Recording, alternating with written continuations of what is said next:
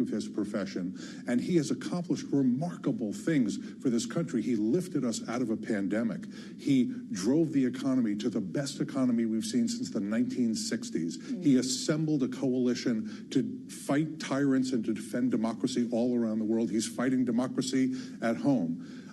He's been remarkably accomplished, even though he has experienced this illness now and he's experienced some physical setbacks otherwise. It's really an admirable record, and that's what he wanted to continue, and he was convinced that he could. Well, you talk about an admirable record on the economy, and yet polling does suggest that he has not gotten credit for that. Voters do not feel good about the Biden economy. Can Harris message that differently than Biden, make that a narrative that works for her, do something that the president could not?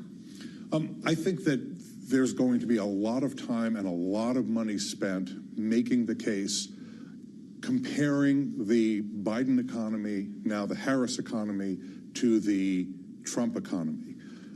President Trump is the first president since Herbert Hoover to leave office with fewer jobs than when he entered office. President Biden has set records for the number of jobs that have been created under his watch. Set a 50-year record at a low level below 4%. Real wages rising for working families. The bottom quarter of working families, the bottom quarter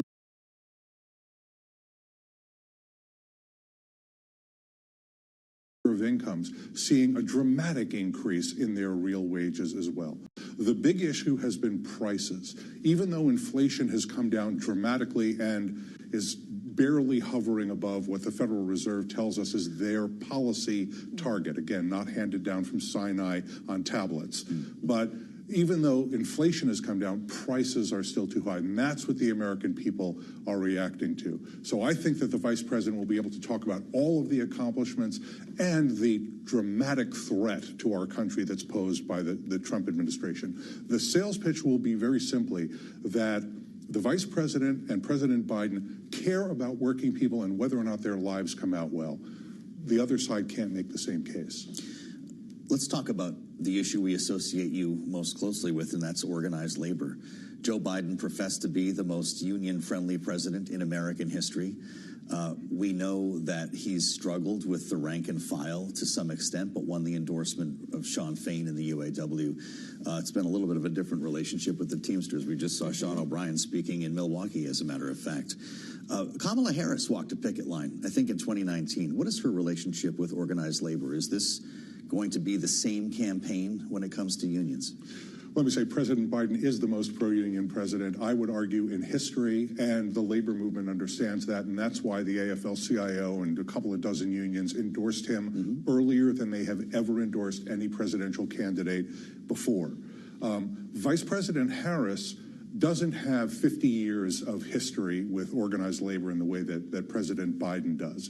She's newer to national politics, but during her time as vice president, she's been very deeply involved with organized labor. She chaired the White House task force on worker organizing and worker empowerment. That's where she and I work together most closely. She has spoken at conventions. She most recently spoke at the convention of Unite Here, which is the hospitality union. She spoke at the convention of the Service Employees International Union, which has already endorsed her. She has very effective and close working relationships with a number of national union leaders.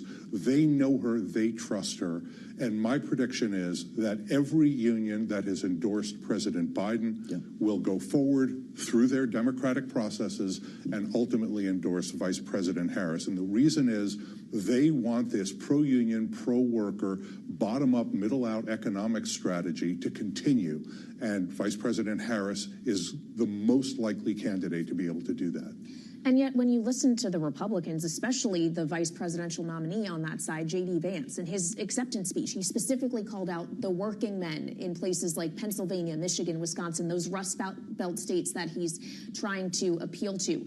In what way does the Harris and whomever campaign, assuming that she's the top of the ticket, need to counter that narrative that is also coming from the Republicans? They're competing for the same batch of voters here. Yeah, all they have to do is tell the truth about J.D. Vance's record and Donald Trump's record. Donald Trump was the most anti-union president in the modern history of the United States.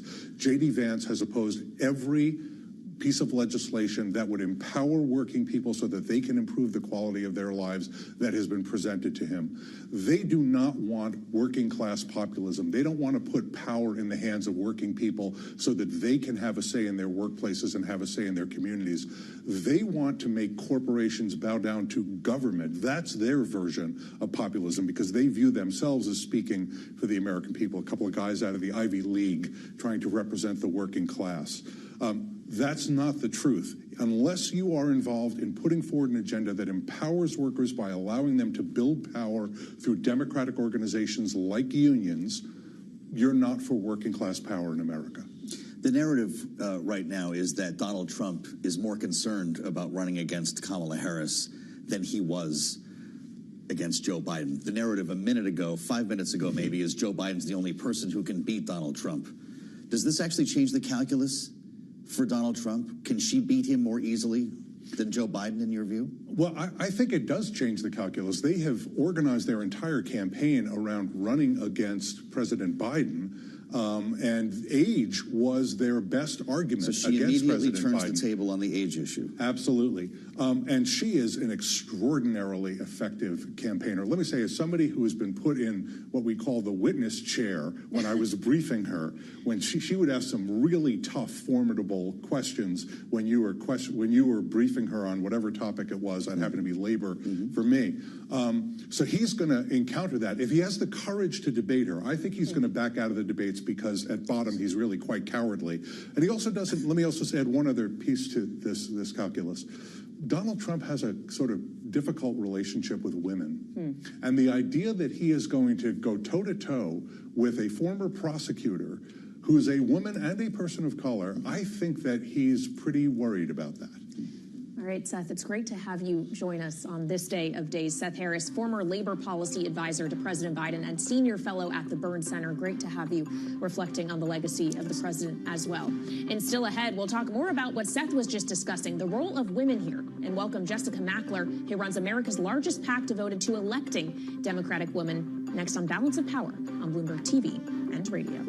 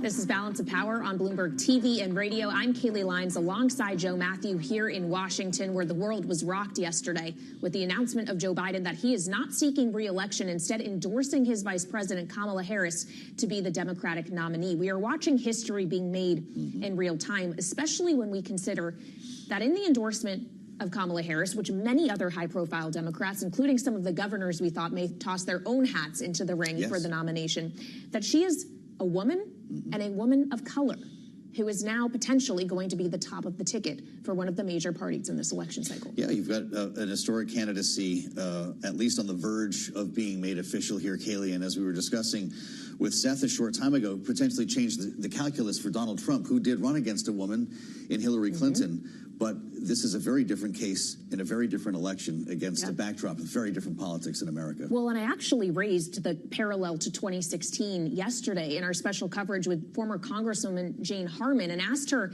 if America wasn't necessarily ready for a female president then, are we ready for one now?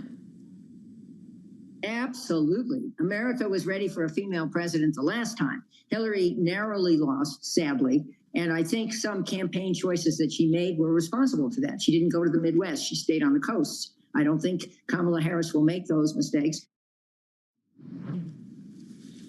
This is something we're going to be talking about a lot over the course of the hour. Coming up with our panel, by the way, Rick Davis and Jeannie Shanzano are with us as we try to pick through the pieces here. The endorsements, though, hard to argue with, to your point, Kaylee, and we're hearing from a number of state delegations to the Chicago Convention. We can add Florida to the list. But none of this is official yet, and there are still a lot of questions about what process the party will follow in making this nomination real. Yeah, of course, we have 4 weeks to go until the actual convention, which begins August 19th in Chicago, and 99% of the pledged delegates were pledged to Joe Biden. Now, some of the delegations, including the likes of New Hampshire, Tennessee, North and South Carolina, have chosen otherwise with Biden's decision. Now, of course, there's going to be a big debate about the legal ramifications here. Some Republicans think that this could be blocked in court. And the idea that this was somehow a setup or an abandonment of 14 million voters, it's interesting as the talking points come together on both sides of the aisle. Certainly, but certainly the endorsements and the money are coming together on the Democratic side of the aisle, as we have been discussing. More than $50 million raised by Kamala Harris in just the 7 hours after her announcement that she does intend to win and earn the Democratic nomination. And there could be more money thrown at her. Emily's List, which of course is a group that focuses on getting women into elected office. It's the largest PAC that's focused on that effort. Yesterday pledged to spend at least $20 million to support Harris's bid for the presidency. So let's turn now to Jessica Mackler. She is president of Emily's List, to have more on her reaction to the event. So obviously making a big financial commitment to Vice President Kamala Harris. Have you seen an influx in donations? Can you just describe what the last 24 hours have been like for you, Jessica? Well, this is an incredible time and a real momentous moment for this country. And I think what we've seen in the last 24 hours, not even 24 hours, is a true outpouring of support all over the country. Every region, leaders at all levels of the ballot, organizations. For us, this was an easy call. It wasn't just a day one endorsement. It was an hour one endorsement. We've been with Vice President Harris throughout her career, and we are thrilled to stand with her as she takes the helm at the top of the ticket. There is no one who is more stronger on the issue of reproductive freedom and abortion rights. That is what is going to decide this election. So what we are seeing is truly that enthusiasm and excitement for Vice President Harris's candidacy, and we're thrilled to stand with her. Jessica, how important will it be to get Nancy Pelosi behind this effort? How soon does that need to happen? Well, look, I think, like I said, what we have seen is an outpouring of support for the vice president from all over the country. You think it's inevitable? Well, you know, I'm not going to speak. No one's going to speak for Nancy Pelosi. But like I said, you can see that there is an outpouring of support across this country for Vice President Harris. There's no one who is more ready to win this campaign against Donald Trump. And there is no one who is more prepared to lead this country than Vice President Harris. Well, Jessica, I'd like to ask you the same question I asked Jane Harman last evening, which is that we have seen specifically Donald Trump run against a female candidate before. Hillary Clinton did that in 2016. What does Kamala Harris need to do to make sure that this election ultimately doesn't end up like 2016 with a victory for Donald Trump? Well, look, I think one of the things we have to understand, and we've been doing at Emily's List research on the vice president for this past year and have been with her for many years. So I'm going to, take this on looking forward. And what I know, based on that research, based on the work that we've done for the vice president, is that she is well equipped to litigate this case against Donald Trump. The research that we have done shows that when we talk about the vice president's record on issues like reproductive freedom, she is so compelling to voters, the voters that we need to turn out and win in November, young voters, women, voters of color. When we talk to them about her record and the work that she has done over the course of her career in standing up on reproductive freedom and other issues, they come to this ticket, and we expect that that's what's going to happen in November. I will also say that we know, and we've seen since the Dobbs decision, that when we put a clear choice in front of voters around the stakes on abortion rights, when we talk to them about what is in front of them in these elections, Democrats win, and we're going to do that again with our best messenger on abortion rights in Vice President Harris. Jessica, I wonder what you make of some of the rhetoric that we're already hearing surrounding a potential Kamala Harris candidacy here, a Harris campaign. You know that it's been sport here in Washington to mispronounce her name on a regular basis, which Donald Trump continues to do. Chris LaCivita, the co-manager of the campaign, issued a statement saying that Trump survived an assassin's bullet. The last thing we're worrying about is Laughin' Kamala. That's apparently going to be the nickname that Donald Trump uses going forward here. There's another one that I heard that isn't worth repeating. I just wonder to what extent she should acknowledge this. Well, look, as you just outlined, there are going to be some really gross racist and sexist attacks against the vice president. We've already seen that. We know that Republicans are going to do that. And so that is something that at Emily's List, we have fought back against for a long time, the disinformation, the misinformation that we know women of color candidates in particular are targets of.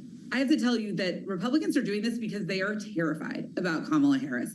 They are terrified to face such an accomplished and prepared candidate who is going to be able to effectively litigate a case on an issue that we know is going to win this election, abortion rights. But not just that. They are terrified of a candidate who is ready to lead on day one. For the past 3 years, she has been on a national stage. She has cultivated relationships with world leaders. She has delivered economic relief for people across this country. She has an incredible record throughout her career of fighting for people. So they're scared, and they are going to resort to the tactics that they always resort to in these times, and they are going to resort to these racist and sexist attacks.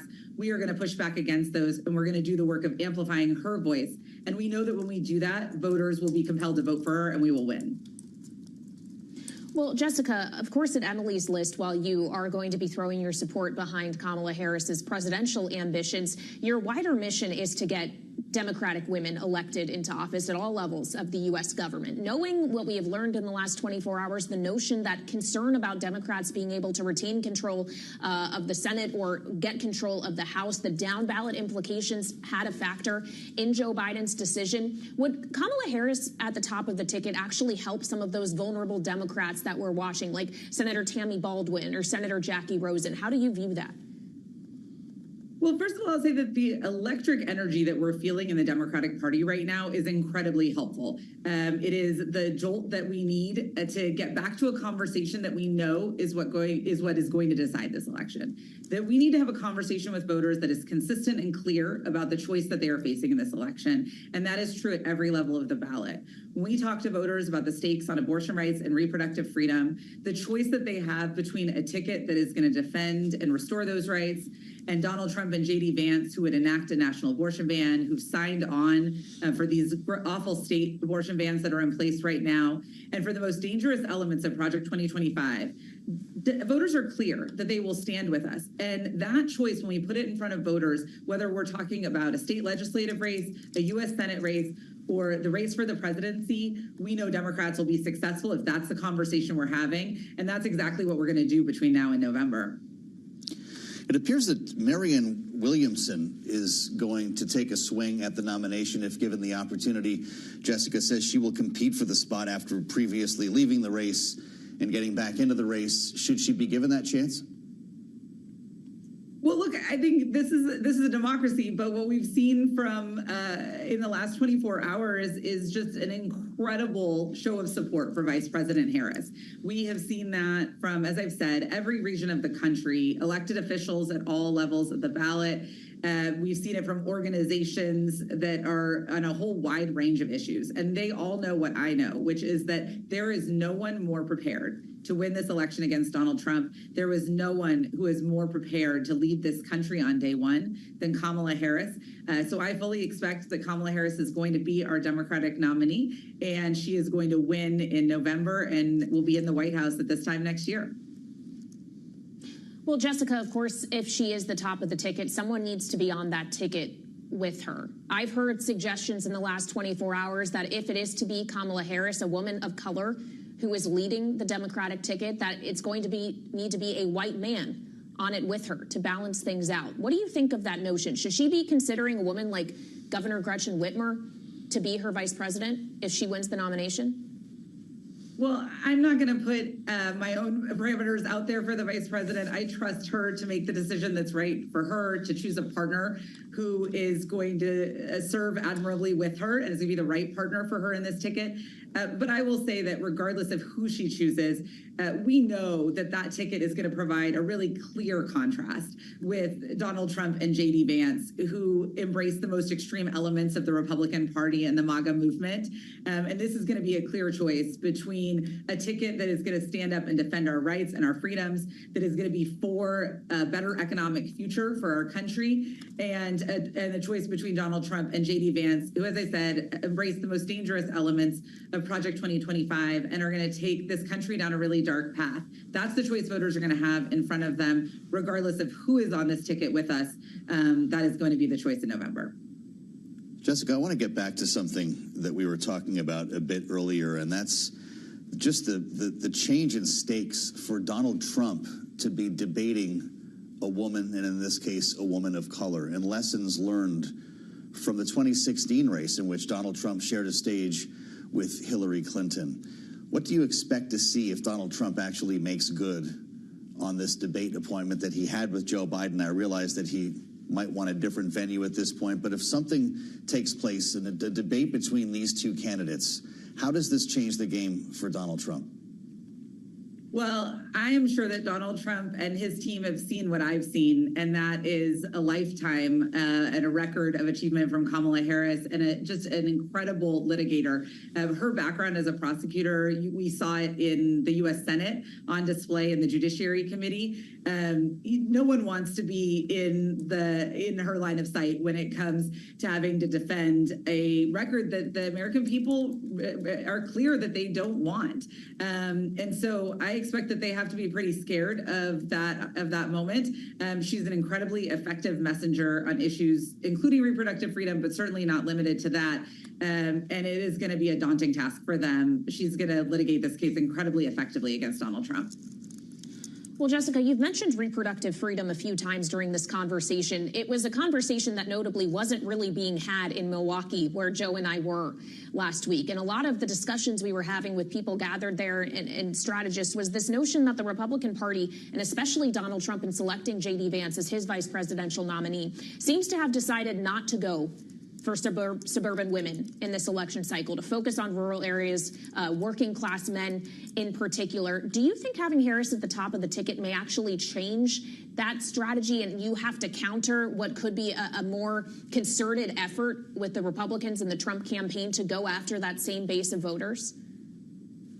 Well, I will say, I mean, watching the RNC last week, I know that Republicans like Donald Trump, J.D. Vance, they can read polls and they don't want to talk about this issue. But unfortunately for them, this is not a branding problem for them. It's an agenda problem. And it doesn't matter where you are in this country. We have seen since the Dobbs decision in red states, purple states, all over this country, people believe overwhelmingly that these are decisions that belong with individuals, that they should be able to make them themselves, their private medical choices, and that these are decisions that the government, bureaucracy, courts should not be involved in. They are very clear on that. Voters are very clear on that. And so the problem for Donald Trump and J.D. Vance and Republicans like them up and down the ticket is that you can run, but you cannot hide from this. We know their records. We're going to put that in front of voters. And wherever you are, again, around the country, they are on the wrong side of this issue. Jessica, it's great to have you. Jessica Mackler, the president of Emily's List, America's largest PAC devoted to electing Democratic women, and in this case, devoting $20 million to the Kamala Harris for President campaign.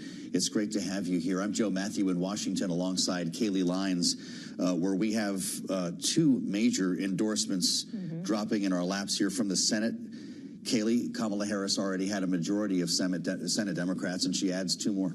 Yeah, the list is getting longer, including the senator from Maryland, Chris Van Hollen, out with an endorsement. And also, interestingly, Senator John Fetterman of Pennsylvania, who had been one of the most vocal advocates for Joe Biden, the president, staying in the race, now out with a post on X that he is proud to support and be all in for the next president. He says Kamala Harris attached is a picture that says, "Let's win this. Harris for president." That's a big one. He's been speaking passionately on behalf of Joe Biden, pointing to his own experience with a difficult debate. And that is a meaningful one for Kamala Harris. As we said, this is moving quickly, and there will probably be more developments in Kamala Harris's campaign as the program goes here on Bloomberg TV and radio. We've got another 90 minutes that we'll keep tabs on this, Kaylee and I, but also keeping an eye, of course, always on the markets. Let's bring in Bloomberg's Abigail Doolittle ahead of our panel. Abigail, how do things look today on Wall Street? Well, today is another great day, a great example of the intersection between business and politics, because President Joe Biden dropping out of the U.S. presidential race yesterday, absolutely influencing markets, investors weighing the possibility of VP Kamala Harris as a candidate, and some are calling it a 2024 reset. I don't think the markets are going that far, but right now we do have a nice gain in contrast to last week's decline. It's interesting, when futures opened up yesterday around 6 p.m. Eastern, up just slightly. So I think investors were trying to figure it out. At one point today, up more than 1%, then down, back up, down. That's a long way of saying that there is some volatility, some uncertainty. But beneath the surface, right now, we obviously don't have a quote-unquote Harris trade. We don't know exactly what her policies will be, but we can evaluate the Trump trade, and it is off. It's off of where it was last week. Some of the big tech names today are higher, including NVIDIA, the chip company, also Tesla ahead of reporting earnings tomorrow. You might be able to say that Tesla is a nod toward Trump, but let's just put that in the tech bucket right now. On the other side, some of the old school stocks, such as Caterpillar and United Health, more of that value trade, which would be associated with the Trump ticket, that side's down. So we're seeing a little bit of a rebalancing. When we take a look at the predicted odds, this is really pretty interesting because, of course, Donald Trump last week, after that assassination attempt and his reaction to it, took a big leap above Joe Biden. Joe Biden is still on this chart, but I think it says a margin of error at 2%. We have Donald Trump at 61%, Kamala Harris at 40%. So there is a greater than 20% spread there. And of course, she's not the official nominee yet. It will be an open convention. It seems in this environment, anything is possible. So we'll have to watch this spread really, really closely. And we'll also, of course, be watching markets to see whether or not these gains stay in place and the moves beneath the surface, Kelly.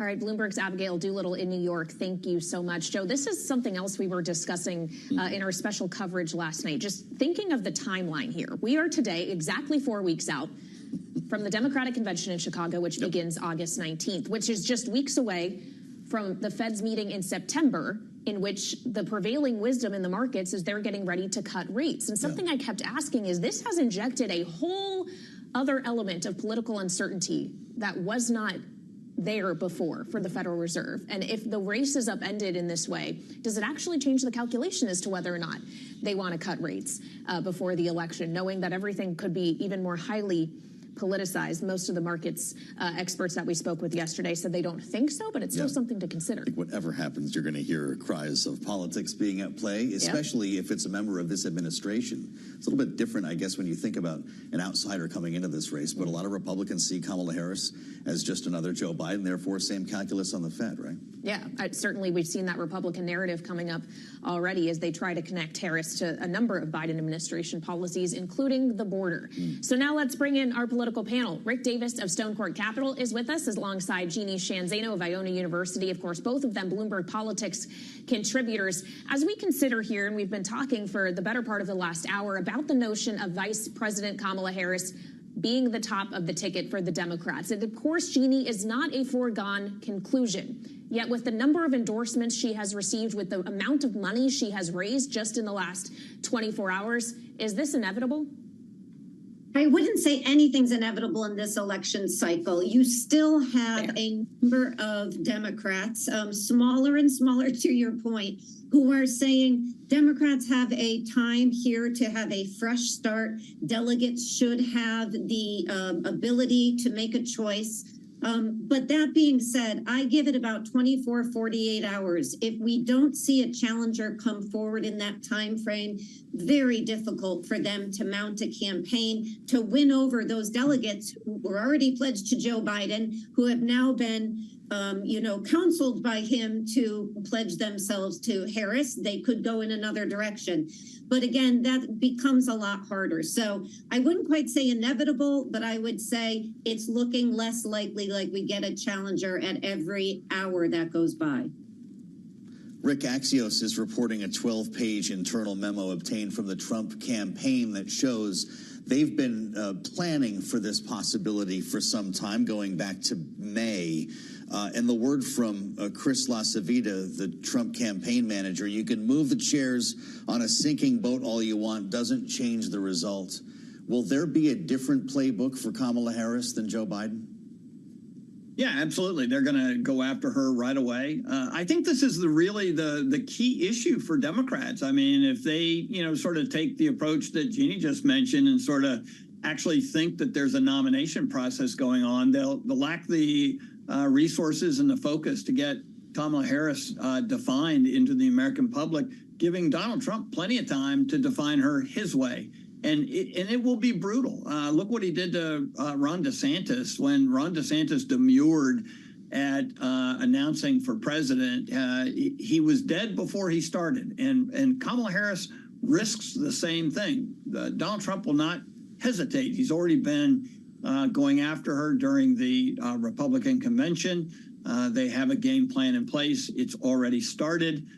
There are ads ready to be made for Kamala Harris to be that presumptive nominee, and she needs to start acting like such. And the Democratic Party ought to quit this fantasy that somehow there's a contest still yet to be run. If they act that way and kill the next 2 or 3 weeks running up to the convention and not defend their candidate, she's going to be at risk of being defined completely by Donald Trump. Well, Rick, she had a sense in some way, or a chance rather, in some way to help define herself when she spoke from the White House in her first event since all of this went down yesterday. Instead, she chose to talk about the legacy of Joe Biden and his honesty and integrity, how she's deeply appreciated of his service to the country. And it raises the question, as she was discussing at the White House, this notion that he's eager to get back out there as he recovers from COVID.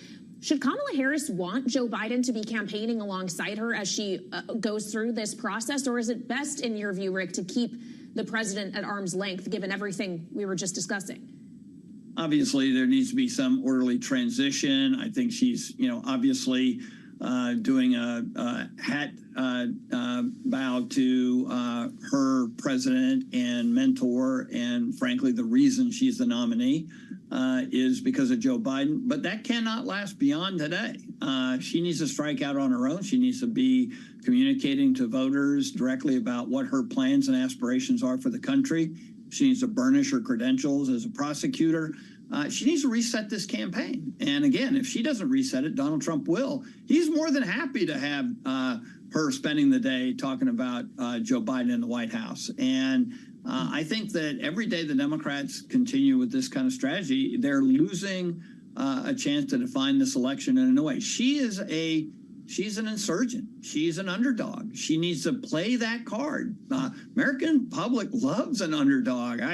I won a lot of nominations with underdogs. And the reality is this is the new reset in this campaign. She's not running as an incumbent, and she needs to focus her attention on the campaign. Hopefully this will be the last of her time spending in the White House. She's not winning any points with voters standing in the White House. She needs to stand in their communities and talk about how she's going to fix the problems that exist today. She doesn't have to blame anybody, but she has to have solutions.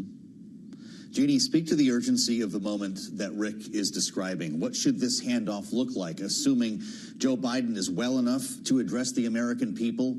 Will there be an Oval Office address Tuesday, Wednesday? And at that point, what does he do to fend off calls to finish the rest of his term? Because those are growing louder as well. I saw several Republicans doing morning shows today talking about the 25th Amendment. How does he address the Kamala Harris issue and quiet the peanut gallery while he's at it? Whether he does it from the Oval Office, I don't know if he will, but he is going to come out and speak. And I do think it makes sense for Kamala Harris to hold her fire, so to speak, until that moment. This needs to be seen by voters as an orderly handover, if you will, transition. And we heard Donald Trump out over the weekend. The more Donald Trump out there saying outrageous things, you know, the kinder, gentler Donald Trump we were promised has not materialized. It may be for the first half hour on the stage in Milwaukee on Thursday night, but look at what he had to say over the weekend. So the more Donald Trump out there attacking Kamala Harris, the better. And this needs to be an orderly transfer. And so I think she waits until Joe Biden comes out, whether it's Tuesday or Wednesday. But behind the scenes, we know she is already working furiously. She is contacting delegates. She is contacting members of Congress. So she is doing the right thing. And you know how we know that? Over $50 million in small money donations raised since Joe Biden made this announcement and endorsed her. So it's headed in the right direction. Rick is right. There's a lot of work to be done to differentiate herself from Trump, but also from Joe Biden. But there are very clear distinctions between both. Let's just start with the age issue for a moment. So I think she's got a little bit of time to do that. Not a lot, but I do think it makes sense to wait for the president to speak. And by the way, the 25th Amendment is absurd. Joe Biden said he was not going to run. He never said he was infirmed in any way, and there's a big distinction.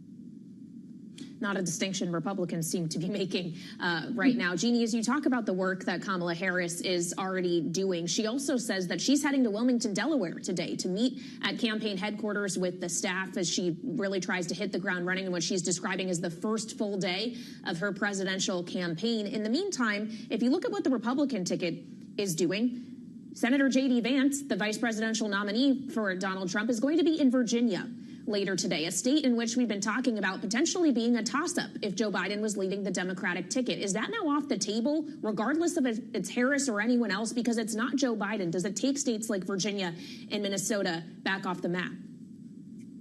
I don't think the Democrats should even, dream that big. I think they have to fight for every vote. The last poll I saw in Virginia was Kamala Harris up 5 over Donald Trump. I don't know if that still holds, but that was on the backs of women and black voters.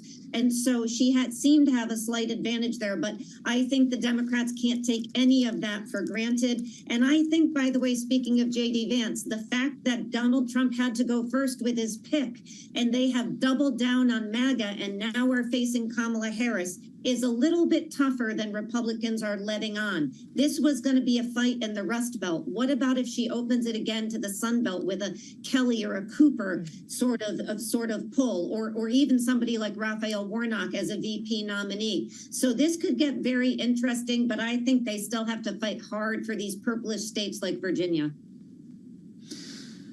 Rick, I want to ask you about the age issue. Kamala Harris is 59 years old. This automatically becomes an issue if conducted the right way to her benefit. How would you advise the campaign to turn the tables here on the 78-year-old Donald Trump? Well, I'd immediately release an ad attacking Donald Trump on the fact that he's, old and infirm. Turnabout is fair play in politics. Donald Trump spent a year and a half, 2 years attacking Joe Biden on his age, and she'd be I'd say crazy not to take the same script that he had and turn it on him. It is an issue with the American public that he was considered too old to run by a majority of the electorate and a large portion of his own party. So I would turn that. That's like a chip shot in golf. I mean, you want to do that all day long. And I'd say, too, the first thing she does is visit the campaign staff in Delaware and say she's moving the campaign out of Delaware and into Philadelphia.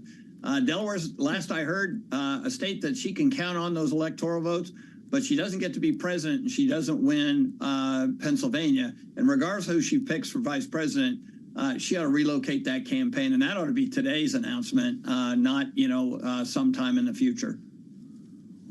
Well, on the subject of vice presidents, the governor of Michigan, Gretchen Whitmer, just told a Michigan TV station, WNLS, that she wouldn't take the vice presidential nomination. So that takes out potentially one key swing state.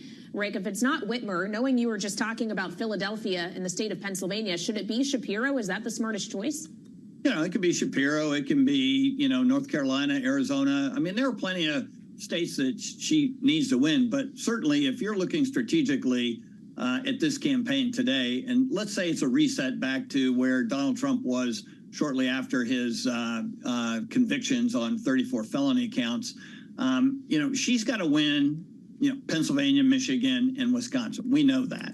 And so if she's got a shot at putting a talented, young, ideologically consistent Democrat on her ticket, she ought to take one of those. And it makes sense that Whitmer would take herself out of the running. It's very hard to imagine Democrats would want to have a ticket with two women. Certainly plausible. I wouldn't be opposed to it. But you've got Josh Shapiro, a successful governor, wildly popular, and in a state of Pennsylvania that you have to win.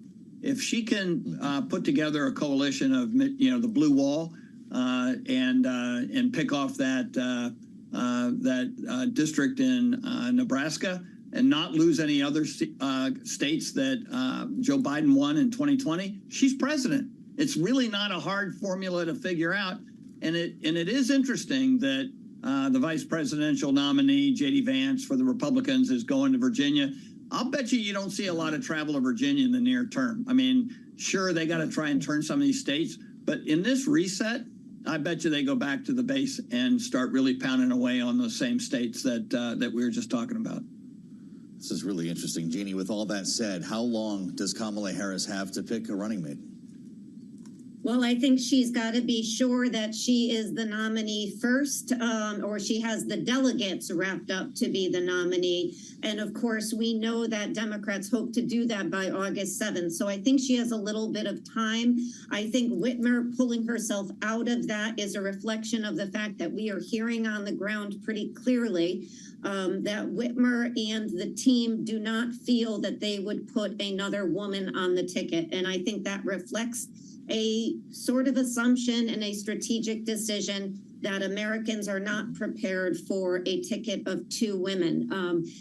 Maybe that won't be the case, and hopefully we are more advanced than that, but that seems to be what we are hearing. And if you think about the states Rick was just talking about, that leaves people like Shapiro or Cooper, Gavin Newsom being out, another Californian, or maybe Kelly. So there are still some people out there that could fill this, and a lot of talent on the Democratic bench.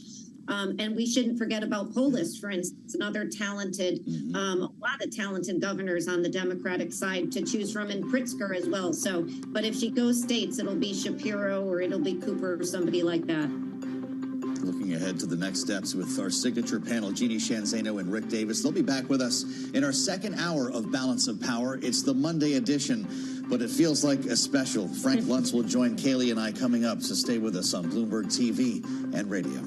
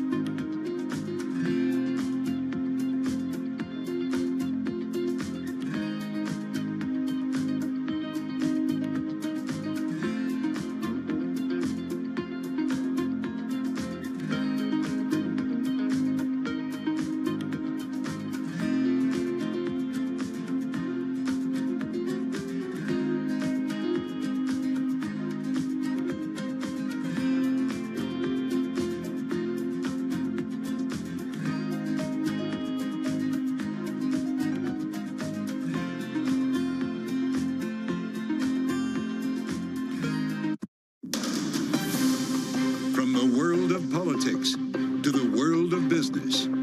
This is Balance of Power.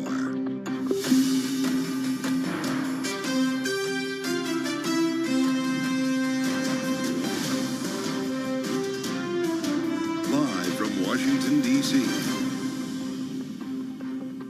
From Bloomberg's Washington, D.C. studios to our TV and radio audiences worldwide, welcome to Balance of Power. Alongside Joe Matthew, I'm Kaylee Lyons. As we're getting ready to mark almost exactly 24 hours since Joe Biden's historic decision to drop out of the presidential race, not seek re-election to a second term, and instead throw his endorsement behind his vice president, Kamala Harris. And the list of Democrats who have followed him in that, Joe, is getting longer almost every hour. Senator John Fetterman, the most recent surprise that we've seen here. Maybe you see this as inevitable, but he was, of course, behind Joe Biden until the very end, speaking passionately in his defense. It gives us a sense of where this is going. We've seen a number of groups also that will, state delegations that will be on the floor of the convention. This is the important part of this, Kaylee. What happens to the delegates? You can add important states like Illinois, North Carolina, and now Florida, as Kamala Harris tries to coalesce support around her today. Interesting, she spoke from the White House. It was all business, didn't mention her campaign. No, just talked instead about the legacy of President Biden. Of course, we should note it is not a foregone conclusion that Harris will ultimately become the Democratic nominee. The convention is 4 weeks from today, and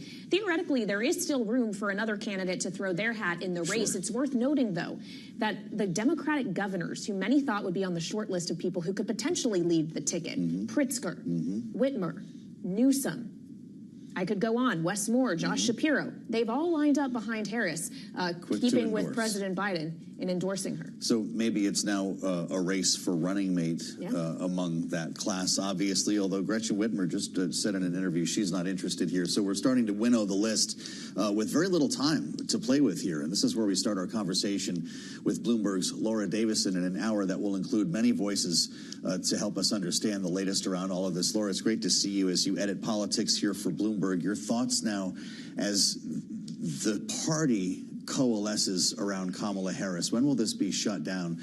Because it does seem that we're turning away from the idea of a contested convention. It could be, hours or even just a day or two. She has, as of a couple minutes ago, about half the delegates she needs to secure the nomination. Just all morning long, different delegates from different delegations have been pledging their support. Once she hits that, it's about 1,900 delegates, a little bit more, she will officially become the party's nominee. That's likely to just continue as no one has come out to challenge her. Everyone has lined up behind her. There were a couple folks, J.B. Pritzker being one, who waited until this morning to officially endorse her, but it's clear that the party wants to move forward, not have a big, open, contested fight here.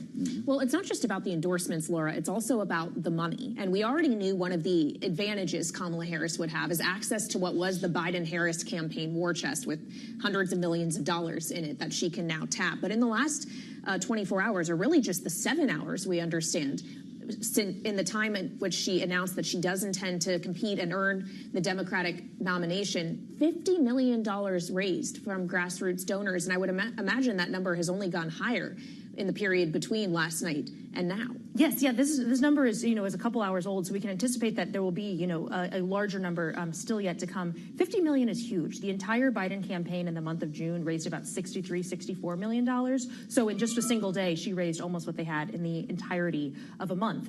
Important to note, too, as you noted, that, she's able to take all of the bank accounts that already existed for the Biden campaign, but also all of the infrastructure. The staff still has their same email. She has the staff. They have the office space. She's headed there this afternoon to talk to them and rally the troops. It's really a turnkey campaign. They changed the branding. They've already done that on some of the emails to the Harris for president, and just continue with a very similar playbook going forward. Must have been a fun overnight for the IT guys. I do think we should talk about some of the omissions, though. Yeah. Right. We have not heard from Chuck Schumer. We have not heard from Hakeem Jeffries, not officially. We have not heard from Nancy Pelosi or Barack Obama. Which of these are most important for Kamala Harris, and what are they waiting for? The Obamas for the base are the most important thing, but for congressional support, she will need both Jeffries and Schumer, but really Pelosi. She was the one who was sort of the force sort of urging Joe Biden to step out of this race.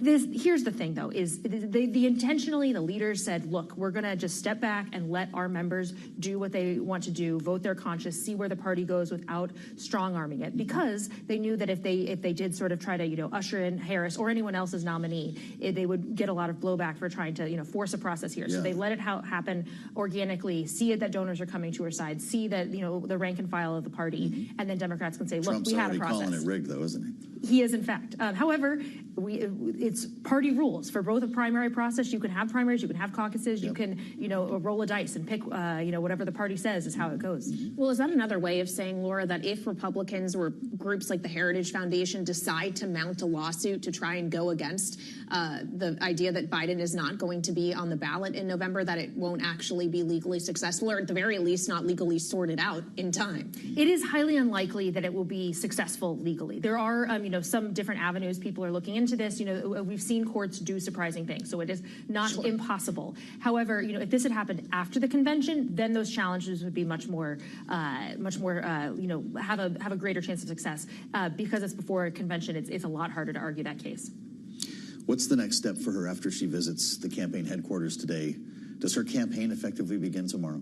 Yeah, it's already begun. She's already filed with the FEC, and she will, continue, both her vice presidential duties, probably stepping in with some of this work that Biden has been doing, as well as hitting the campaign trail. So we could see a strategy shift from the campaign. Biden was really focusing on those blue wall states. Harris was more deployed strategically in places like Arizona, Nevada, talking about specific issues, things like gun rights, or rather gun control, abortion access. But you'll start to see her take on a larger portfolio as she is now the candidate. All right, Bloomberg's Laura Davison, thank you so much. It's been a wild 24 hours for Laura and the entire politics team at Bloomberg News, as it has been, I'm sure, for our next guest, pollster Frank Luntz, founder and president of FIL Inc., who is here with us in our Washington, D.C. studio. Frank, great to see you. You were on with us months ago talking about how Joe Biden was not going to be able to win this election because he is too old. The age issue potentially taken away if Harris is at the top of the ticket. She's only 59. Can she beat Donald Trump? Does the data suggest right now that she can? Yes, she can. I've already done an op-ed for the Financial Times, for the Times of London. This campaign, for me anyways, begun 24 hours or 18 hours ago. The age issue is now a Trump issue. It's not that it's been taken away. Now Trump has to defend some of the things that he spoke of, because he would be the oldest person ever elected if he were to serve 4 years. She changes the entire equation. She brings young women to the table who had no interest in voting for Joe Biden and were not attracted to Donald Trump. She brings African Americans who are completely disinterested in this campaign. And these matter in states across the country.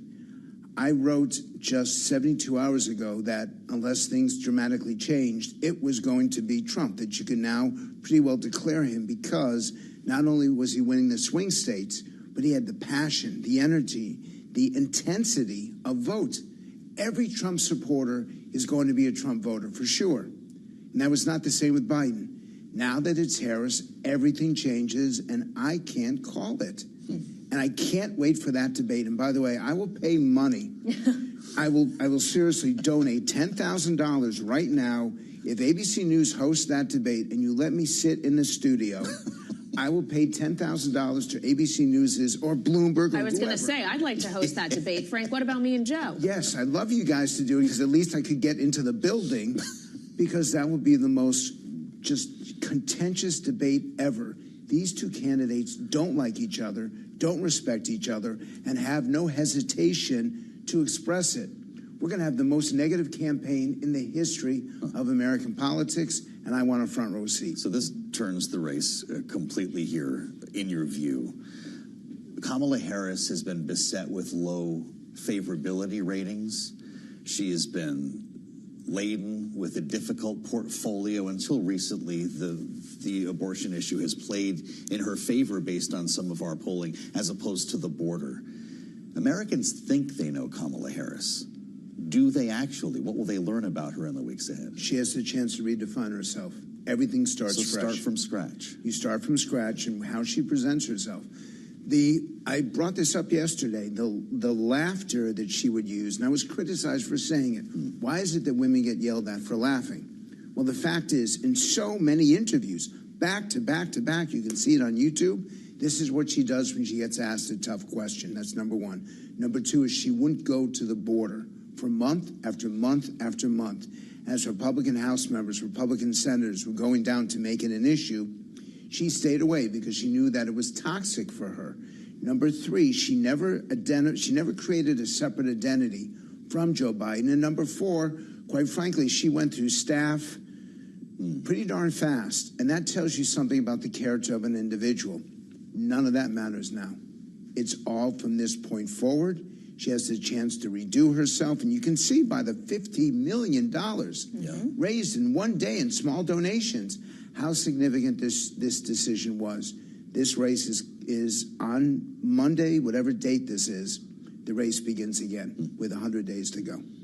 Well, I wonder here how high the bar is for her, because we've talked so much during this cycle about double haters who didn't want Trump or Biden, or the Nikki Haley primary voters who were decidedly not voting for Donald Trump even after she had abandoned her presidential campaign. How easy is the conversion from a double hater or Nikki Haley voter to potentially a Kamala Harris voter? It's not easy, but it can happen. And what's particularly important in this is that the numbers are so small. There was only 4% undecided before Harris became the likely Democratic nominee. Now it's probably up to 6 or 7% as people take a look at her. You don't have to swing that many voters to create the 270 electoral votes. And the states that mattered before matter now. Pennsylvania, Michigan, Wisconsin, those are the three states that are truly in play. And those states, this is why I think that Governor Shapiro from Pennsylvania would be, in my mind, the obvious choice for the Democrats, because that takes Pennsylvania off the map, and that gives potentially Joe Biden the election. I want to ask you. Kamala Harris. And by the way, how many times will people make that mistake over the coming days? Sign me up. Muscle memory is a hard thing to fight. This is so true.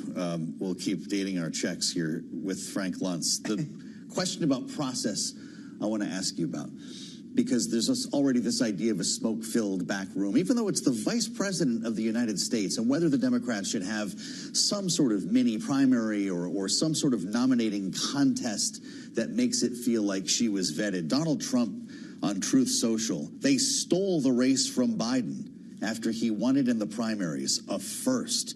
These people are the real threat to democracy. He's saying that Democrats have rigged the race again. How did they make this appear like this was not some sort of a deal? Because it's a coronation.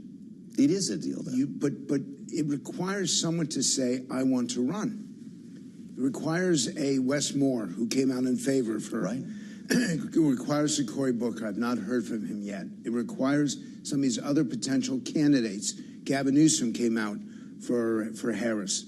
Someone needs to stand up and say, we need this vote. The only one who's done so at this point is Joe Manchin, and it's unclear whether or not he will run, and Manchin is too conservative for the average Democratic delegate. Well, he told CBS today he's not running. So then it's just Marianne Williams and I guess no one else at this point. And she got, what, 1% of the vote in the primaries?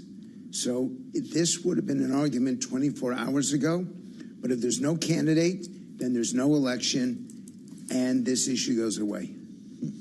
As we consider the other side of the aisle here, Donald Trump, and now a Trump-Vance ticket, because he had to make this selection of who his vice presidential nominee was going to be before all of this went down. What needs to change for two white men as they compete against potentially a woman of color? How can they attack Kamala Harris without being vilified for it in some sense? Well, they will be, but that doesn't mean it matters. So they just treat her like they treated Hillary Clinton in 2016? It worked for Trump. We forget that. When Trump was elected, she was not, even though she got more popular votes. I think that people are aware of it, but in the end, if you're a working class voter, and more specifically, if you live paycheck to paycheck, you're going to ask yourself, which one of these people know my circumstance, and which one of these people can fix my circumstance? It's 25% of the electorate, working paycheck to paycheck. The candidate that has the best agenda for those people and seems to empathize with them and understands them. J.D. Vance comes from them. That's who he was. And his language is actually better than Donald Trump's in speaking to them. It's not necessarily inspiring to the corporate community, and particularly the people who watch this show. This is a very educated and a wealthy audience that you have. This is not a J.D. Vance audience. This is not a Donald Trump audience. But the people who do care, does she come across as being flippant? Does she come across as truly understanding and empathizing? Or is she trying to score political points? And this is the one thing that the Democrats have gotten wrong. In times of economic distress, they hear the Democratic message, but they hate it if they think that they're being taken advantage of, if they think it's just a political ploy or partisan trick.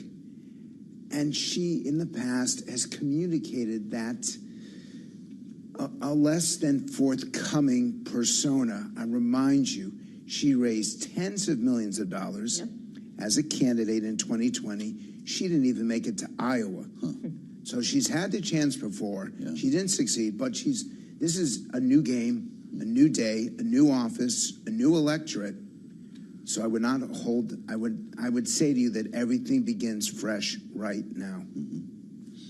Well, as you were talking about who's going to appeal to the working class voter that lives paycheck to paycheck, which J.D. Vance obviously tried to do in accepting the nomination, he, of course, grew up in Ohio, but his family was from Kentucky. And we heard from the Kentucky governor, Andy Beshear, about that notion when he spoke on MSNBC's Morning Joe earlier today. This is what he said. Let me just tell you that J.D. Vance ain't from here. Now, the nerve that he has to call the people of Kentucky, of Eastern Kentucky, lazy. Listen, these are the hardworking coal miners that powered the Industrial Revolution, that created the strongest middle class the world has ever seen, powered us through 2 world wars. We should be thanking them, not calling them lazy. He, of course, is a Democratic governor in what is a deep red state. Some have suggested he, too, would be a good complement to Kamala Harris as a vice president. But I know you said Shapiro earlier. Would Beshear be just as good of a choice? No, because he can't bring Kentucky. He barely won his reelection. He does not bring that state over. Kentucky is solidly Republican. He's been successful in winning that state for himself, but he will not win it for the Harris ticket.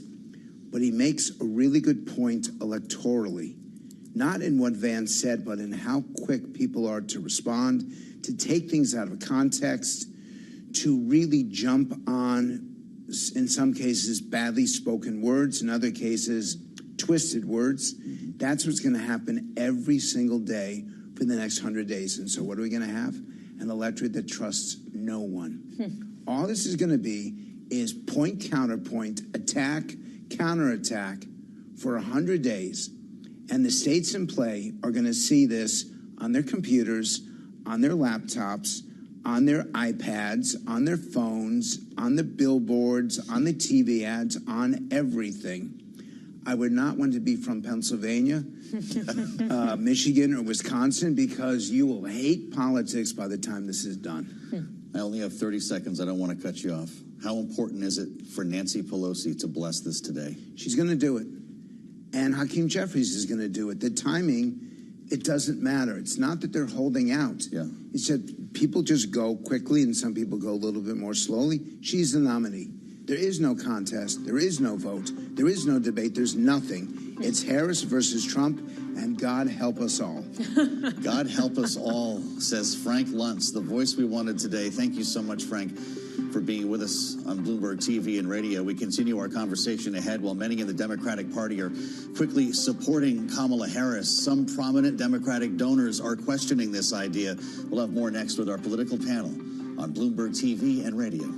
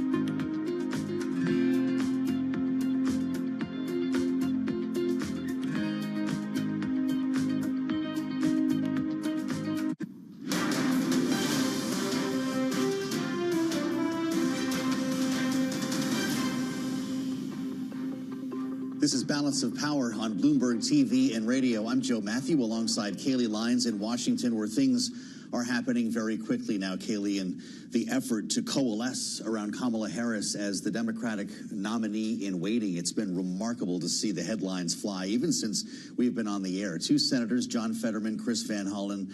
Fetterman, the more newsy one there, coming into the fold, several groups, and also state delegations. This is the business at hand. We'll talk about this with our panel in just a moment, and some pretty important ones here. Florida added to the mix, North Carolina. Looks like we might have another one on our hands now. Yeah, Politico is reporting that Pennsylvania's delegates have just voted unanimously to endorse Harris as well. So she's starting to line up the actual number she needs to secure the nomination. And of course, she's continuing to line up endorsements as we go here. But what is just as notable as those who have endorsed her is those who still have not.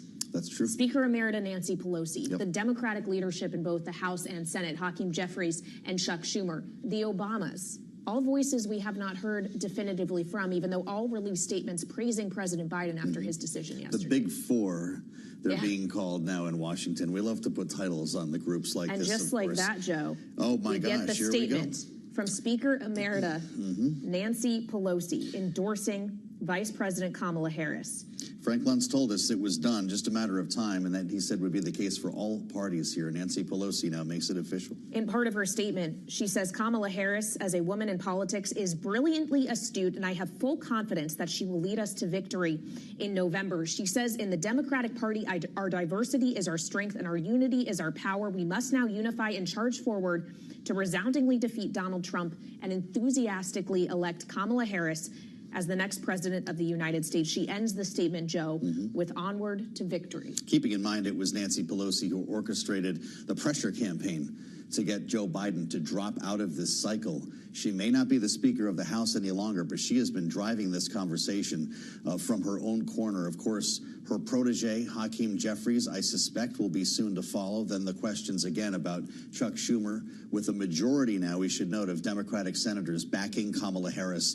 The Obamas remain an interesting question mark here, following what some would suggest is a challenged relationship with the Biden family. We'll be curious to see what this means for Kamala Harris. But Kaylee, the idea at this point of a contested convention or a mini primary is starting to sound highly unlikely with names like these coming behind the Harris campaign. Yeah, especially considering that all of those who may have been willing to throw their hats in the race for the nomination, that's right, including a number of high-profile Democratic governors, have come out and endorsed Harris. And of course, now independent Senator Joe Manchin, who we understood yesterday was teasing the notion of re-registering as a Democrat and throwing his hat in the ring, said this morning he would not. Yeah. So even if there were to be a contested convention, it's not clear who exactly wants a contest. That's correct. Let's bring it to our political panel now. Great to have Rick Davis with us of Stone Court Capital, of course. Bloomberg contributor Jeannie Shanzano at Iona University, our signature panel. Great to have you both here. Jeannie, what's your thought? Nancy Pelosi has spoken. You may not be surprised by what she said, but sometimes it feels differently when it happens. Is this over? Kamala Harris is the nominee. It is looking closer and closer to being over. I love the fact that Nancy Pelosi listened to you and Kaylee, and the minute you called for it, she delivered. And they are all going to be following suit. You know, I don't think this is out of character for Barack Obama and Michelle Obama. They have not wanted to get ahead of the delegates traditionally in this kind of thing, but they too will follow suit. I think the bigger question here is going to be, do any donors hold back? We've already heard from a few who haven't been forthcoming yet, and they may follow suit as it's clearer and clearer that she is going to be the nominee. But I think as it pertains to elected officials, to your point, Hakeem Jeffries, Chuck Schumer, eventually the Obamas, they will all follow suit, because one thing the Democrats don't have an appetite for is more chaos. They want this resolved, and they want to go forward and try to beat Donald Trump, who they still feel is a threat to democracy. So I think that sort of explains why we're seeing this lineup so quickly. And of course, to Frank's point earlier, you can't beat somebody with nobody, and nobody has stepped forward to challenge Kamala Harris. Rick, does this risk backfiring on the Democrats? Could this be seen in the eyes of some voters who are already not pleased with the choices that were laid before them in this election, now to have effectively the third choice, the alternate choice, decided for them? Could this be a problem? No, I think we all need to sort of just check our temperature here. I mean, the reality is this is summer. This is when these kinds of things happen. Usually it's August, not July. But the bottom line is very few people are paying any attention to this presidential campaign at this stage. They now know that Donald Trump's become the nominee of the Republican Party. And because of the blitzkrieg over the weekend, I'd say half the people probably now realize that Joe Biden is not running. It'll take a while for this to sink in. And the reality is people weren't expecting a competition. They weren't bated breath like us waiting for Joe Biden to withdraw his candidacy and open it up to a convention. I mean, you know, these are things we care a lot about, but regular voters don't. They want to offer up, you know, give us your candidates, come after Labor Day, they'll focus in and they'll see what's going on. Remember, I mean, only a little over 20 million people watched Donald Trump's speech at the convention. I mean, this was heralded as the biggest thing. He had just had an assassination attempt. He was going to describe it for the first time on the stage.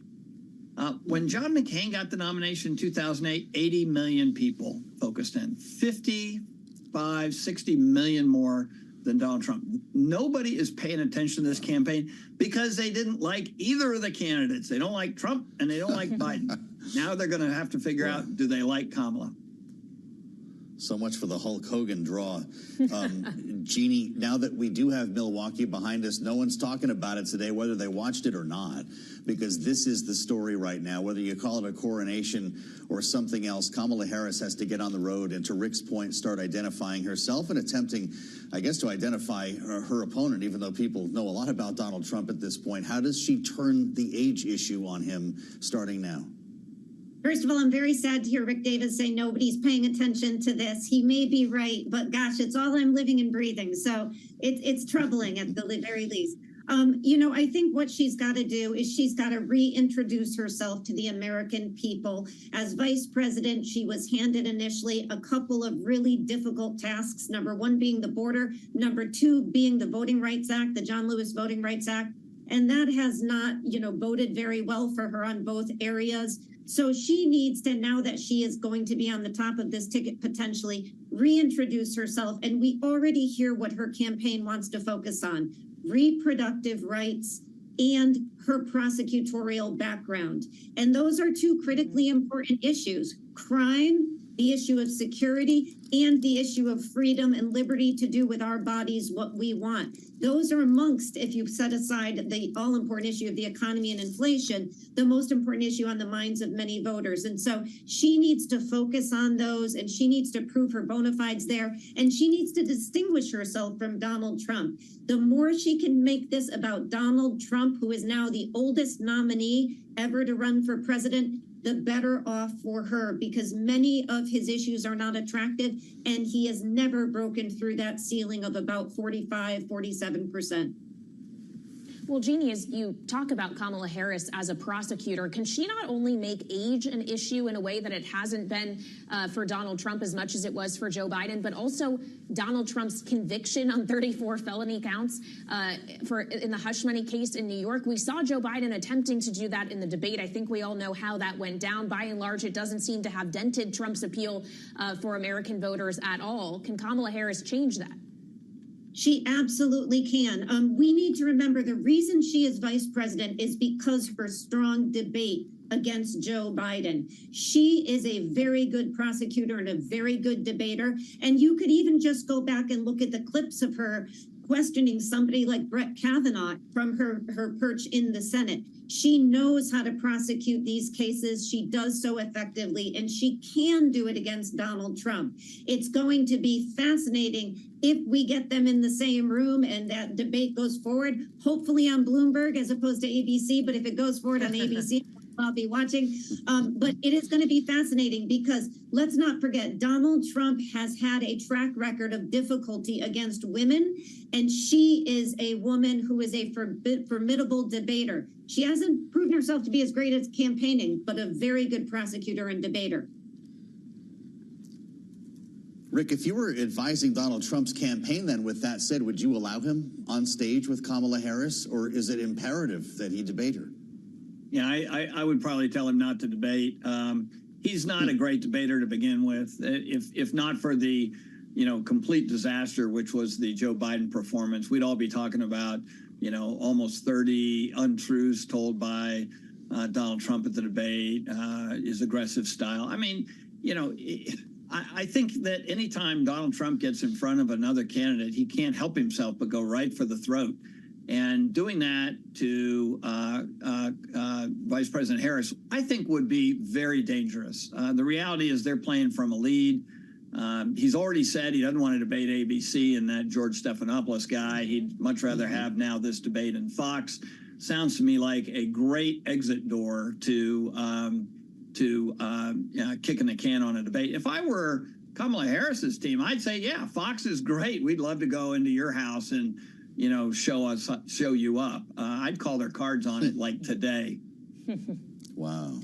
Well, Rick, as you pointed out, we did get a Truth Social post from Donald Trump yesterday who talked about how he was slated to debate Joe Biden on what he calls fake news ABC, the home of George Slopadopoulos, sometime in September. He said, now that Joe has not surprisingly quit the race, I think the debate with whomever the radical left Democrats choose should be held on Fox News rather than the very biased ABC. I guess we'll see where that goes. But while we're talking about other news outlets, it's worth noting that according to Politico, they have just scooped that Future Forward, the flagship super PAC blessed by Joe Biden, received $150 million in new commitments from major Democratic donors in the 24 hours since Biden announced he would step aside. If we're following the money, Jeannie, what does that tell you?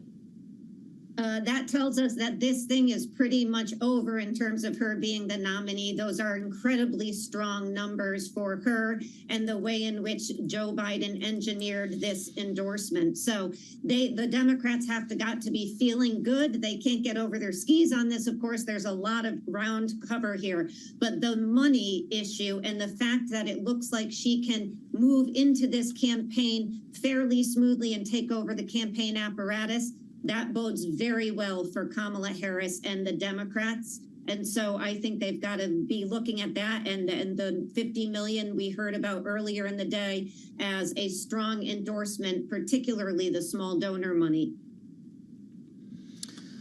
All right, Rick Davis and Jeannie Shanzano, our great panel with us here, our signature panel on the Monday edition of Balance of Power. I just want to wrap with this, Rick, big picture here. It's something that came from the Florida delegation meeting a bit earlier on today as they coalesced behind Kamala Harris. There was a statement that emerged following their endorsement, and it said that we're running a prosecutor against a convicted felon. Is that in the end how you would frame this contest? Well, it's one of the ways. I think it's a nice contrast, and it brings back up the low point of Donald Trump's campaign so far was the week after his conviction. So I think Democrats want to get back to having that conversation, and I think that's right. I think this prosecutor's role has multiple values. If she was thinking about it, she'd go down the border and give a speech about how, as a prosecutor, she learned how to get on top of crime and wouldn't allow a single criminal, whether they're, human traffickers or cartels or coming from other countries, not one criminal is going to cross this border if I'm president. I mean, she can change the tone of this thing with that one credential in a way that nobody else could.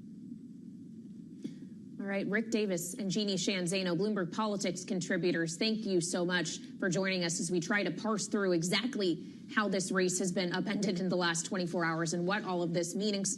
Certainly, financial markets are trying to get their heads around that as well. So let's get a check on those now. Bloomberg's Abigail Doolittle is with us from New York. So, Abigail, we've talked a lot about the Trump trade. Is there a Harris trade out there? I don't know that there's a Harris trade yet because we don't know exactly what her policies would be. We can imagine that they would be similar to that of the current administration. But what's really standing out to me is you and Joe are breaking these headlines about influential Democrats, most notably recently, and moments ago, actually, former House Speaker Pelosi endorsing VP Kamala Harris, the idea that perhaps we will have Minority Leader Jeffries follow, and then Senator Speaker Chuck Schumer follow as well. We don't know if those other two, but as Jeannie and Rick were talking about, the odds seem increasing that Kamala Harris will in fact be the party's nominee. Markets that are at session high. So markets like this certainty. The S&P 500 up 1%. The Dow, which earlier had been lower, now up about 0.2%. That NASDAQ 100, which had been down 2 weeks in a row, the first time in many, many weeks, up 1.5%. Now let's break this down through the VIX, because the VIX is an actual measure of uncertainty or certainty. And what I'd really like to point out here is, as that headline crossed about former House Speaker Pelosi endorsing VP Harris, the VIX went back below 15. Now, what makes this so interesting, in the bottom panel, what we're looking at is the VIX itself, again, a measure of uncertainty. As the uncertainty increased last week around President Biden's fate, it increased to 17, the highest level we had seen it in quite a few months. The VIX curve itself increased. That's a fancy way of saying that investors were uncertain. Now it's all cooling off. So it's going to be very interesting to see how this plays out, because it was always also cooling off after Donald Trump's the assassination attempt, as investors thought that there was more certainty that way. But when we peel back beneath the surface, the Trump trade, we may not have a Harris trade to look at this moment, but the Trump trade is cooling off. We have big tech hire, Alphabet and Tesla are both up ahead of earnings tomorrow. Tesla, on the one hand, because of CEO Elon Musk's ardent support of Donald Trump, maybe that's a little bit of a Trump trade. The true Trump trade, DJT, Trump Media and Entertainment, well, it's down about 2.1%. And then very interesting, Halliburton, the drilling company, is also off 2%. And drilling and energy, of course, to the upside, the idea that more drilling could happen under a Trump administration. Well, today that idea is cooling off. But the one thing I would say, over the last 6 weeks or 6 days, or since the debate, anything is possible. Stay tuned. We'll see if that VIX shoots back up or if it's going to continue to go lower. All right, Abigail, thank you so much. Bloomberg's Abigail Doolittle watching the markets for us as we cover politics here in Washington on Balance of Power on Bloomberg TV and radio. I'm Joe Matthew alongside Kaylee Lyons. With great questions now, Kaylee, assuming this is the case, and boy, it sure seems like it today. Kamala Harris has no challengers. She has the bulk of the Democratic Party behind her, with a couple of key exceptions. We're waiting to hear from the Obamas, for instance, and Chuck Schumer, but remarkable number of endorsements just today alone, including state delegations. So the question becomes the messaging that she will pose against Donald Trump, the narrative that she could turn on the age issue, but also on the race issue, with Donald Trump showing in polls that he's been attracting many young black voters, black men, for instance, away from Joe Biden, which has been confounding for the Biden campaign. And you wonder if it stops that narrative dead in its tracks. Well, this is something I actually asked a pollster for the Biden, what was the Biden-Harris campaign, Celinda Lake, about last night, whether or not Kamala Harris is the candidate who can bring back some of that coalition, young voters, voters of color, back into the Democratic Party where they had strayed away. And this was her response. She is exactly the person to bring that coalition together. And it's not just bringing it together, which is a very good question. It's also energizing it. A lot of young people and people of color are thinking, I can stay home on the couch here. I don't have to go to the polls. So energize them, unite them, and energize and unite our side, litigate the case, make a strong case for our accomplishments. She's a great candidate at just the right moment. Let's add the voice now of Glenda Carr, President, CEO, and co-founder of Higher Heights for America. Glenda, it's great to have you with us today on Bloomberg TV and radio. What is your thought on this? I mean, this is a pivotal election cycle. We said this before yesterday. And so I think I would say that we're in her first full day as candidate for President Kamala Harris. And so we can have multiple feelings, right? I think people know the direction of where the Democrats are going. We can obviously thank Joe Biden for his service and mourn the loss of his suspension, right? We also can celebrate. Higher Heights is the political home for Black women. We help Black women to vote, run, win, and lead. And over the last 24 hours, it's an opportunity to be excited about the historic nature of a Kamala Harris presidency. But also, we know that as we celebrate, we're going to prepare to support, defend, mobilize, and organize. Well, Glenda, I'm glad you point out the historic nature of this. Obviously, the United States of America has never had a woman as president, let alone a woman of color. Are you convinced the country is ready for it now? I need America to believe in the possibilities of a Kamala Harris presidency, not just because it's a historic, because she sits at the intersection of race and gender, but here is a woman who has run and won and governed on every level of government. She was a local elected official. She was a statewide executive as Attorney General for California. She was a federal elected leader in the U.S. Senate, and now is governing as vice president. She is duly qualified for this moment, but listening to my colleague Celinda Lake, I believe that, her multiple identities is her superpower. In this moment of a divided country, I believe her candidacy and the way she will organize her campaign will build a coalition of voters looking to move this country to higher heights in a moment where we're concerned about rolling back the very rights that my grandmother and mother have fought for on women's rights, human rights, voting rights, and on reproductive rights. There could be more endorsements coming in the next couple of hours here as CNN reports essentially what we were just talking about here. Chuck Schumer, Hakeem Jeffries to endorse Harris as soon as today, unlocked potentially by Nancy Pelosi's endorsement that will likely lead the way to more. Glinda, I'm taken by the language, the rhetoric we're already hearing in this campaign, and I know that this is nothing new for Kamala Harris.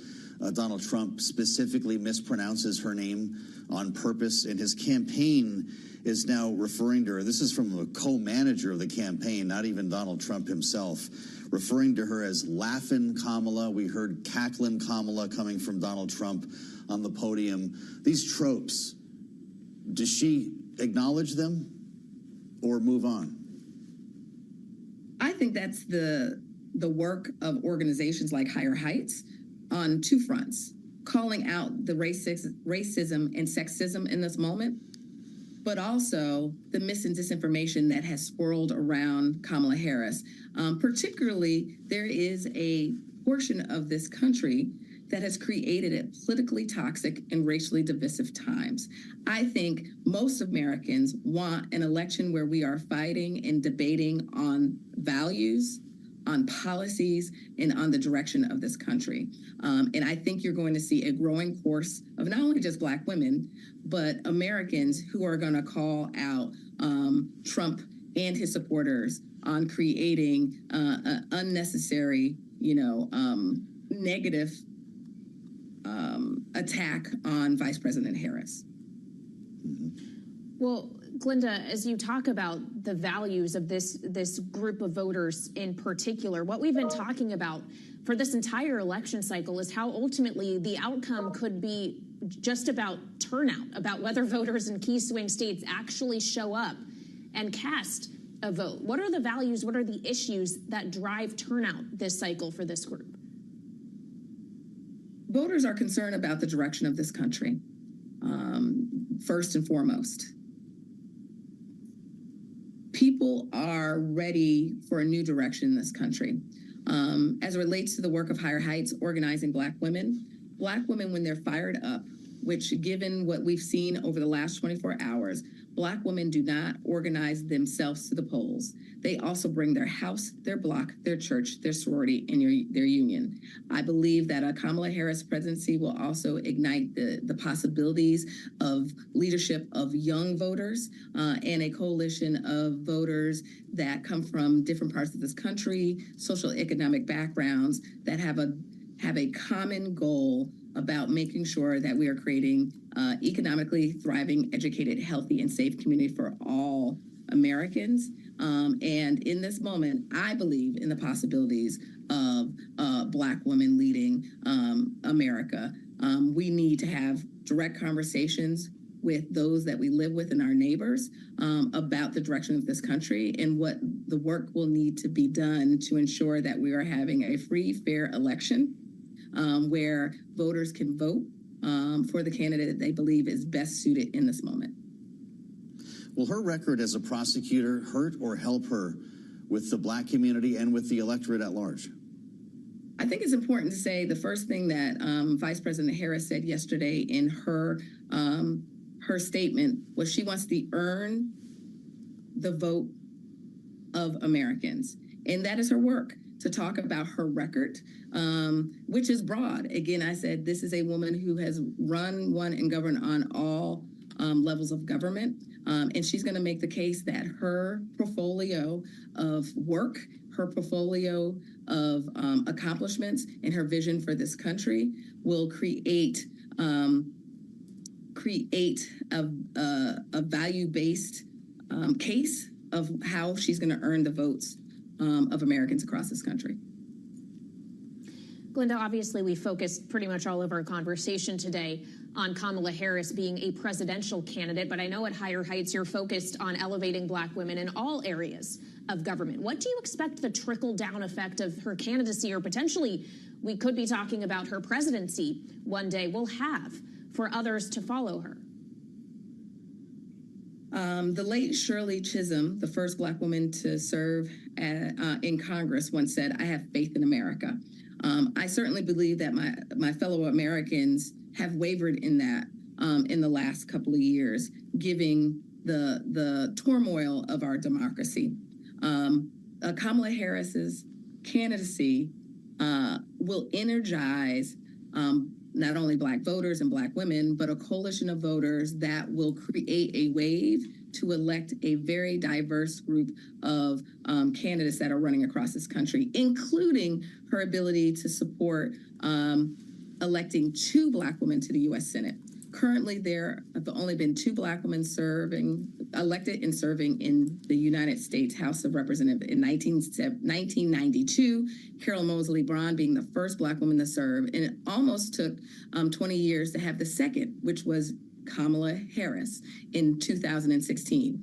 We currently have LaFonza Butler from California serving. She was appointed earlier this year. We've never had a Black woman, 2 Black women serving at the same time, and we have 2 candidates, current Congresswoman Lisa Blunt Rochester in Delaware, and Prince George's executive Angela Alsobrooks in Maryland running. And they're both 2 competitive races that have an opportunity to catapult 2 Black women to the U.S. Senate at the same time.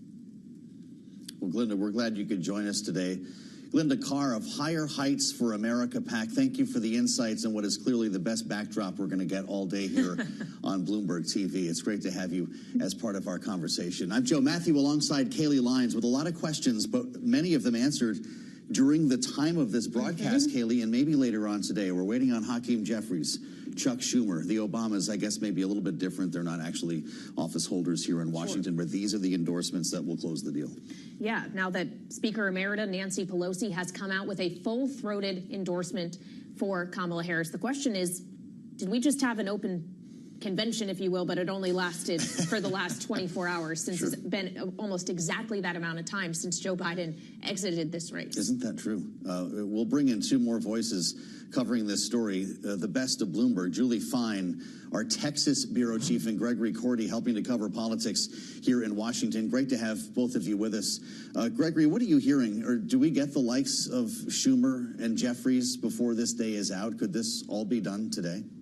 You really get the sense that this is snowballing, right? That the endorsements are coming in by the minute and the hour. We're also hearing state delegations weighing in. Last I looked, when I walked into the studio here, 750 of the 1,976 pledged delegates that Kamala Harris needs had already pledged to her.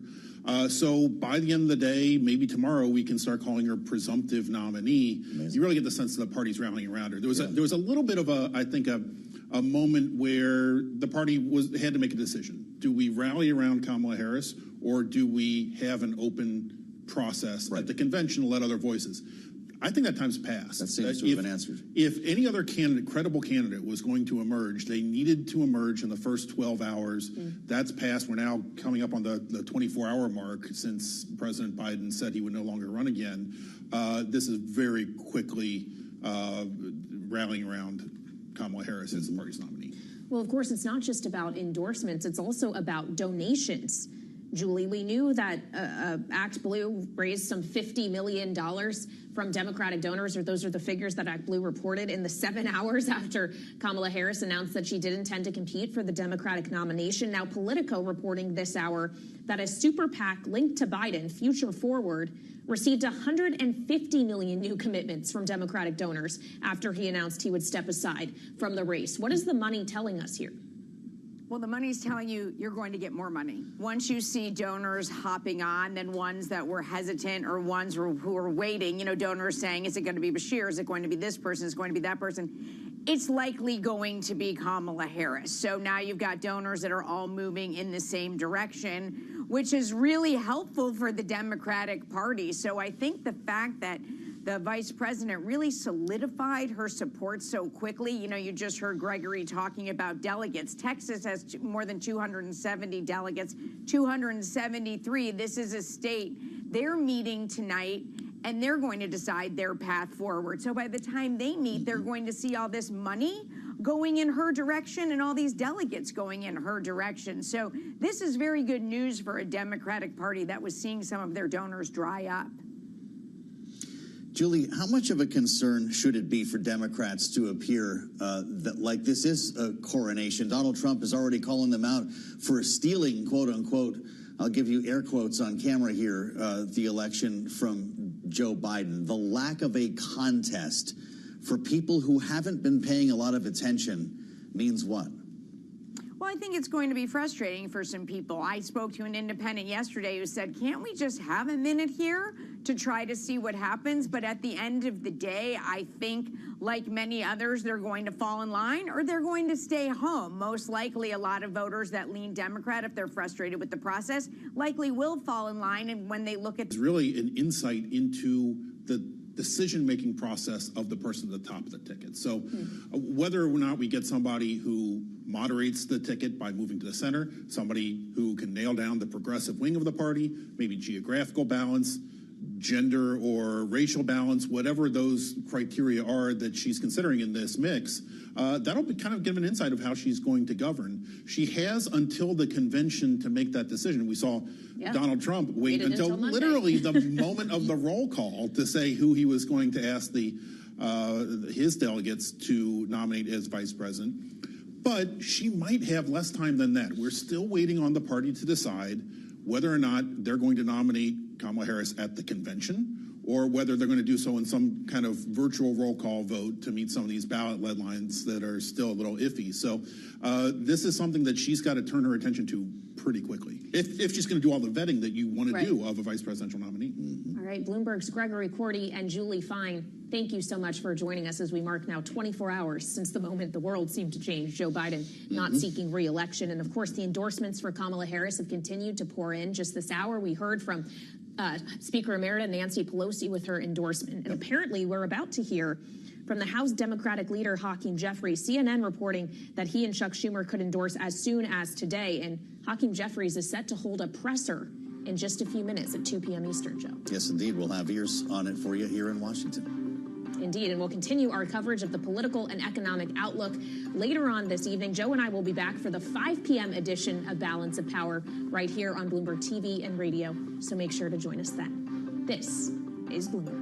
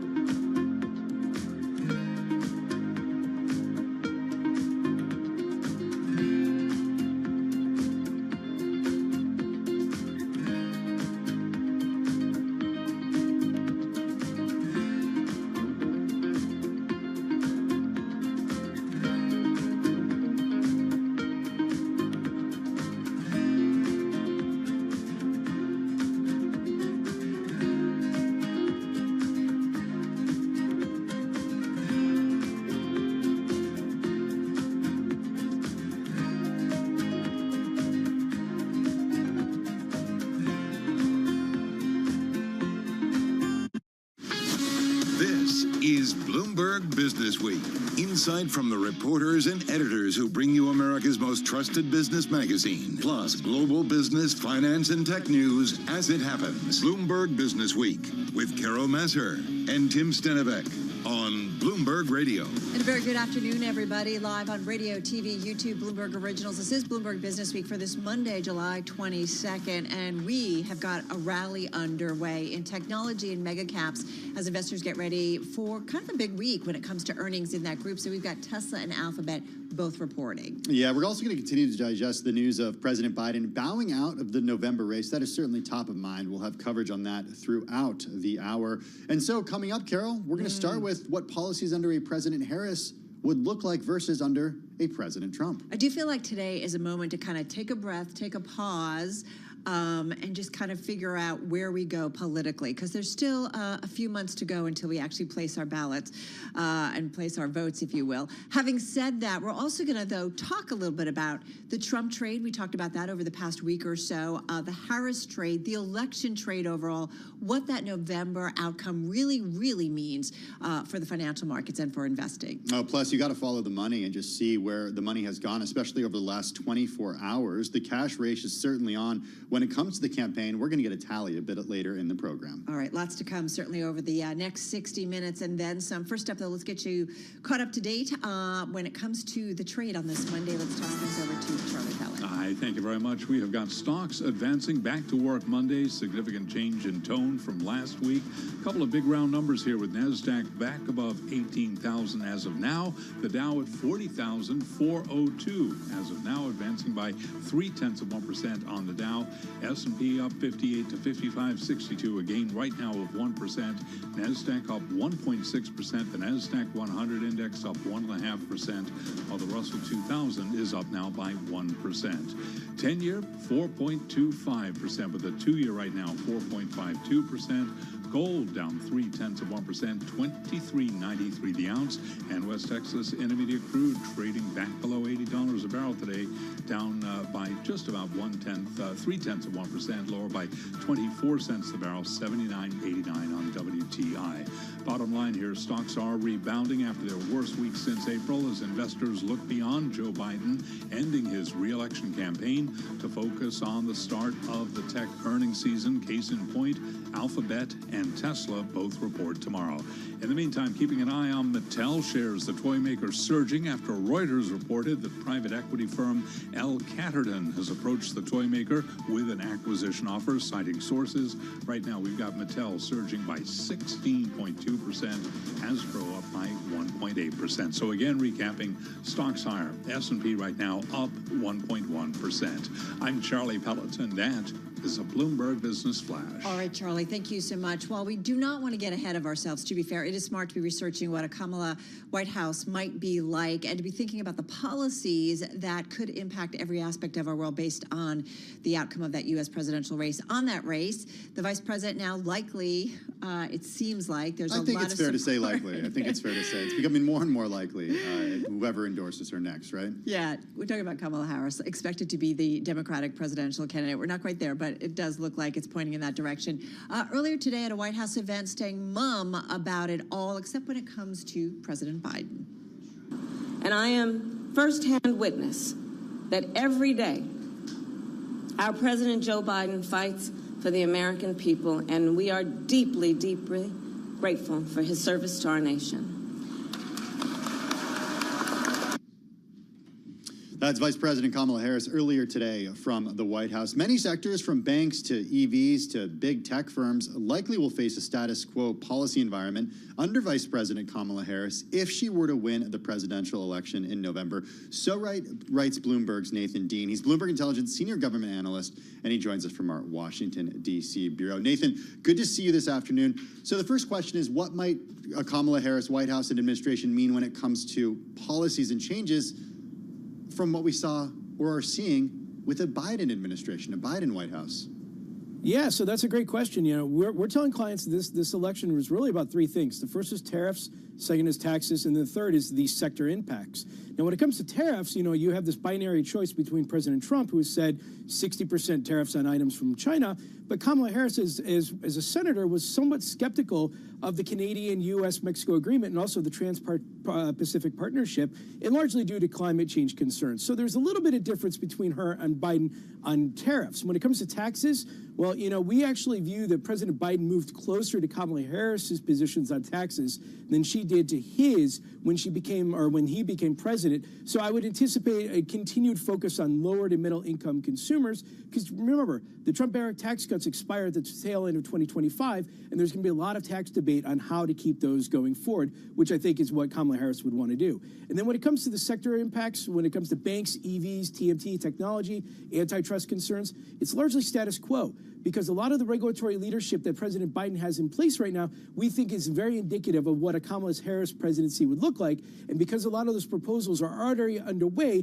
the first 2 years of her administration, if she was elected, I think would be finalization of those proposals. To be fair, I mean, doesn't it make a difference in terms of what happens in Congress too, right, when we think about policy changes? Absolutely. I mean, when it comes to that, it's essentially that's in the tax debate. It's called reconciliation. If the Republicans or the Democrats, let's say the Democrats have a great night, if they have the House, the Senate, and the presidency, you can use this process called reconciliation to essentially do what you will on tax reform. This is how the Trump-era tax cuts got through. This is how Obamacare got through. This is how the Inflation Reduction Act gets through. But if you have a gridlock Congress, then obviously that type of broad fiscal spending, other injection into the economy or a tax incentive or a tax cut aspect somewhat becomes narrowed. And so if you have a gridlock Congress, you have a lot of these grandiose ideas out there, but you are going to need Republican or bipartisan or Democratic support, whoever is the president, to get that through. And as a result, it's more nuanced changes, sector impacts and so forth, rather than grandiose plans. I do wonder, Nathan, at this point, listen, it's 24 hours roughly, right, since we got the news of President Biden yesterday saying that he wasn't going to run for a second term. Having said that, actually, folks, we're going to head to D.C., and that we have House Minority Leader Hakeem Jeffries making some comments. Let's listen in. When President Biden and Vice President Harris first took office on January 20th of 2021, the Biden-Harris team assumed a public health crisis, an economic crisis, and a democracy crisis in the immediate aftermath of January 6th at the same time. And thanks to the leadership of President Joe Biden and his partnership with Vice President Kamala Harris, they were able to rescue.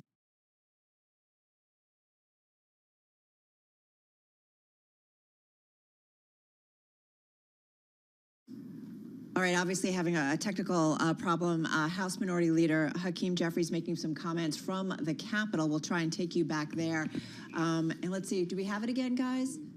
Yep, sounds like it. Let's take you back to D.C., everybody. And in a decade or so recession-like situation, and set us on a positive path so that everyday Americans could thrive in every single zip code across America.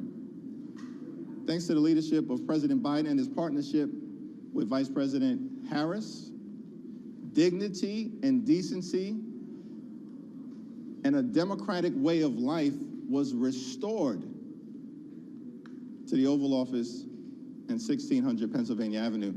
We owe a debt of gratitude to President Biden for his tremendous leadership, and I'm also thankful for the incredible partnership that he has had for the last 3.5 years with Vice President Kamala Harris. Leader Jeffries. Ali. Leader Jeffries, first, will you endorse Kamala Harris? And then I have one other question for you. Well, Leader Shu and I are scheduled to meet with Vice President Harris shortly. The House came back into session today. The Senate does not come back into session tomorrow. I'm excited for that meeting, and let me say this, that Vice President Kamala Harris has excited the community. She's excited the House Democratic Caucus, and she's exciting the country. And so I'm looking forward to sitting down with her in person in short order with Leader Schumer, and we'll have more to say about the path forward as soon as that meeting comes. Quick question. What does President Biden need to do these final few months to ease the path to help, while he's in office, to ease the path to make it easier for Democrats to flip the House and to keep the White House? Well, President Biden is going to continue to do his job. And he's put the country first. He's put the American people first. He's put hard-working American taxpayers first, which is what President Biden has always done. And as a result of his leadership, we've seen transformational change, fixing our crumbling bridges, roads, tunnels, airports, our sewer and water systems, rescuing the economy from the once-in-a-century pandemic, gun safety legislation for the first time in 30 years, standing up for our veterans, bringing domestic manufacturing jobs back home to the country, and passing the Inflation Reduction Act, which is the largest investment in combating the climate crisis in the history of the world. We still have more work to do. We still have to lower costs. We still have to end price gouging. We have to continue to grow the middle class, defend democracy, and fight for reproductive freedom. President Biden will continue to do that job, along with Vice President Harris and Democrats in the House and the Senate. This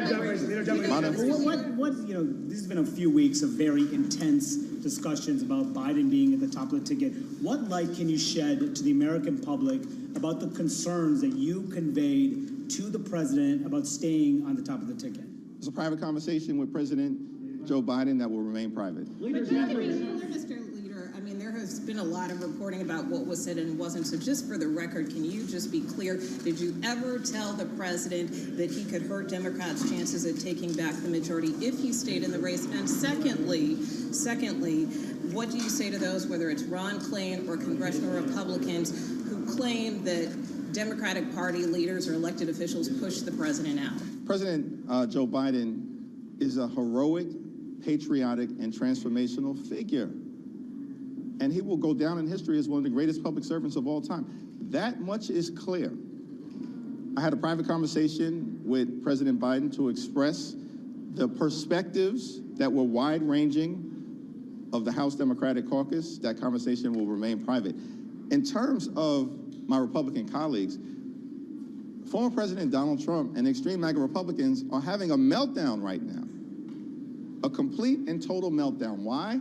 Because their presidential nominee is unpopular. The extreme MAGA Republican policies are unpopular, including trying to impose a nationwide abortion ban on the American people, and their Project 2025 is unpopular. They're having a meltdown right now. All we want to do as Democrats is have a debate about moving the country forward and continuing to put people over politics. Can you speak for just a moment to what the concerns you were hearing from members, in swing districts who were concerned about the president possibly dragging down ballot, and how this potentially changes that equation by changing the top of the ticket? That's what we're looking forward to.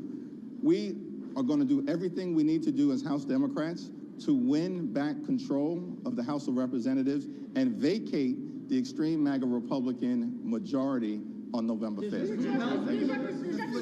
When is that meeting? Today, tomorrow? We're waiting on Leader Schumer to get back into town, as well as to get exact confirmation from Vice President Harris. Thanks. All right, everybody, you have been listening to House Minority Leader Hakeem Jeffries up there on Capitol Hill, making some brief comments. Did mention that leadership is expected to, the Democratic leadership, to meet with Vice President Harris shortly, and we'll have more to say after that meeting, but also has talked about the Vice President being kind of exciting the community, the Democratic caucus specifically, and the country. So making some comments, and also, of course, making some comments also about the Republicans. Yeah, he did say that Republicans are having a, quote, meltdown. He called them extreme MAGA Republican policies are unpopular. He mentioned Project 2025 being unpopular, and he said that all we want to do is have a debate about moving the country forward. All right, so we will await, of course, his meeting with the Senate Majority Leader Chuck Schumer, and, of course, with the Vice President Kamala Harris, and look for some more comments after that. In the meantime, let's get back to Bloomberg's Nathan Dean, Bloomberg Intelligence Senior Government Analyst, still with us from our DC Bureau.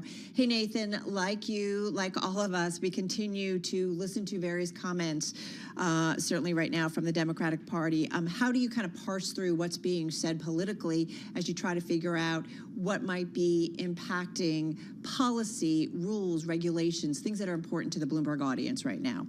Yeah, so, when President Trump announces his intentions, a lot of it is rolling back President Biden-era regulations or legislative achievements. And so Representative Jeffries right there just mentioned the Inflation Reduction Act, which piqued my interest because, the Inflation Reduction Act is one of those big, grandiose pieces of legislation that is not only applicable to healthcare and tax reform, but also applicable to the clean energy sector. And so my colleague Rob Barnett actually put out a note this morning talking about what Kamala Harris would do to the Inflation Reduction Act. And essentially, not only would she support it, potentially she would go back and even boost it. So, the renewable industry is something that we've been looking at in terms of a high catalyst event with the election, because if President Trump comes in, you have this tendency that you may be able to roll back the IRA, tweak it, adjust it, amend a lot of the clean energy CapEx spending that, these companies like First Solar have planned over the next few years. But Kamala Harris on the other side would actually go and enhance it and boost it. So, a lot of politics and a lot of headlines getting thrown around there.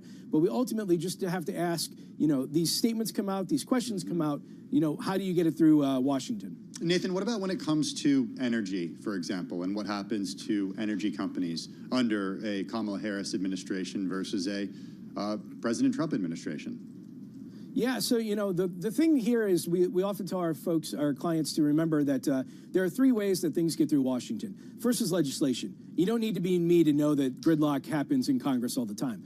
The second is regulation. There's a lot of rules coming out from the EPA, for example, but regulation is a little bit different because regulation, yes, you can bypass the opposite party, but you have to use this process called the Administrative Procedures Act, which takes time. If President Trump were to win, you're looking at probably 2 to 3 years to roll back some of the Biden-era regulations. That's also notwithstanding that maybe the courts are going to overturn you in light of some of recent Supreme Court actions. But for the energy sector in particular, I would stress the third way, which is executive orders. Now, President Trump comes in, expect a lot of executive orders. Most of them are symbolic in nature. They're fancy ways of the president picking up the phone and saying, I direct my agencies to do these regulatory rulemakings.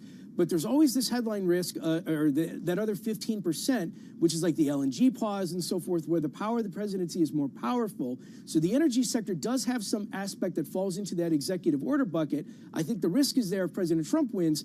If Vice President Kamala Harris wins, it's more of a continuation of the status quo. Hey, to be fair, it is a race, still expected to be a very close race, whoever it ultimately is come November. You, as a policy analyst, are, I'm assuming, continuing to look at both sides and both outcomes, whether it's a Republican win or a Democratic win. That's correct. I mean, the way to do this is scenario analysis. And so we have for example, we have this matrix on the terminal called the BI election matrix, and you can look at the Trump scenario versus the Democratic scenario because, Vice President Kamala Harris is not the nominee yet. Mm-hmm. If she is the nominee, it'll be the Harris scenario. But in conducting this scenario analysis, you have to look at what the makeup of Congress is. Like we mentioned before, if it's reconciliation, well, President Trump could potentially repeal a good portion of the IRA without Democrats, any type of opposition. If there is gridlock, it means legislation odds actually come down. So as you tend to think about the election and how you prepare for it as an investor, think of this: scenario analysis, process, and procedure. Because whether it's legislation, regulation, or executive order, generally there's a process associated with this. And generally, you do get about 6, 9, 12 months before the actual final catalyst takes place.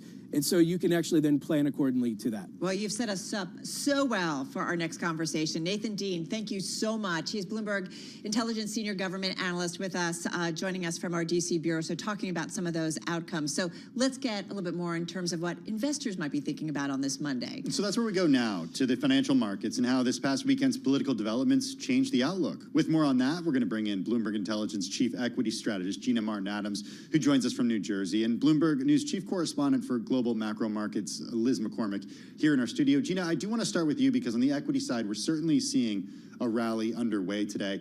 Is it fair to say that, is it fair to read into the equity market reaction at all today based on what happened politically in the last 24 hours? think it's really difficult to draw a direct line between politics and stocks for a lot of reasons. I know that the narrative has really revolved around this so-called Trump trade, but when you really dig into the data, we're not seeing much of a politically oriented trade emerge in the equity markets. As a matter of fact, what's really occurring in the equity markets is a combination of a fundamental rotation, a fundamentally driven rotation in leadership. We are in the midst of the earnings season, let's not forget. And then also the prospects for a Fed ease. So as the markets have gone on again, off again, and the prospects for a Fed ease come September or maybe November, that is definitely impacting stocks and risk tolerance. And then the earnings results are absolutely having an impact, in particular analyst expectations. And as those expectations change, we're seeing stock prices start to react. All right, so Liz, come on in on this. Same question to you. I mean, I am wary too about talking about a Trump trade, a Harris trade, or whatever trade. There's still 105 days to go until the election. But who's counting, though? We all are. What does the weekend development mean for global markets in the recent kind of macro market view? Yeah, well, I would say to your point that some people are saying, yeah, overall we have a lot of time here, and like Nathan was getting to, even whomever wins, it's going to take some time, even if it's executive order, to get pushed through things. So we might think we know exactly what the Trump trade is, but I would say overall, we talked to a lot of people on Sunday after this announcement, that people feel like at the minimum, and if you look at the predicted odds on Bloomberg, which you can find, that, you know, this change, Biden saying he's not going to run, Harris so far seeming the presumptive nominee, maybe increase the odds a little bit that the Democrats may win, right? Because people were feeling like, oh, maybe Biden is not going to win. I mean, if you look at the predicted odds, Trump is still very high at a little over 60. But maybe, and I would say, I think you were getting at earlier, but it's also down ballot candidates, right? If anything, this slightly seems to some investors to reduce the odds of a Republican sweep, you know, which the sweep thing is the biggest thing, whether it's Dems or Republicans for bond investors. They like gridlock, like Nathan talked to, no big changes and status quo. So that may be helped, but I do think, at least on the fiscal side, we know both sides want to spend. No one's really cutting the deficit, but that people are leaning to bias that if it's Trump, especially if it's a Trump and a red wave, that there'll be more fiscal spending. Yeah. Liz, is there a certain part of the curve that you're watching right now? Where should our investors, our audience, be looking? Yeah, well, it's first of all the slope of the curve. 2s, 10s is a very popular one. That kind of, you know, we saw some flattening today as this analysis of the Trump trade, but now it's about flat. So I think people are still digesting what is this going to mean. I know some people are still saying who's going to be on the ticket in full on the Democratic side. We have the convention. And like Gina got to, I think what bond investors are saying, okay, let's go back to our knitting. What really matters this week? We have some key data, GDP, PCE, deflator. Oh, and the Fed meeting next week. And the Fed meeting next week. And, you know, from our Washington great Fed reporters, they kind of wrote that it's probably Fed's going to signal that maybe a cut is coming in September, which the market is already priced for. So I think bond investors are saying, you know, like I think Mark Cabana at Bank of America said it best, like the main certainty we know about this election is uncertainty. You know what I mean? So that's in the bucket, right? You know. Well, if anything that we've learned, right, over the last 2 or 3 weeks, that like things can just be turned on their head. Gina, come on back in. You did mention, I was thinking about it this morning coming in. I'm like, okay, what is it going to be like? And I'm thinking, we've got some big earnings. Like earnings still matter in a big way for investors. Yeah, as they should. And we've actually had a phenomenal earnings season so far. Financials really kicked us off on the right foot. Financials posting 4 times the growth rate that was anticipated at the start of the season. So very clearly better performance emerging out of financials. At the same time, they get the tailwind of the yield curve that has emerged over the last several weeks. So financials have really helped. In all, S&P 500 earnings are now tracking close to 10% growth year over year. At the start of the season, they were at 8%. So not only are financials beating expectations, but analysts are still marking up their forecasts for the most of the rest of the sectors, with the exception of energy. So the index is on pace for a very strong earnings season. We'll see if that continues. We get into the bulk of the earnings season over the next couple of weeks. Of course, everyone's eyes are squarely focused on mega cap tech and whether or not those companies, in particular in the semiconductor space, can continue to beat and raise expectations as they have for the last several quarters. Gina, earnings obviously crucial. We're going to talk about that a lot throughout our program today. But as Liz mentioned, the Fed is meeting next week. I'm wondering, from your perch, how are you watching what the Fed says and what the Fed does? Yeah, I think the Fed is mostly manifested in small cap performance. So what we saw very clearly on July 10th and in July 11th of a few weeks back. Was it last week, the week before? I'm losing track. Nonetheless, We all are. Mike McKee said on Twitter or X over the weekend something like, this is this period where we have a couple of weeks that feels like a year, basically, or years of history. Yeah, it's been wild. But we did see an incredible performance spurt for small caps, really related to the Fed. When we got that CPI report in the middle of July, we did see Fed prospects really change materially, and that resulted in an incredible surge in small cap stocks, one of the 3 largest surges of the last decade and a half, as a matter of fact. So small caps, I think, are going to really be the signal as to whether or not the small cap index moves. That will depend on how the Fed guides for September. I do think that as long as the Fed is guiding for September or November, that's probably a nuance that the equity market is not going to care too much about. They'll need to see, though, the Fed keeps suggesting that the path to the forward progress is definitely an ease as opposed to a continued hold. Final thoughts, Liz, in terms of as we set up for the week and just kind of what are you thinking about, kind of keeping just a watch politically? Is there something that could develop over the week that would make you start to, I don't know, just pay a little bit more attention to it, or is it more just the Fed, the data? Yeah, I mean, I'm hoping politically we've probably seen the biggest, announcement for a while, but we don't know. But what Gina brought up, I was thinking of it too, like with the data that we're looking at, remember unemployment claims, because the Fed has really talked about their dual mandate. It's more in balance now. So people are really, that's top of mind because that's really fresh data. Right. And, talking about small caps, people doing well on the wealth effect. So right now, the consumer's still doing okay. Retail sales was pretty good last week. So I think the bond market wants to see we're in that like wonky, I forget the term, where we start to get the unemployment rate rise, not just, people hiring less, that Bever curve or whatever, McKee would know. So if we see claims keep going up, that's going to be bullish for the bond market because that bodes for, we're priced about 60 basis points of easing for this year, maybe more, Yeah, that whole idea. All roads lead back to Michael McKee. It just always kind of happens. And you both, to be quite fair. Bloomberg Intelligence Chief Equity Strategist Gina Martin Adams joining us out there in New Jersey. Bloomberg News Chief Correspondent for Global Macro Markets, Liz McCormick, right here in our studio.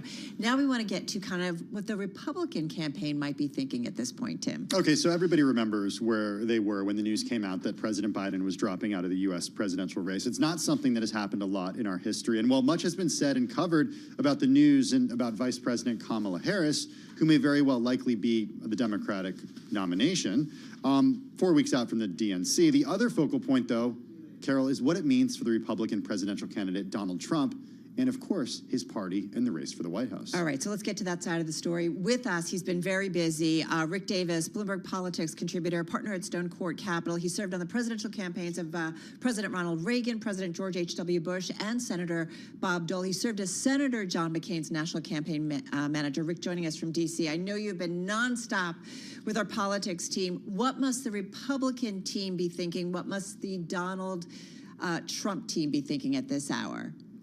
Yeah, this is a major pivot. I mean, this has never really happened in modern political activity at the presidential level. So everyone's kind of getting used to this notion.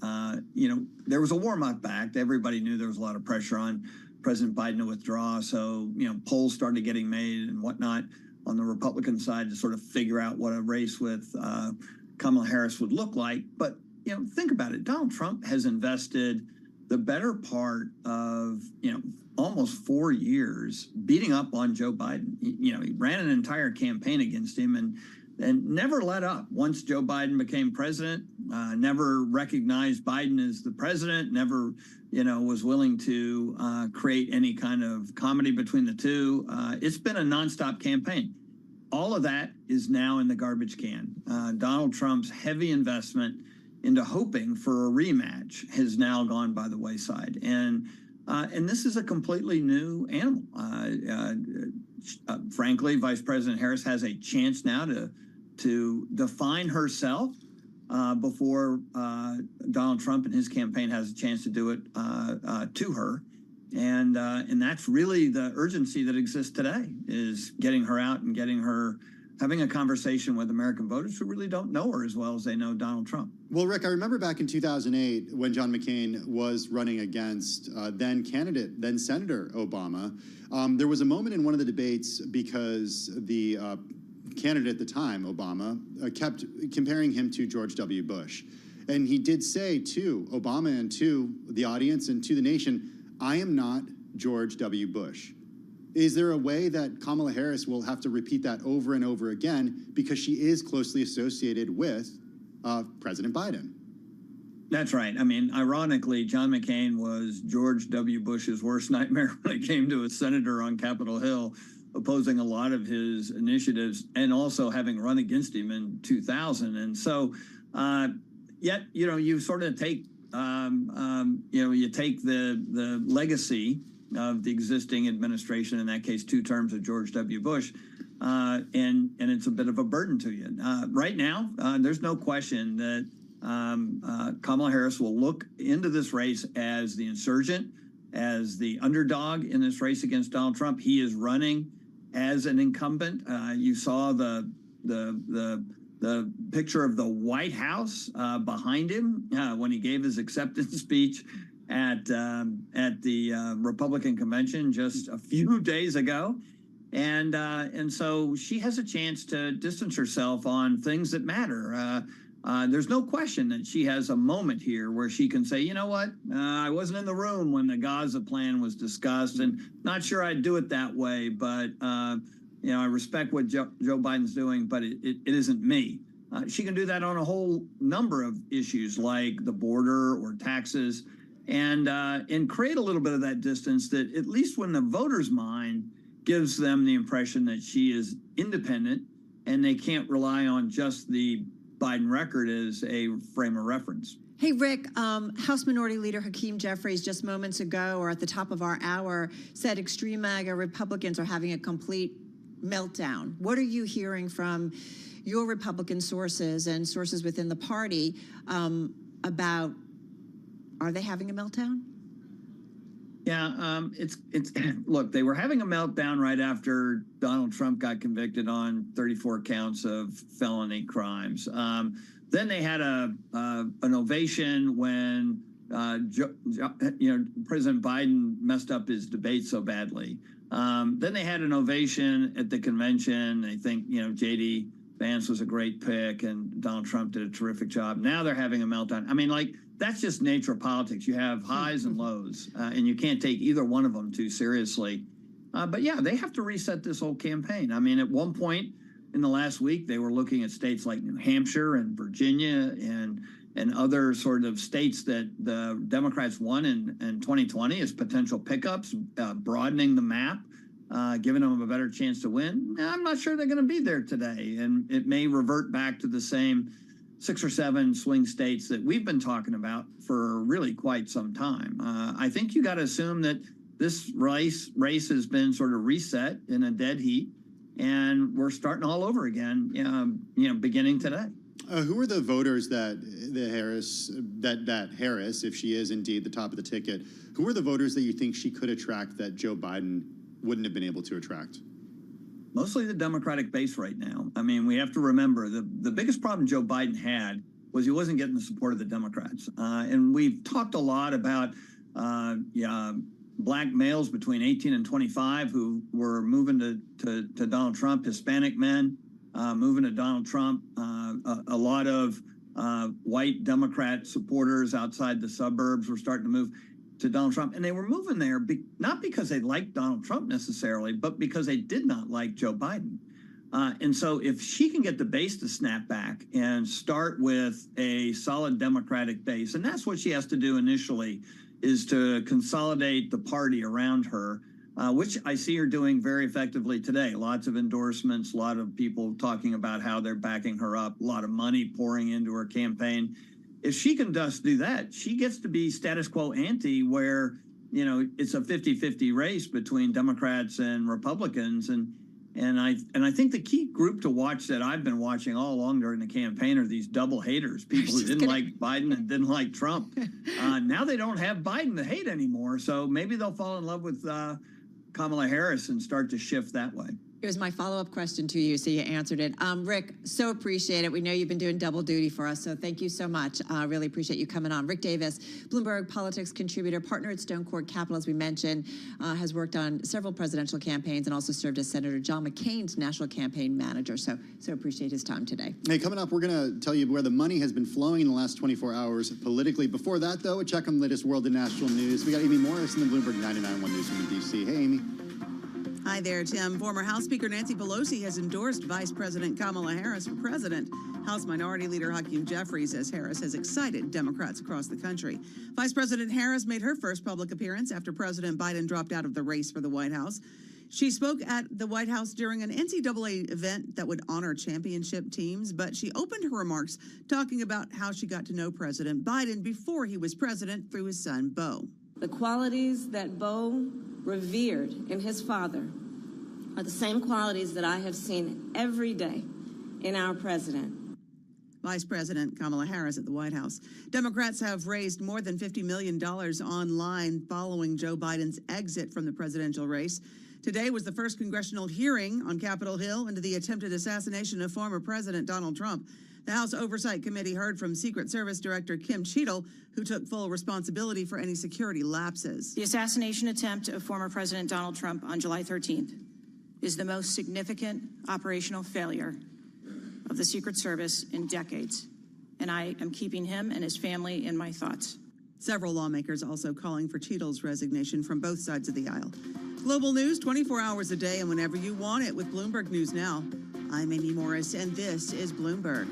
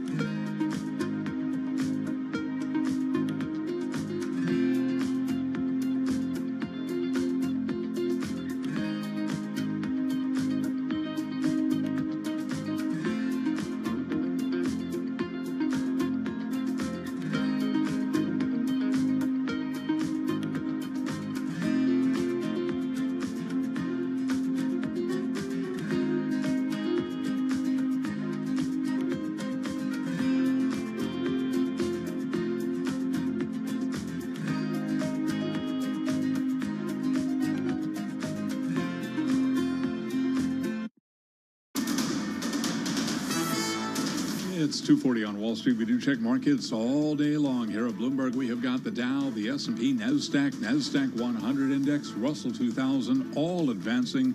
Stocks are rebounding on this back-to-work Monday. What a weekend. Stocks moving higher after their worst week since April as investors look beyond Joe Biden ending his re-election campaign to focus on the start of the tech earnings season. Up next, we will be hearing from both Tesla and Alphabet.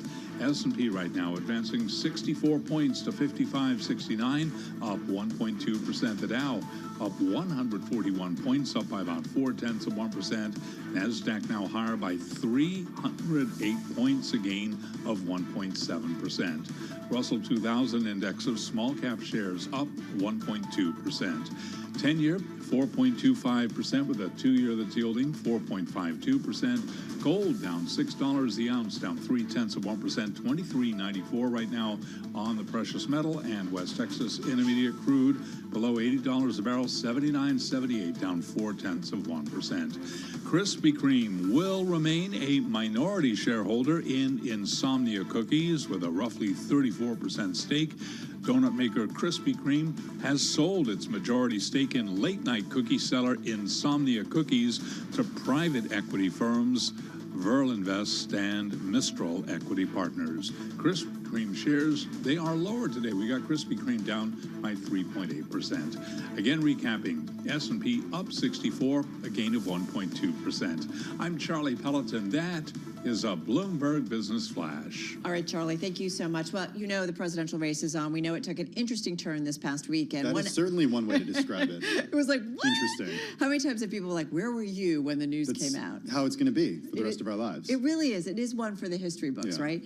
Hey, one aspect that we were talking about on our planning call, we know it's something that we track big time at Bloomberg, is the money in the race. Democrats raising more than $50 million online on Sunday after President Biden announced his withdrawal. This is according to Act Blue. That's the party's donation platform. With more on that, with us is Bloomberg News campaign finance reporter Bill Allison in our D.C. bureau, along with Bloomberg News wealth team reporter Amanda Gordon, who joins us here in the Bloomberg studio.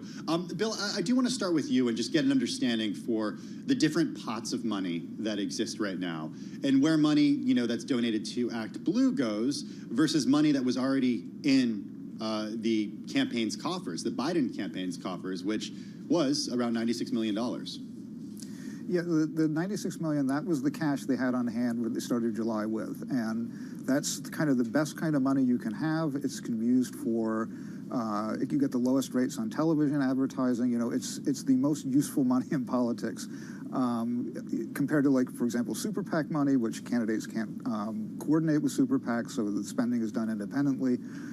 So that $96 million is a real big windfall for Harris now that she's taken over the campaign, which is official now, filed with the Federal Election Commission. The Act Blue money, Act Blue raises money for all kinds of Democratic campaigns, causes.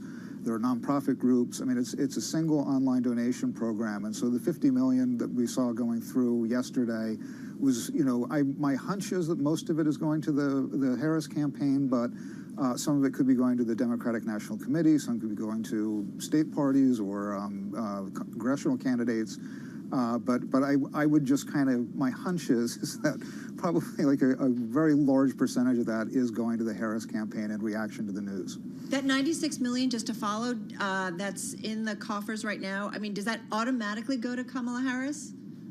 It does now, yeah. Under FEC rules, the campaign is it holds money for the president and the vice presidential candidate, and she's now officially the presidential candidate. So she kind of moved up a spot in the campaign statements of organization, and now it's like the money is hers to spend. All right, now there's the money from the big donors. So Amanda, come on in, and what you are hearing from some of the big Democratic donors, where they are in this process, who have been holding back, right, after President Biden's bad debate performance, and have actually been pressuring him, to step aside. So I'm just curious where they stand. I talked to a hedge fund manager yesterday afternoon who said, this was just 20 minutes after that announcement, and he said what he'd like to see, because there's great anxiety to see the Republican coffers filling up. And as we know, the Trump campaign had been behind, but then taken a leaping lead. And he said, I just want to see one day where there's a huge amount of money coming in. And literally before we got off the phone, I was already getting some reports that there was a lot of fundraising going on. So when it comes, the Hamptons is a staple of campaign fundraising in the month of August. And I've heard that both Trump and Kamala Harris are looking at events there and have a lot of people who want to host there. But just in terms of the campaign, they might strategically not go in that direction and try to do more events in swing states where she really needs to get out the vote. There was a pack of enthusiasts led by Ray McGuire when she ran for president in 2019, and it seems that they've snapped right back to her and are already working on getting in some big money. Hey, Bill, come on back in here and give us an idea of the context when it comes to how much Republicans have raised and how much has been promised to them over the next few months into the super PACs that perhaps some billionaires are donating to. Yeah, sure. Well, overall, Republicans are actually a little bit behind. I think Donald Trump has raised around $400 million. That's for his campaign in the RNC, compared to about $690 million for Biden in the DNC, or well, now Harris in the DNC.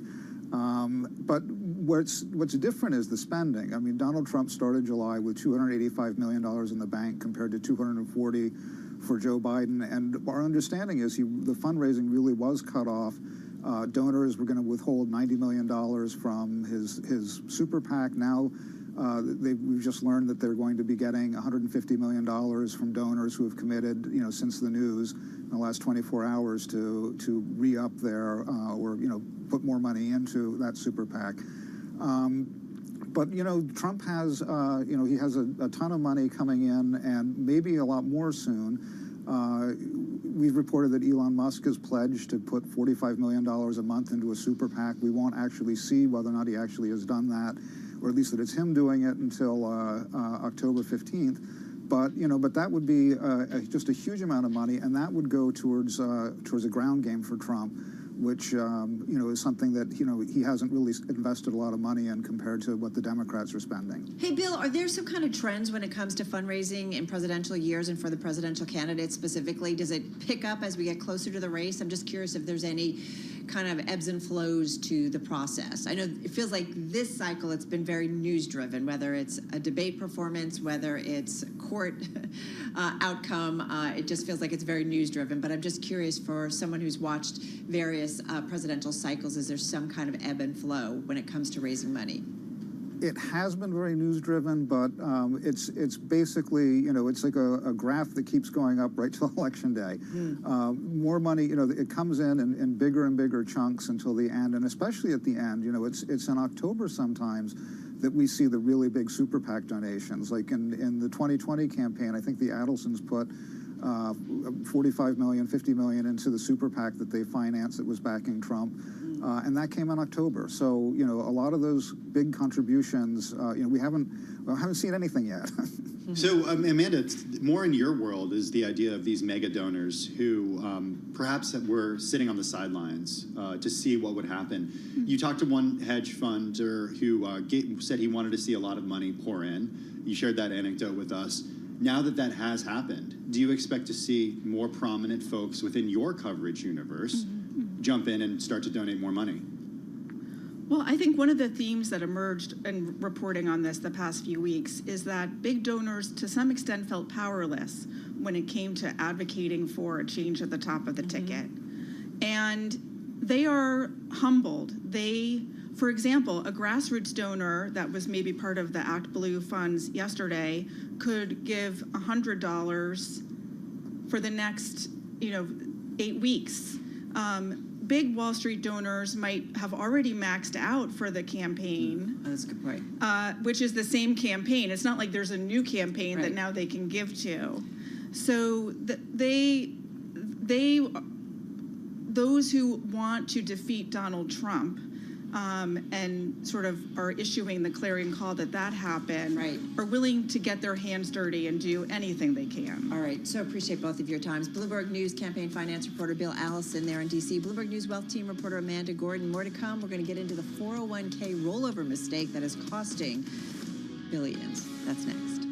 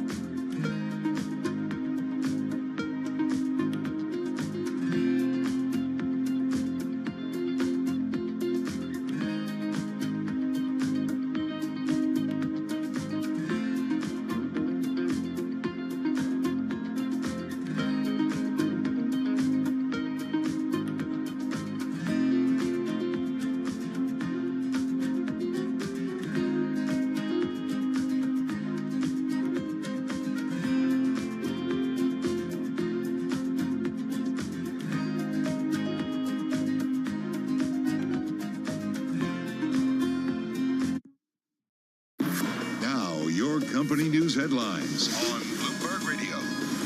From Bloomberg World headquarters, I'm Charlie Pellet. We begin with a headline from the Bloomberg Professional Service, and Delta says it expects more flight cancellations this week. That word from a Delta Air spokesperson in an email. Delta shares, they are trading lower today as the market moves higher. Delta right now down 2.5%. Delta canceled more than 700 flights today as the carrier continues to suffer from that sweeping technology outage last week, from which its rivals have largely recovered. Right now we have got Delta, as I mentioned, lower by 2.5%. Rival United up 0.6%. And American Airlines higher now by just about 0.9%. Ryanair Holdings slashed its outlook for ticket prices in the crucial summer travel period and says fares are going to be materially lower as consumers grow more cautious, adding to pessimism that the post-pandemic rebound in flying is fizzling. Ryanair's ADRs, they are plunging today. We got Ryanair right now down by 15%. Among the companies reporting earnings this morning, Verizon Communications, that stock tumbling 6.3%.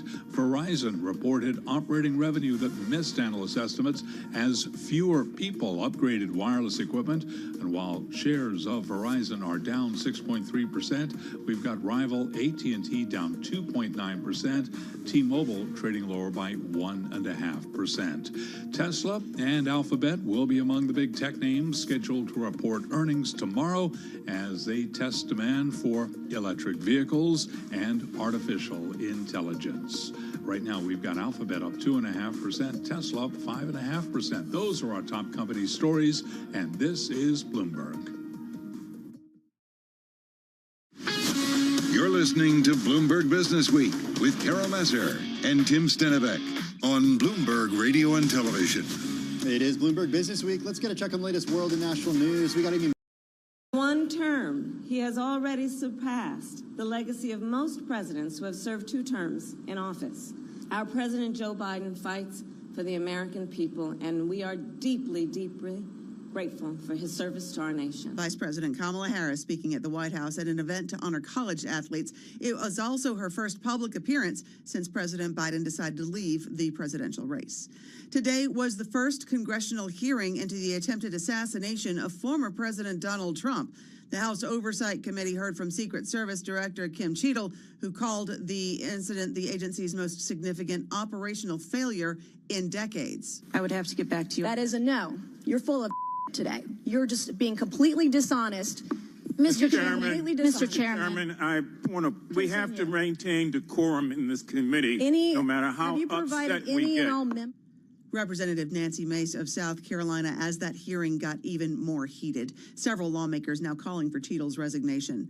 Global news 24 hours a day and whenever you want it with Bloomberg News Now. I'm Amy Morris. Now back to Bloomberg Business Week with Carol Masser and Tim Stenivek. All right, Amy Morris, thank you so much. We are Bloomberg Business Week on radio, TV, YouTube, Bloomberg Originals. We want to get to something that, there's a lot going on in this world. We all have a full kind of to-do list. Having said that, for those who are fortunate to be investing in the market, and specifically with a 401k, there's a little piece of advice we have for you that could save you billions overall for all those people. Have you heard of cash drag? Well, this takes cash drag to a new extreme. Apparently what's happening, Carol, according to this article in the Wall Street Journal, is people who are meaning to roll over 401ks to an IRA when they leave a job, they don't reinvest that money. And sometimes it just sits there for years in cash. And when it does that, you, of course, miss out on all the gains of the markets. Not good. This is some new research out from Vanguard Group. Nearly a third who rolled savings into IRAs at Vanguard in 2015, 1/3 still had the balance sitting in cash 7 years later. So you want to do the math there? Okay, so Americans with cash-heavy IRAs gave up more than $172 billion, that's billion with a B, in a year in retirement wealth they could have generated by investing in stocks and bonds. That's according to the Vanguard study. I didn't do the math. Vanguard did. It doesn't look good. This story goes on to, and again, it's from the Wall Street Journal. They say it's really, it's common, it's costly, especially for younger workers who are accustomed to their savings being automatically invested in company plans. They risk missing out on years of potential gains, which compound over decades and build retirement wealth. So, tough for younger savers, also important to older savers who tend to need some exposure to stocks to ensure their money lasts. This is coming to financial advisors, again, to the Wall Street Journal story. But yeah, it's just something like, put it on your to-do list. Well, that's what I was going to say. Is you said right at the beginning, Carol, that everybody has a long to-do list. Well, if invest what's in your 401k from cash into stock, and I'm not giving investment advice here. I don't do that. We can't do that. But it's worth checking out. Maybe add it to your to-do list. See where it's invested. All right, just one more thing on this very busy Monday. Although it does feel like some calm. We're kind of getting ready for some earnings. We're continuing to digest all the political events over the past weekend. For those watching on television, the close is coming your way in just a moment, but Tim and I are continuing right here on Bloomberg Business Week. Yeah, who's on the short list to be her Veep now that Vice President Harris is set to take the top of the ticket? We're going to check in with Gregory Cordy in just a few minutes. We're also going to talk nuclear energy and the startup that wants to go nuclear, basically build a fleet of reactors. We'll see what they are up to. It's all coming your way. This is Bloomberg.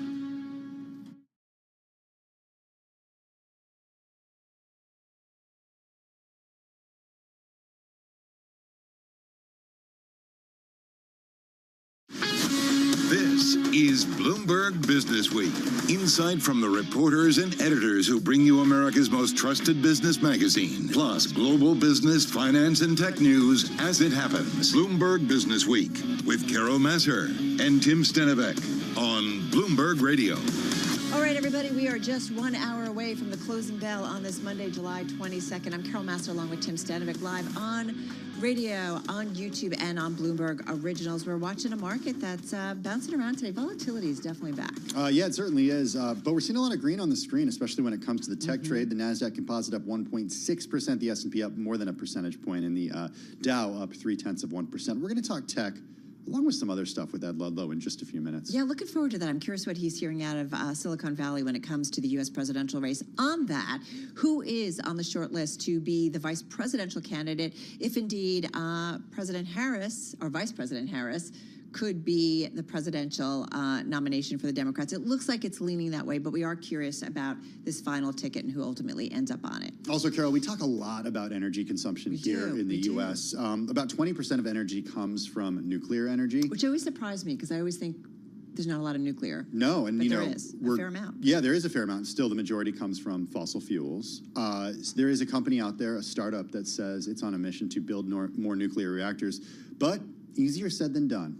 It's never easy. No. There's a lot involved. We're going to get into that. We're also going to get into why it's harder to be an Airbnb host. This is an interesting story from the Business Week team, so we'll tackle that in just a moment. First up, though, let's get to the trade, some of your top business stories. Let's toss it over to Charlie Pellet. Hi, thank you very much. Indeed, keeping an eye on shares of Airbnb. They are higher today, along with the rest of the market right now. Airbnb up by about 1.4%. The Dow, the S&P, NASDAQ 100 index, Russell 2000, all pushing higher right now. We got NASDAQ up 1.5%.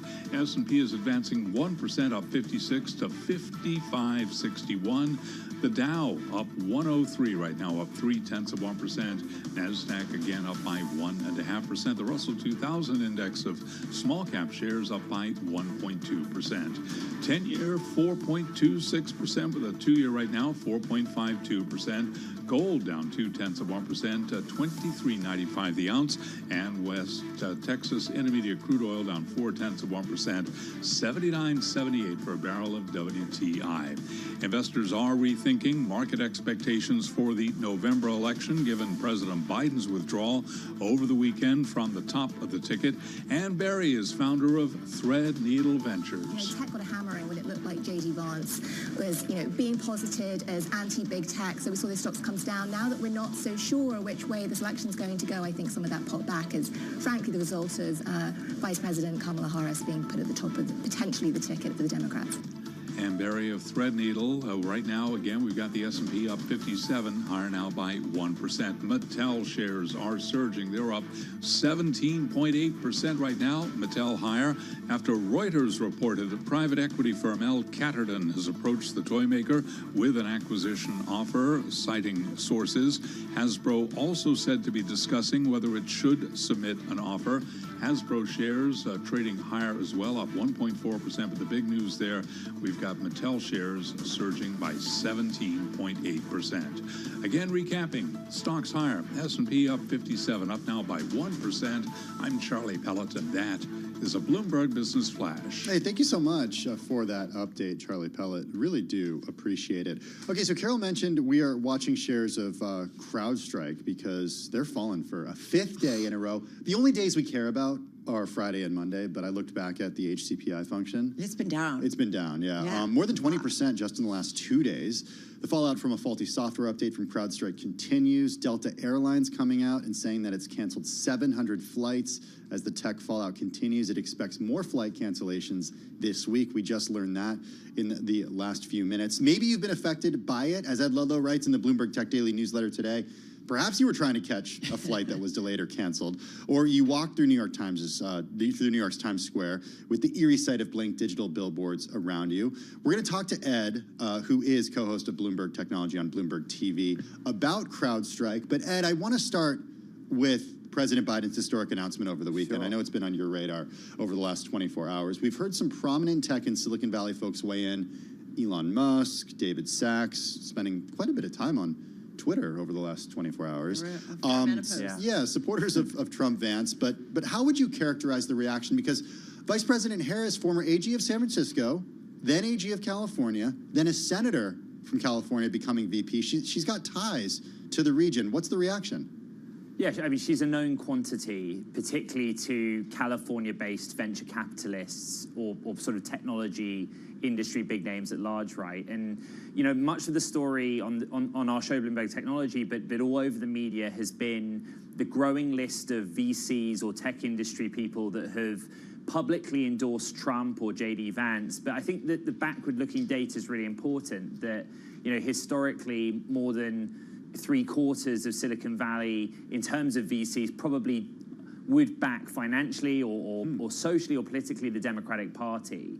And that data, is still there. I think The Information ran a poll of its readers that showed those numbers are still very similar. Very quick, just for what it's worth, I took a call Friday night from, let's call them a technology industry participant, somebody I really respect. And they said they were certain that Biden would do this over the weekend. But their sense was that he wouldn't back Kamala Harris because many in California might back her. The concern was that maybe outside of California she wouldn't do as well, right? Think about the Midwest or the eastern states. So the outcome's been really interesting. And I would say this morning everyone's kind of got behind her. Is it fair to divide kind of the tech world, Silicon Valley versus the big publicly held tech companies in terms of support or not? Or, People call it small tech or big tech. Small tech may be a bit of a blanket term, but there's a big distinction between venture capitalists who have come out in support of J.D. Vance in particular being appointed as the vice president pick or running mate for Trump.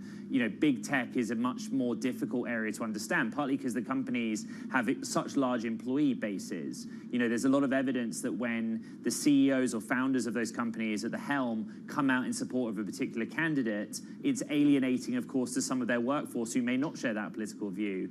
The most interesting, I suppose, development on that front in recent days was Emily Chang's interview with Mark Zuckerberg, and he explicitly said, "I am not endorsing either candidate," but said that Trump's immediate reaction, literally in the minute after the assassination attempt, was, quote, the most badass thing he'd ever seen in his life. It gets people talking here, but it's not fair to say tech thinks X or Y. There's a lot of fragmentation within that industry. That's a good point. We did also hear Elon Musk in the last few months say he wouldn't endorse anyone, and then he did. But Elon's certainly a different animal, to be fair. Good point. Yes, also. Hey, Ed, we got to talk CrowdStrike. I mentioned the Delta headlines. Passengers for Delta, I've been seeing their complaints all over, and some people have been stuck at airports. Why is the CrowdStrike story continuing even days after this happened? Yeah, it's really worthwhile doing the math. I mean, you guys were talking about the stock, right? It's now down more than 13% in the session, and I make that the biggest two-day drop on record. So it's severe, the reaction. And what happened was over the weekend is Microsoft came out and said, look, less than 1% of Microsoft Windows PCs worldwide have been impacted. That's about 8.5 million of the 850 million around the world. But the point I tried to make in the newsletter is that CrowdStrike has about 29,000 organizations who are customers. They could be corporates, they could be governments. And on a per PC basis, a subscription to their software costs about $50. So if you're a really big company, it's likely that only your most critical and important computers use the CrowdStrike platform or this endpoint security. And so that's what we're seeing. The reason the fallout is sustained and ongoing, particularly in the airlines, is it was those most critically important computers that were impacted. And I guess you will have seen the photos, guys, right? You go up to drop your bag at drop-off, and instead of on the screen your flight or your details, it's the dreaded blue screen. I mean, it's been a nightmare for so many people around the world, not just the country. Before we let you go, we got a couple tech earnings that we got to talk about. We got Tesla this week. We got Alphabet coming tomorrow also. 30 seconds on what to watch for.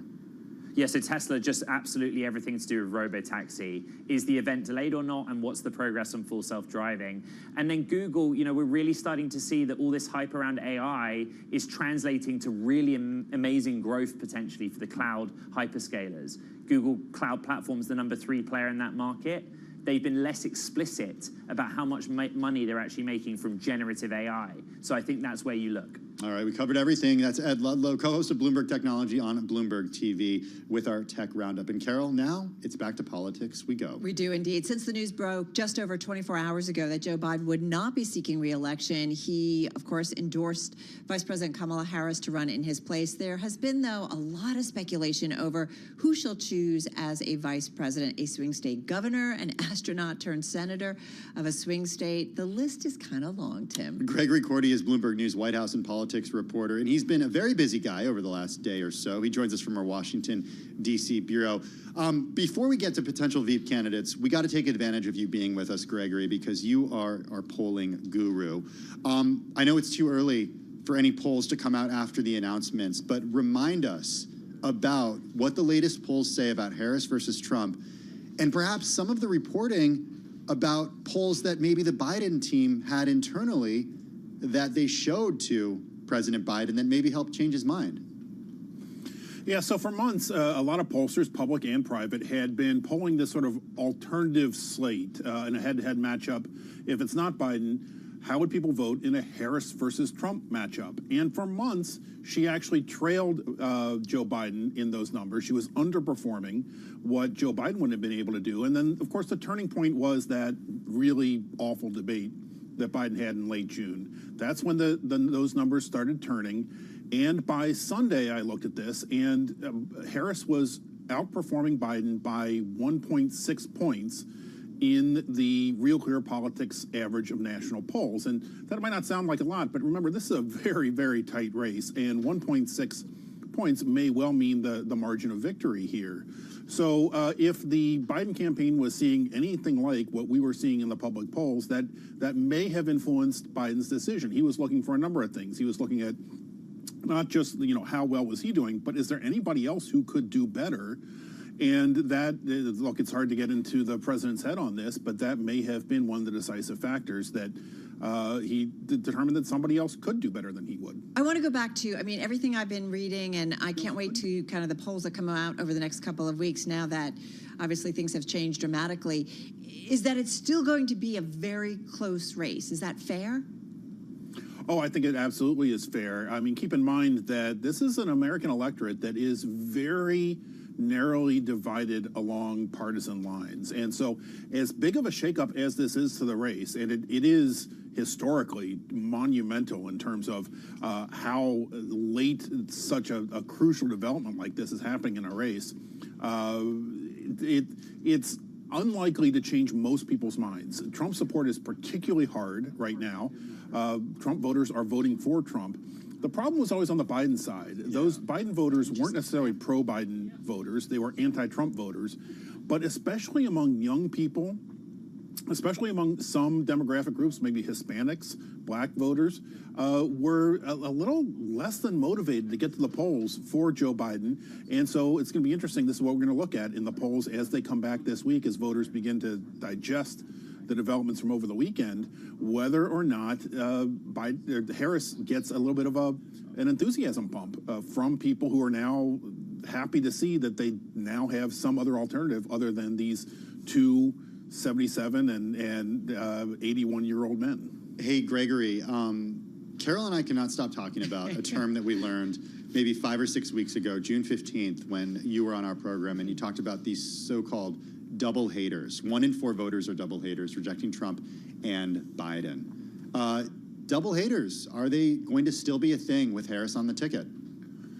I mean, that's when we get some polls back later this week and into next week, that's going to be one of the first crosstabs that I look at, is those voters who have an unfavorable opinion of both Trump and Biden. It's as much as a quarter of the electorate. And so that we're going to have to come up with a new definition of double hater, because we're going to have to see if those same people also hate Donald Trump and Kamala Harris with equal passion, right?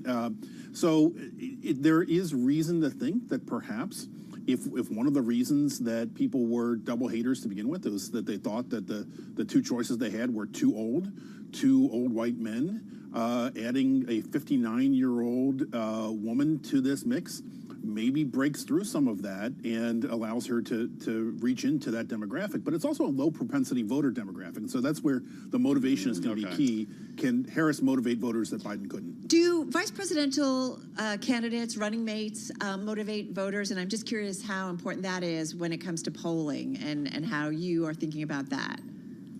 Yeah, I've talked to some experts on running mates, and what they say is that pretty much all of the conventional wisdom that we've learned kind of coming up in politics is wrong on this, that running mates in the end don't really matter all that much. Nobody votes for the bottom half of the ticket.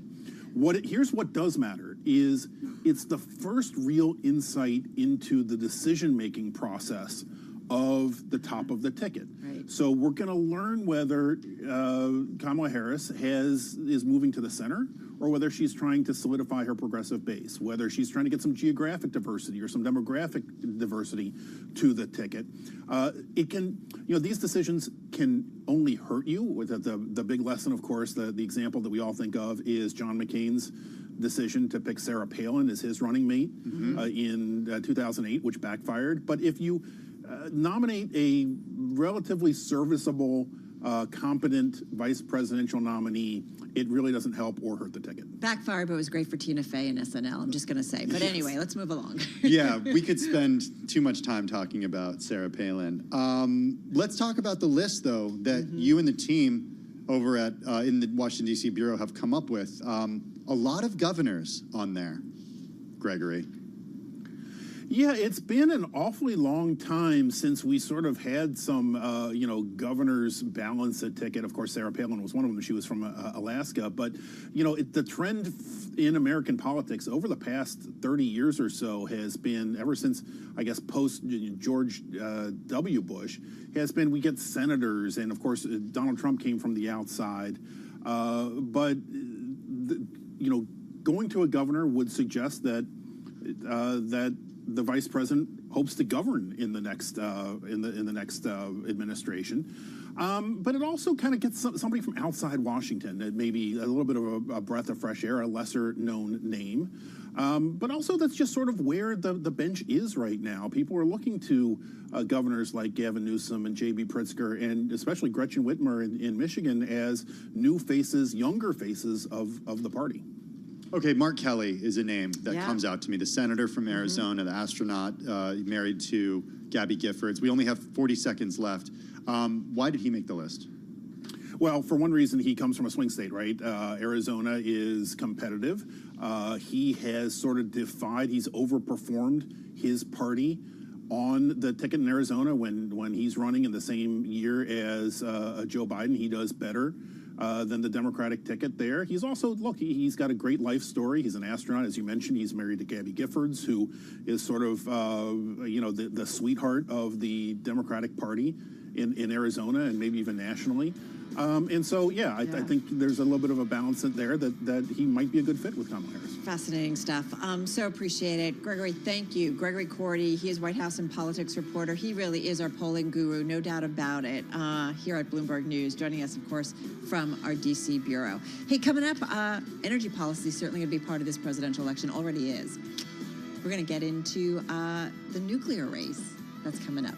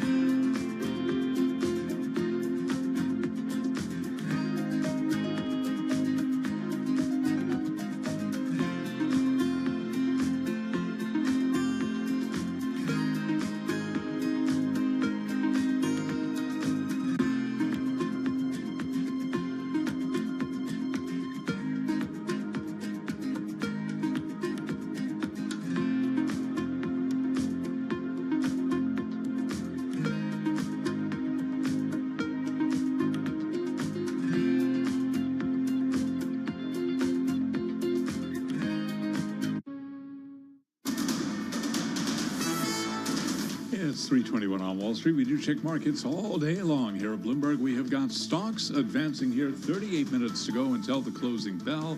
S&P right to the numbers, up 60. We'll round it up, 55.64. That is a gain of 1.1%. Dow Industrials up 126, up now by 0.3%. NASDAQ surging 290 points for the NASDAQ Composite Index, up 1.6%. The NASDAQ 100 Index also up 1.6%, as is the Russell 2000 Index of small cap shares, again up by 1.6%. 10-year, 4.25%. The 2-year right now, 4.51%. Spot gold down $4 the ounce, 23.96 on gold. Drop now of 0.2%, while crude is down 0.4%, 79.78 for a barrel of WTI. As for this market rotation we're seeing, Lori Calvasina is head of U.S. equity strategy at RBC Capital Markets. You know, where we are right now is whether you're looking at long-term earnings growth expectations or you're looking at the actual yearly numbers embedded in bottom-up consensus forecasts, that top mega cap growth cohort has really just outstripped the rest of the market in terms of forward-looking expectations and in terms of where we've been. But if you look at the forward expectations on the 2024 and 2025 numbers, they're decelerating, and the rest of the market is expected to catch up. Lori Calvasina of RBC Capital Markets. As we heard from our Ed Ludlow, two major tech companies reporting tomorrow, Tesla and Alphabet, after the close of trading. Yes, we're going to be all over those numbers as they drop. Tesla ahead of earnings, up 5.2%. Alphabet ahead of earnings, up now by 2.5%. Recapping, S&P is advancing 59 points, up 1.1%. I'm Charlie Pelleton. That is a Bloomberg Business Flash. Hey, thanks for that update, Charlie. Well, we've talked a lot in recent months about the growth in demand for electricity in the coming years. And Carol, just last week, the International Energy Agency came out with a report that said demand globally for electricity is increasing at the fastest rate in years. It's due to heat waves. Makes sense. More tech that runs on electricity. Think EVs and electric heating. Totally. And then economic growth around the world, because when more people are, doing well, they buy things that plug in and use electricity. So demand for electricity globally is expected to grow by about 4% in 2024, up from the 2.5% in 23, according to the IEA. That's a big bump up year to year. Here in the United States, we get about 60% of our energy from fossil fuels, 21.4% from renewables, such as wind, hydropower, and solar, and about 18.6% from nuclear. But there's a startup out there, Tim, that really kind of wants to change that. And they want to help the U.S. go more nuclear. It's called, the Nuclear Company. And they've recently announced plans to build a fleet of nuclear power plants in the U.S. But as you know from our program, that is easier said than done. Julianne Edwards is Chief Development Officer for the Nuclear Company. She joins us from Pittsburgh. She also chairs the U.S. Women in Nuclear. It's a 5,000-member organization that advances the role of women in the industry. Julianne, good to have you with us. As I mentioned, we talk a lot about nuclear energy on our program. Our colleague Will Wade actually was recently on talking with us, talking about the huge party that the nuclear industry threw in Georgia to celebrate the U.S.'s first reactor in 30 years, the first one in 30 years. How are you going to build a fleet of nuclear reactors? It costs a lot to build them. They go over budget. People historically don't want them in the backyards. And then there's the waste. How are you going to do it? Well, first off, it's great to be here. Thank you so much for having us on. The Nuclear Company is just honored, as well as representing the U.S. Women in Nuclear organization.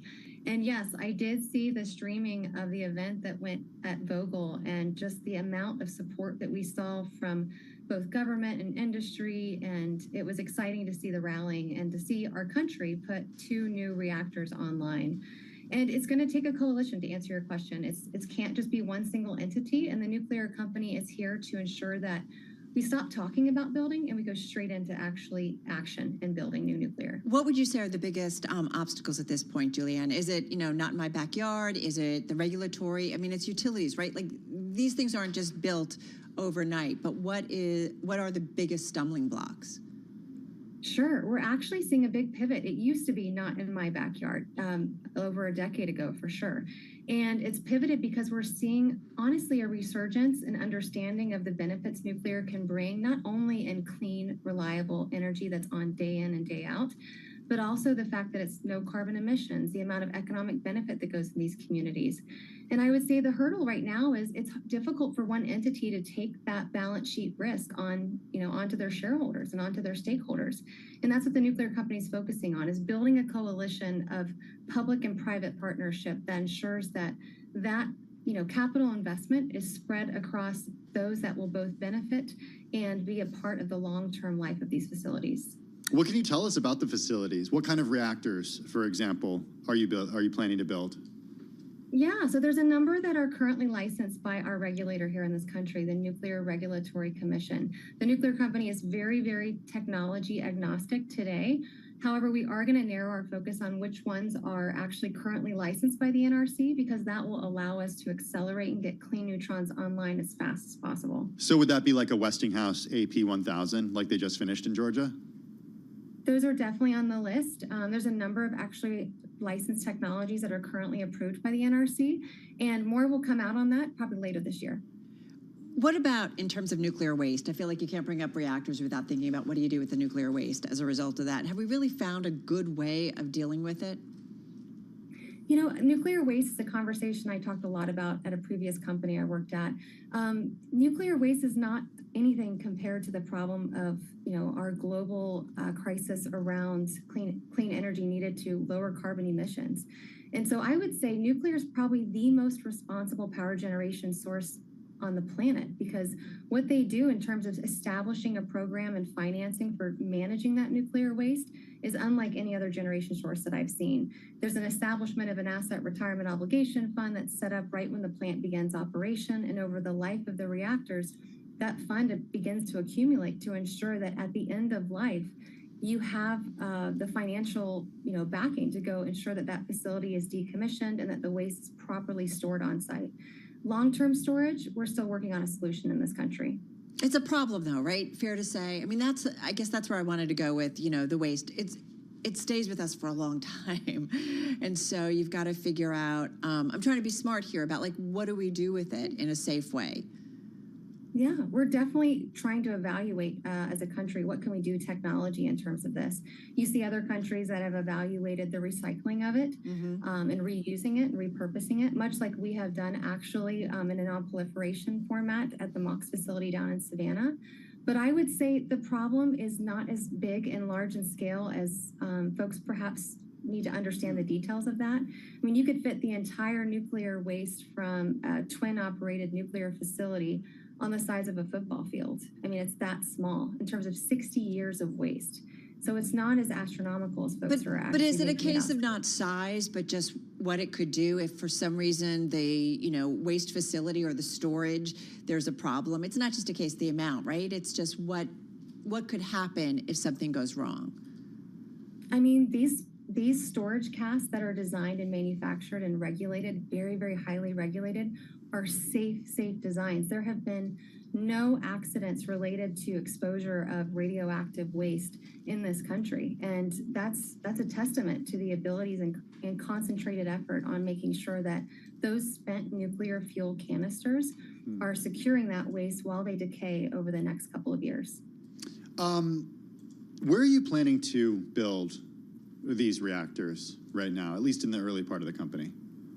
Sure. The nuclear company is evaluating a number of sites. Again, will be disclosed later this year along with the technology. When I look at what is the fastest way that we can put clean neutrons online, I look to the sites that currently have two factors. One, interconnect. You got to be able to have sites that have access to a location that can distribute power in large scale. And then two is making sure that we have sites that are permitted, that have passed that due diligence of technical and environmental assessments by the Nuclear Regulatory Commission, by the EPA and the state stakeholders. So there's a number of those sites currently being evaluated and more to come on where those exact locations will be. And what about who will buy the power? Who's going to do that? I mean, you and I are buying the power right now. I'm sitting here in Pittsburgh. But not from a reactor that you built. Well, I mean, the offtake for nuclear power when distributed goes to residential, commercial, industrial. And so when I look at the coalition, there's going to be members that are going to be a part of this community that we're building that will enable the offtake, those agreements to be solid and bankable. And so you're looking at the large industrials and hyperscalers that have come out publicly and stated that they want to see more nuclear in this country. So we are Bloomberg. We're always curious. So what are the plans to build? You know, talk to us about that coalition. We have about a minute left here. Who's already kind of ponying up to do something and move ahead? Yeah, I got to be cognizant of like just the members that we have, because some are publicly traded, some aren't. And I would say that it's very important to remember that we have seen enormous bipartisan support. So we're going to be working very closely with the U.S. government. They've enacted enormous amount of legislation. I mean, the Advance Act just a couple of weeks ago. And we're going to make sure that we leverage that relationship and build the largest public-private partnership that this country's ever seen. I just want to talk money because these things are so expensive to build. How much have you raised? We only have 30 seconds left. I can't talk about the raise yet, but I can tell you the investors that represent us, like MCJ, True Ventures, and others, have access to billions of dollars of capital, and they are fully behind us and supportive in making sure that we have enough capital to pass the due diligence tests and financial reviews that will be required to build gigascale and fleet scale reactors. Julianne, just really quickly, 15 seconds. Does it matter who's in the White House in terms of your mission come November? And just very quickly, please. No, very good question. And this is the biggest bipartisan topic. I mean, nuclear has been supported on both sides of the House, so we do not see this as anything that's going to prevent our ability to scale. Julianne Edwards, Chief Development Officer of the Nuclear Company, joining us on this Monday. Julianne, thank you so much. Hey, coming up next, we are driving to the close. Before that, though, a check on the latest world and national news. We had Amy Morris in the Bloomberg 99.1 Newsroom in D.C. Hey, Amy. Hi, Tim. More Democrats are coming out in support of Vice President Kamala Harris' presidential bid, including former House Speaker Nancy Pelosi. Michigan Governor Gretchen Whitmer joined governors from Illinois, Minnesota, and Wisconsin, all endorsing Harris today. Harris made her first public appearance after President Biden dropped out of the race for the White House and endorsed Harris. She spoke at the White House during an NCAA event to honor championship college teams, but opened her remarks talking about how she got to know President Biden before he was president through his son, Beau. The qualities that Beau revered in his father are the same qualities that I have seen every day in our president. Vice President Harris speaking at the White House at an event to honor college athletes. It is her first public appearance since President Biden bowed out of the presidential race. Today was the first congressional hearing into the attempted assassination of former President Trump. The House Oversight Committee heard from Secret Service Director Kim Cheadle, who during her opening statement took full responsibility for any security lapses. The assassination attempt of former President Donald Trump on July 13th is the most significant operational failure of the Secret Service in decades, and I am keeping him and his family in my thoughts. Several lawmakers calling for Cheadle to step down. That hearing still ongoing. The Israeli military ordered civilians to leave parts of the Gaza city of Khan Yunis because of a renewed assault against Hamas, even as it reduced the size of an already overcrowded humanitarian zone where they could potentially take shelter. This is the latest development in the conflict. It was announced as Israeli Prime Minister Benjamin Netanyahu prepares to embark on a trip to Washington this week. Global news 24 hours a day and whenever you want it with Bloomberg News Now. I'm Amy Morris, and this is Bloomberg.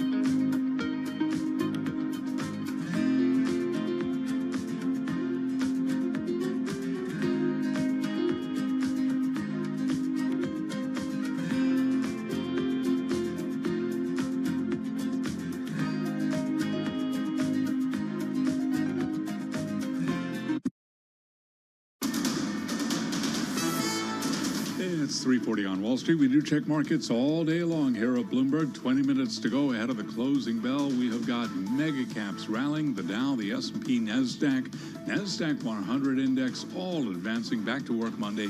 Let us head over to the First Word breaking news desk for today's afternoon call.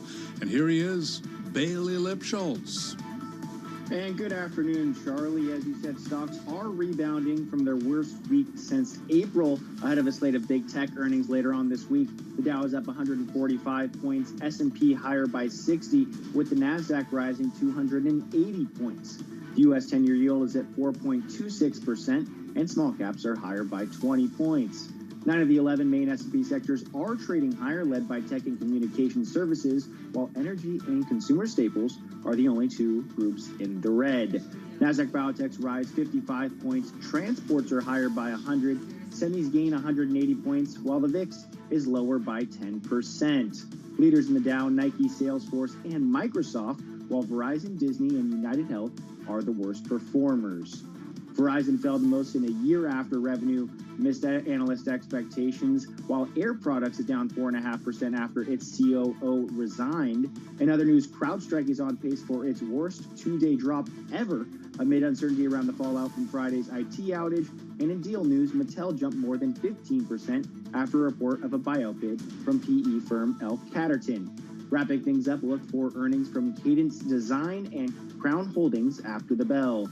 Live from the First Word Breaking News Desk, I'm Bailey Lipschultz. Charlie? Hey, we thank you very much, Bailey Lipschultz, and to hear live breaking news over your Bloomberg, type squawk, SQUA, on your Bloomberg terminal. I'm Charlie Pelleton. That is a Bloomberg Business Flash. I'm driving in my car. I turn on the radio. How about you let me drive?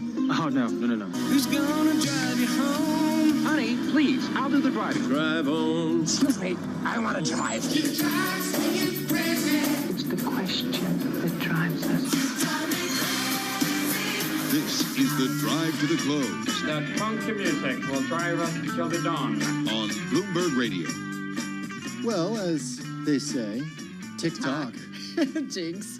And by they, I mean, as Carol says, tick-tock. Look at that. We got less than 18 minutes to go to the close of trading on this Monday. Near our highs.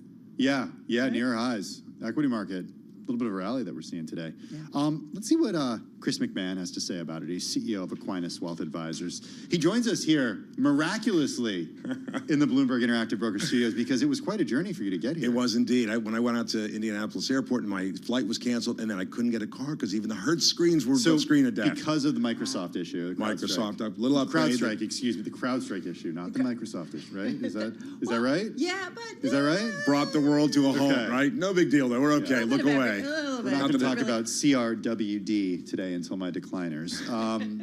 Hey, front and center, what's happening politically right now. This was a surprise to a lot of people, at least the timing, I think. Absolutely. Sunday afternoon. How do you think the market has taken this? We don't think the market cares that much. We think that the Biden administration and the Harris administration are the same in the eyes of the market, right? We think that there's been more optimism around Trump than previously, and I think the Trump response better. The market responds better. The Trump trade is a little bit more positive than it was even yesterday. We think that people are saying, "Hey," you think this is the Trump trade? Well, I think it's coming. I think what's happening is people are saying to us, "Hey, look, Trump's going to win this thing, right? He's going to extend the tax cuts. He's going to cut interest rates. That tidal wave of cash that's sitting inside our short-term bond funds is going to come pouring back to the market. So I think the market is more optimistic about the Biden and Harris now administration not being able to pull this thing off as they were even just a month ago. You don't think it's too soon for us to be making kind of a Trump trade or even a Harris trade or a Democratic trade? It's way too soon. Absolutely, well, I guess just to be smart here, right? It's just we've got a Fed meeting next week. Sure. Most would say that is really key in terms of what's happening in the markets. You've got earnings just getting underway. We've got some big ones, Chris. Obviously, this week we've got Alphabet, we've got Tesla. That to me seems to be more front and center, despite how much time we've spent talking about politics today and certainly over the weekend. But I am curious, what's front and center for you when you think about how to invest your clients' money? I think it's fair. I think that you're right that the market isn't perceiving a big difference between Harris and Biden, as I said already. So they are going to look at interest rates specifically. I think that's the big issue. The consumer is tapped out right now. We're seeing that durable goods sales sales have gone down. We're seeing that the mid-market person, the person on Main Street is hurting. They're highly leveraged. And the question is, how are we going to help them reduce that burden, right? And I think an interest rate cut is critical to this. If we don't see, I think, a full point by the end of the year, I think the market, I think it's priced in a little lower than that. I know, right? It's a full point. That's what I think is going to be needed. We went from like 6 to none to 2, and you think a full point? I think a full point. I think we're going to have 2 cuts. I think it's going to have to count to a point. When do you think we'll see the cuts? I think we have to see at least a significant one, 1/2 point before Election Day. I think probably, September would be the last. It has to be, right? And I think that this Fed is very politically active. I think they're aware of this, and I think it has to be significant because the consumer is drowning in debt. The middle market consumer. You think the Fed is politically active? I do. I think they say they're not. I think they're very good at saying we're not politically active. But I don't think I don't think Powell's going to be if Trump wins the #1 choice to run. He did say, to be fair, in our interview that we published last week, Bloomberg Business Week, it's the cover of the new issue, which, by the way, you can get now, but check out the story at Bloomberg.com or on the terminal. He said that he would let Powell finish out his term. I agree with you. He did say that. He did. I agree with you that he said that. Yeah. Okay. Time will tell. Time will tell. Tell us about your clients and your investors that you work with. Who are they? What are kind of top of mind for them? I think a lot of people are still worried about traditional things. Do I have enough money to retire? Still the big issue, regardless of how much they've done. It's interesting. The last 24, 36 months have been great, right? The indexes have performed well. Certainly the last 24 months, people that are just balanced investors have done north of 12%. So they're comfortable. They have more assets, but I think they're more worried than ever. The geopolitical landscape is freaking people out. It is. They're saying, gosh, the Ukraine, what's happening there? What's happening in the Middle East? And what does this mean what does this mean for me as an investor? Are we going to have a catastrophic, adjustment in the market? Do you think that if Trump wins, those fears would change? Yeah, he has talked, and Republicans, especially J.D. Vance, have talked about the need for Ukraine to sort of be on its own. And then, again, I go back to the Business Week story last week. Trump said he wouldn't defend Taiwan if China invaded there. What are your thoughts around that? I think people are looking a little bit more at their backyard a little bit more. I think if they feel that the border's a little bit tighter, I think if they feel that interest rates cut a little bit, I think that's enough to give people comfort and say we're going to be okay. And I think that, as I said, our clients are a little bit worried too about this whole, commercial real estate crisis, right? We're seeing 30, 40, 50% vacancy rates. So what are you doing then with client money if everybody's so worried? Well, with cash, you're still getting paid for cash. So our allocations are about 6% higher in cash than normal because they're happy to get 5% on that cash. So if it's 6% higher, how much is in cash? About 12%. Normally it's about double. So it's a double allocation.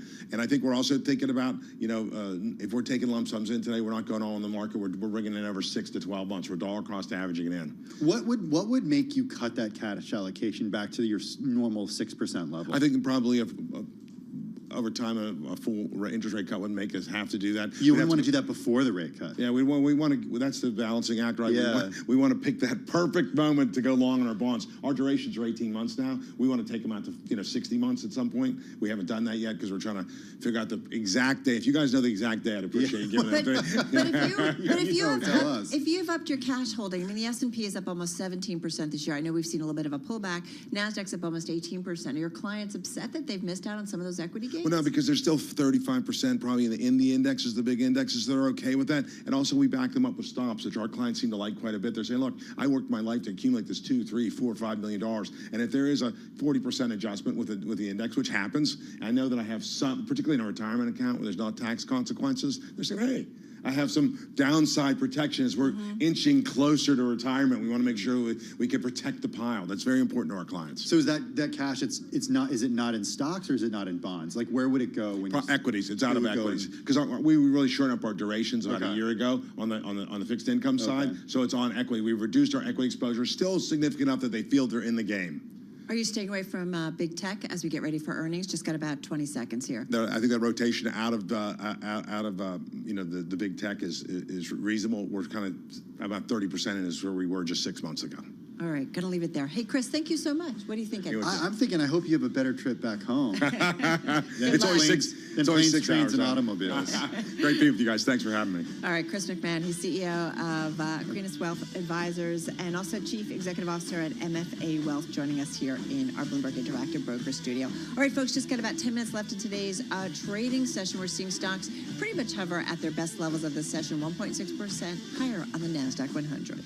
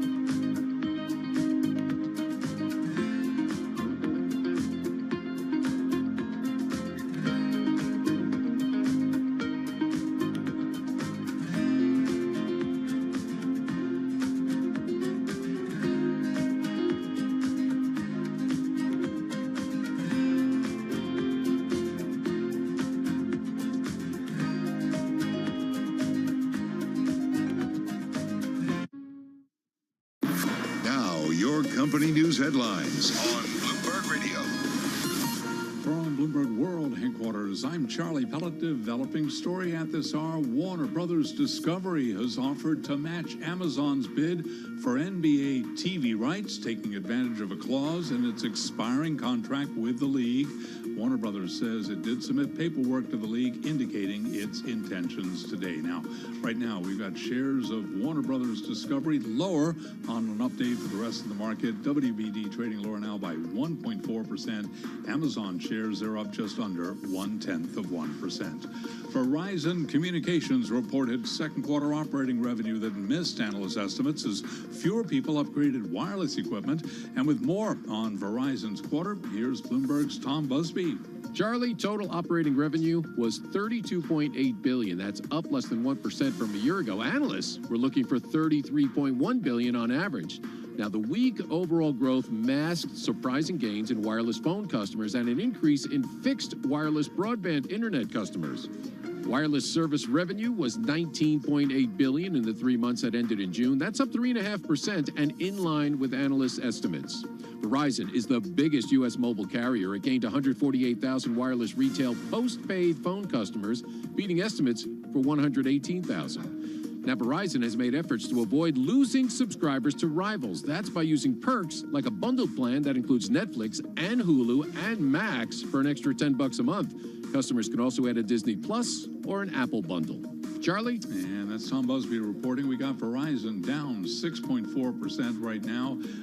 Shares of AT&T lower by 3.1%. T-Mobile down by 2.6%. Those are our top company stories at this hour, and this is Bloomberg. This is Bloomberg Business Week with Carol Messer and Tim Stenevec on Bloomberg Radio and Television. All right, everybody. Just got about 5 minutes, just under 5 minutes left in today's trading session. Tim and I are going to head over to our TV colleagues in just a moment, so we're going to wrap up the trading day. What are you thinking there, Ben? So a little after our simulcast, we're going to be talking about a great story in Business Week about Airbnb. And among the most read stories on the Bloomberg terminal. I saw this. Did you see this? The Wolf of Airbnb? Yes. This is the most read, isn't it? Or, yeah, in the last hour, third most read. Gets 4 years for New York City rental fraud. This is not what the story we're talking about. No. You know, at 408 is. Right. Conrad Bichet. Is it Bichet? I don't know. Bicher. We don't know how to say it. He's 32 years old. He was sentenced today after pleading guilty last year to a single count of wire fraud. He had faced as many as 20 years in prison. It convicted at trial, but federal prosecutors agreed to a lesser sentencing range as part of his plea agreement. He took up the nickname in a nod to the Wolf of Wall Street to be called the Wolf of Airbnb. Yeah. Yeah, he because he was, quote, someone who was hungry and ruthless enough to get on top of the financial ladder. He didn't say that. Federal prosecutors said that. Yeah, in court on Monday, Assistant U.S. Attorney Matthew Weinberg noted that Bichet, I think that's how you say it, who the defense said was adopted by an Amish family, had told a co-conspirator in April of 2020 that he wanted to rip off, quote, every single landlord in New York, knowing it would be hard for them to evict tenants due to the COVID-19 pandemic. The defendant sees this as an opportunity to just enrich himself. This is Weinberg telling U.S. District Judge Lorna Schoenfeld, it is deeply offensive. Prosecutors said that he leased more than a dozen apartments in Manhattan that the city had barred from short-term rental by third parties, or that couldn't be subleased without the owner's consent. They said he failed to pay the rent while listing the units on marketplaces, including Airbnb. He and his associates made at least $1.17 million in income from the units while withholding more than $1 million in rent between July 2019 and April of 2020. This is according to the U.S. He was also accused of obtaining more than $500,000 in loans guaranteed by the government through a small business administration program designed to provide relief for companies affected by the pandemic. All told, he will forfeit more than $1.74 million and pay more than $2.22 million in restitution. So 4.5 years in prison. He admitted that he defrauded New York City landlords. Accountability. Yeah. Illegally listed apartments for short-term rental. If you want to see the most read stories, check out READ Go on the Bloomberg terminal. Do not go anywhere, though. We're heading over to our TV colleagues. We're going to count you down to the close on this Monday. The closing bell starts right now.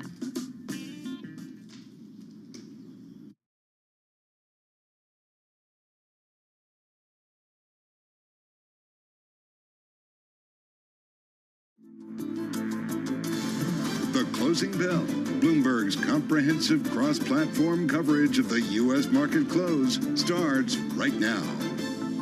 And right now, we are 2 minutes away from the end of the trading day. Romaine Bostic here with Alex Steele, taking you through the Closing Bell, a global simulcast. It starts right now with Scarlett Fu in the TV studio, Carol Masser and Tim Stenovic in our radio booth as we welcome our audiences across all of our Bloomberg platforms, including our partnership with YouTube. A pretty wild day here, Carol Masser. We came in this morning, of course, all consumed by politics, and we end the day here with a focus here on that rotation and a broadening out of the equity rally. Yeah, back to the markets, right? Our bread and butter, we go. A lot going on, obviously, in the political world, but we've been trying to make sense of it. I think a lot of election watchers would say time will tell. We still have, over 100 days to go before the election. Having said that, once again, I'm drawn to the semiconductor world because I'm looking at some mega outperformance, 3.8% higher on the SOX, the Philadelphia Stock Exchange Semiconductor Index.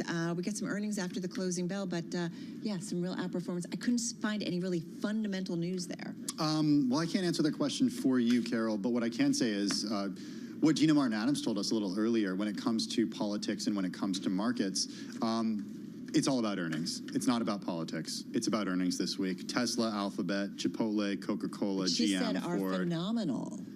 Well, we'll see. She said earnings so far. So far, yeah, so far. It's early days, though, right? We can't get too carried away just yet. As well as the semiconductors are doing, I'm kind of impressed with the Russell 2000 this afternoon. In the last 90 minutes of trade, you saw the Russell's trajectory change to something much steeper, and now it's overtaken the NASDAQ composite.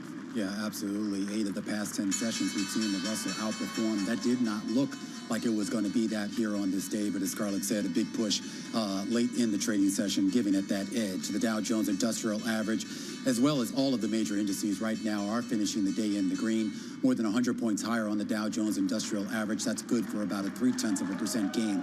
60 points higher on the S&P 500, 1% up on the day. The NASDAQ Composite higher by about 1.58%, and I'll be that precise here because I do want to talk about that outperformance with the Russell. The Russell closing out the day higher by 36 points, or about 1.6, 1.7% here on the day, with much of those gains coming in the final 30 minutes of trading. All right, the S&P 500, guys. We did see most names in the index higher today, 395 names to the upside, and you had 105 to the downside, 3 unchanged, Scarlett. All right, let's take a look at the sector performers today, and a lot of green on that screen right there. And of course, that's because tech, which is the most heaviest weighted of the different sectors, is up almost 2%. Carol had mentioned semiconductors. Those are the drivers behind the tech group as a whole. Communication services getting a lift from Netflix and Alphabet, and industrials making a late run for it. They're up 1.1%. Your laggards, energy stocks down about 0.75%, and staples are little changed. All right, guys, to the individual gainers we go. Tesla, this was among your top gainers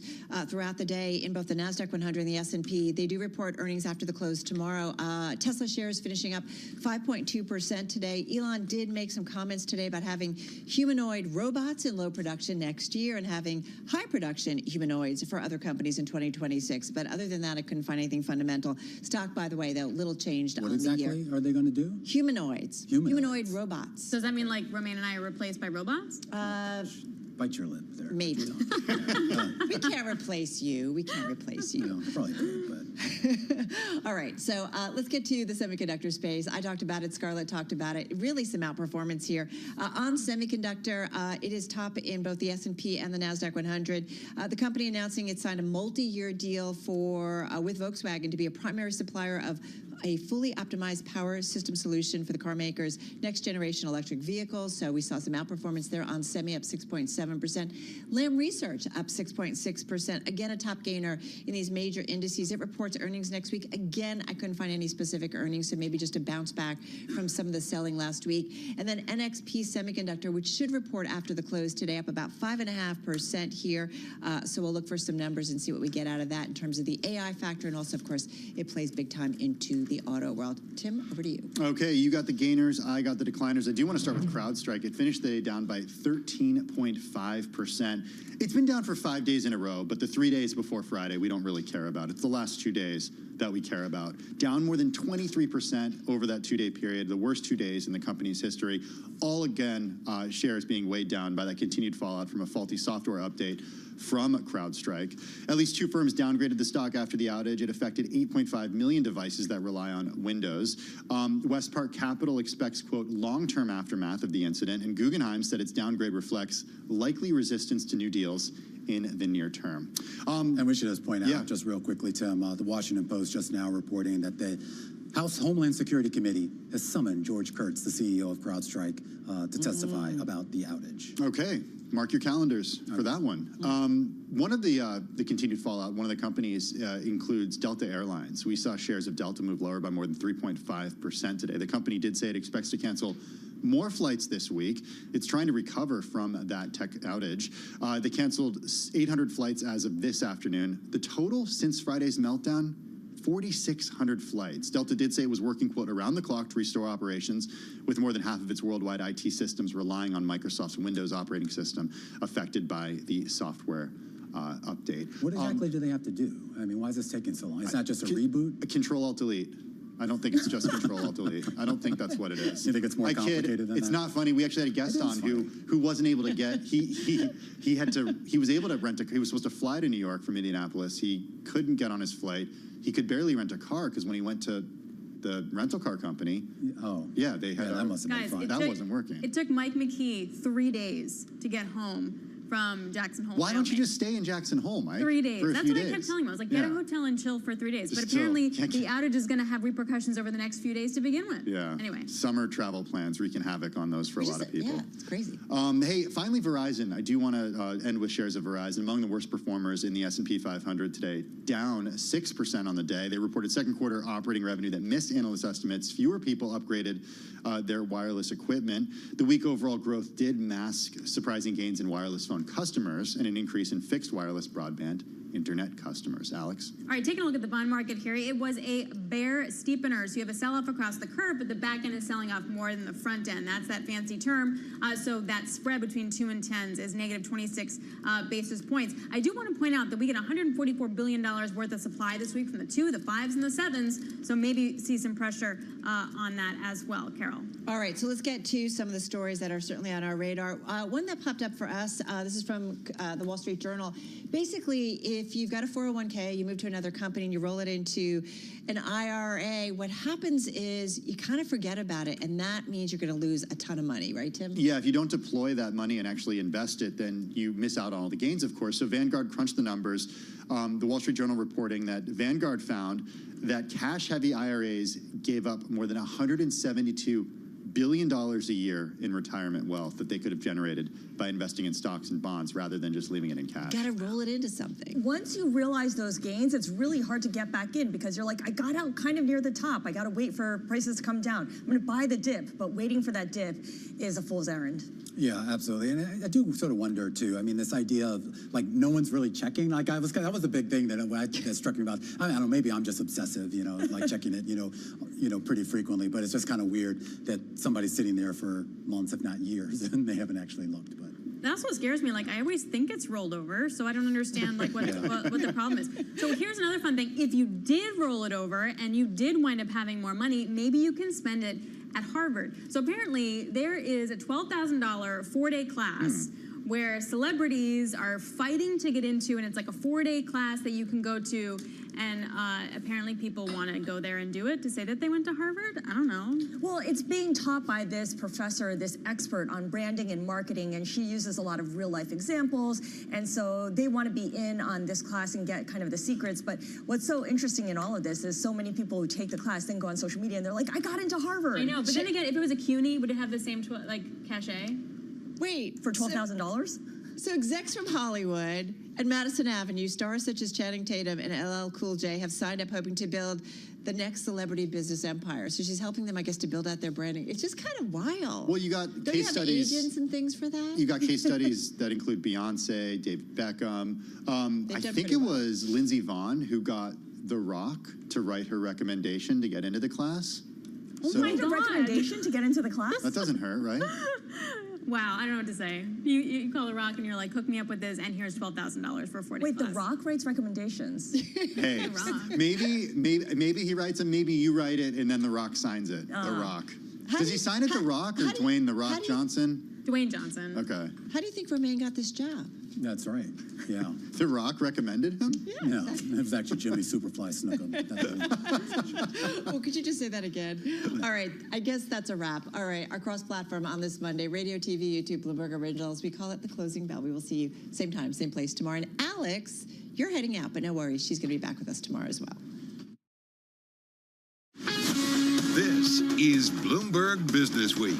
Insight from the reporters and editors who bring you America's most trusted business magazine. Plus, global business, finance, and tech news as it happens. Bloomberg Business Week with Carol Messer and Tim Stenevec on Bloomberg Radio. I don't know what he said. Whatever it is a reference to, I don't understand it, which is fine. It's just how it goes with me in pop culture. Oh, my God. All right, let's get to... Yeah. About 15 years ago, yes. Airbnb, over the last 15 years, it's really established this new market for short-term real estate rentals. It made it easier for property owners to take on renters by helping travelers find alternatives to hotels. It also handled some of the transaction details. Don't forget about the cleaning fee. Yes. It was a boon for many property owners who suddenly had a new source of income to help pay off their mortgages. They could fund renovations. And Carol, Airbnb added more than 1 million active listings just last year, while also posting record profit. It's doubled, or more than doubled, its market value to $97 billion since 2020 when it went public.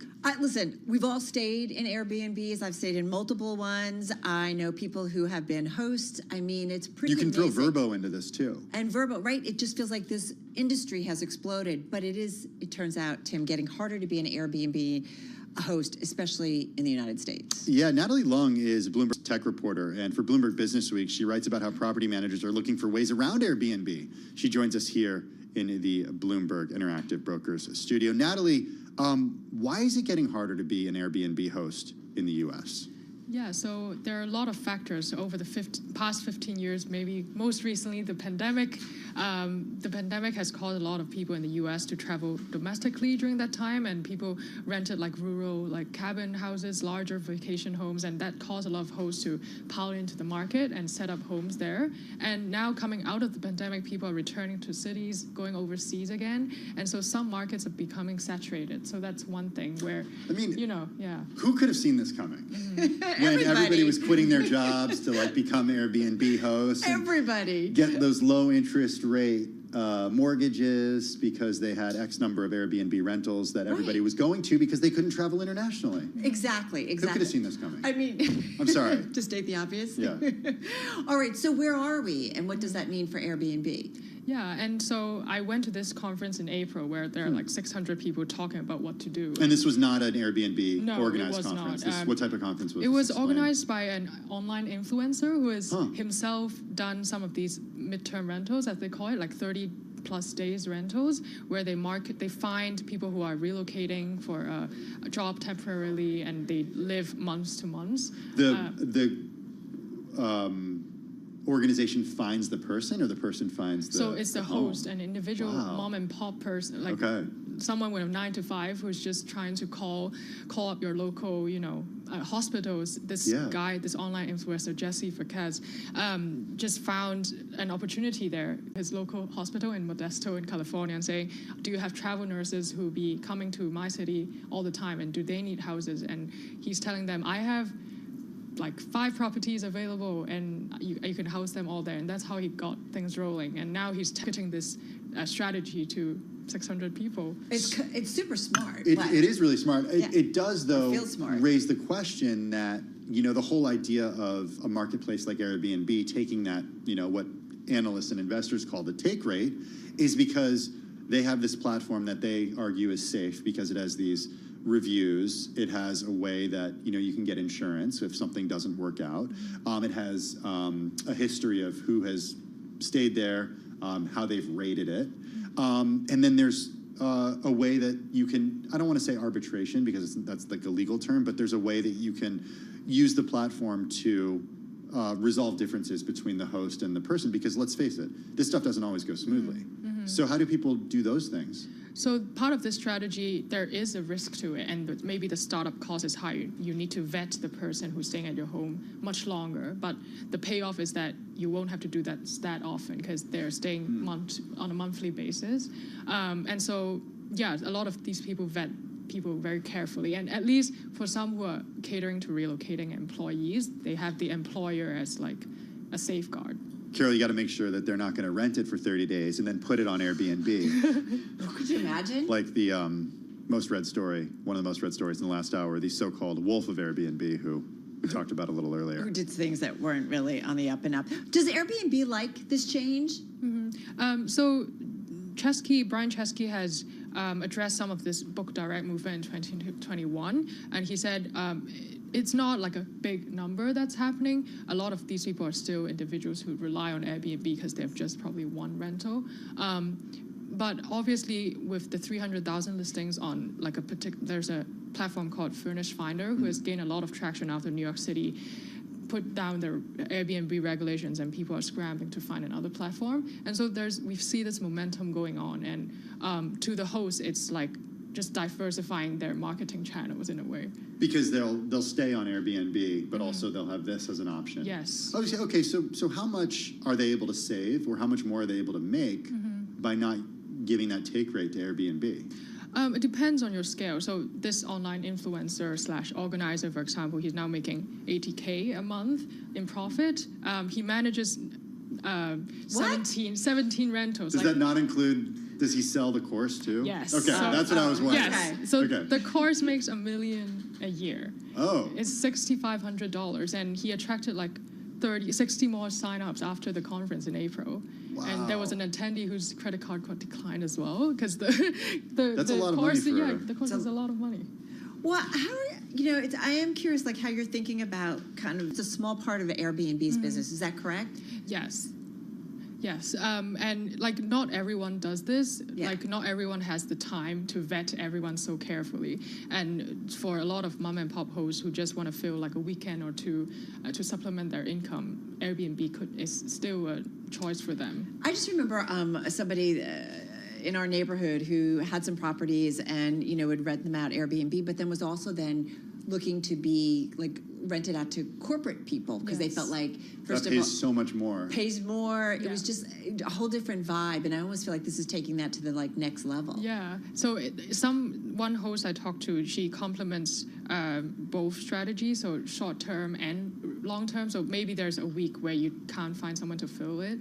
They will try to still go on Airbnb. She takes like 50% of her bookings still on Airbnb, and but on the side, she has this property management business herself as well. So people are getting creative. It's a really fascinating way to do this. We've been spending time talking about Airbnb, but you also, right at the beginning of your story, you talk about Vrbo. And that's, vacation rental by owner is what it stands for, but Vrbo is the way we say it. Is Vrbo having the same challenge too?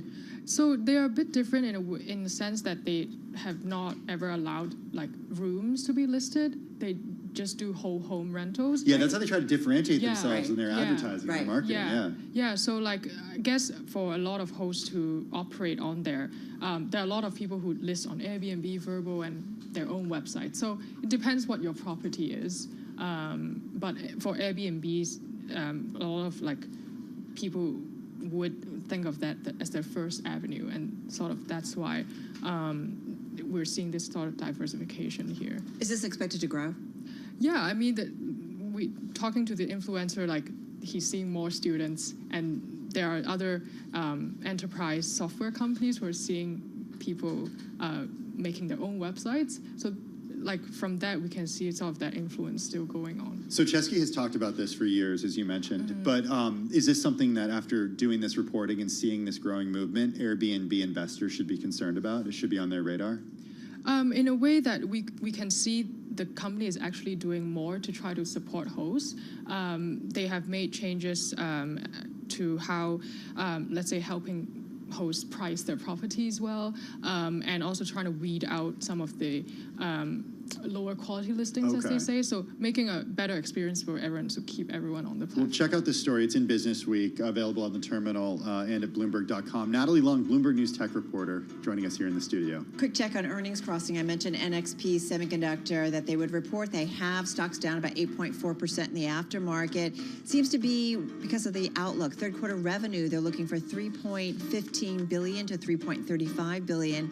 The estimate is for $3.35 billion, so it looks like they're lowering at least the range there. You are listening and watching Bloomberg Business Week.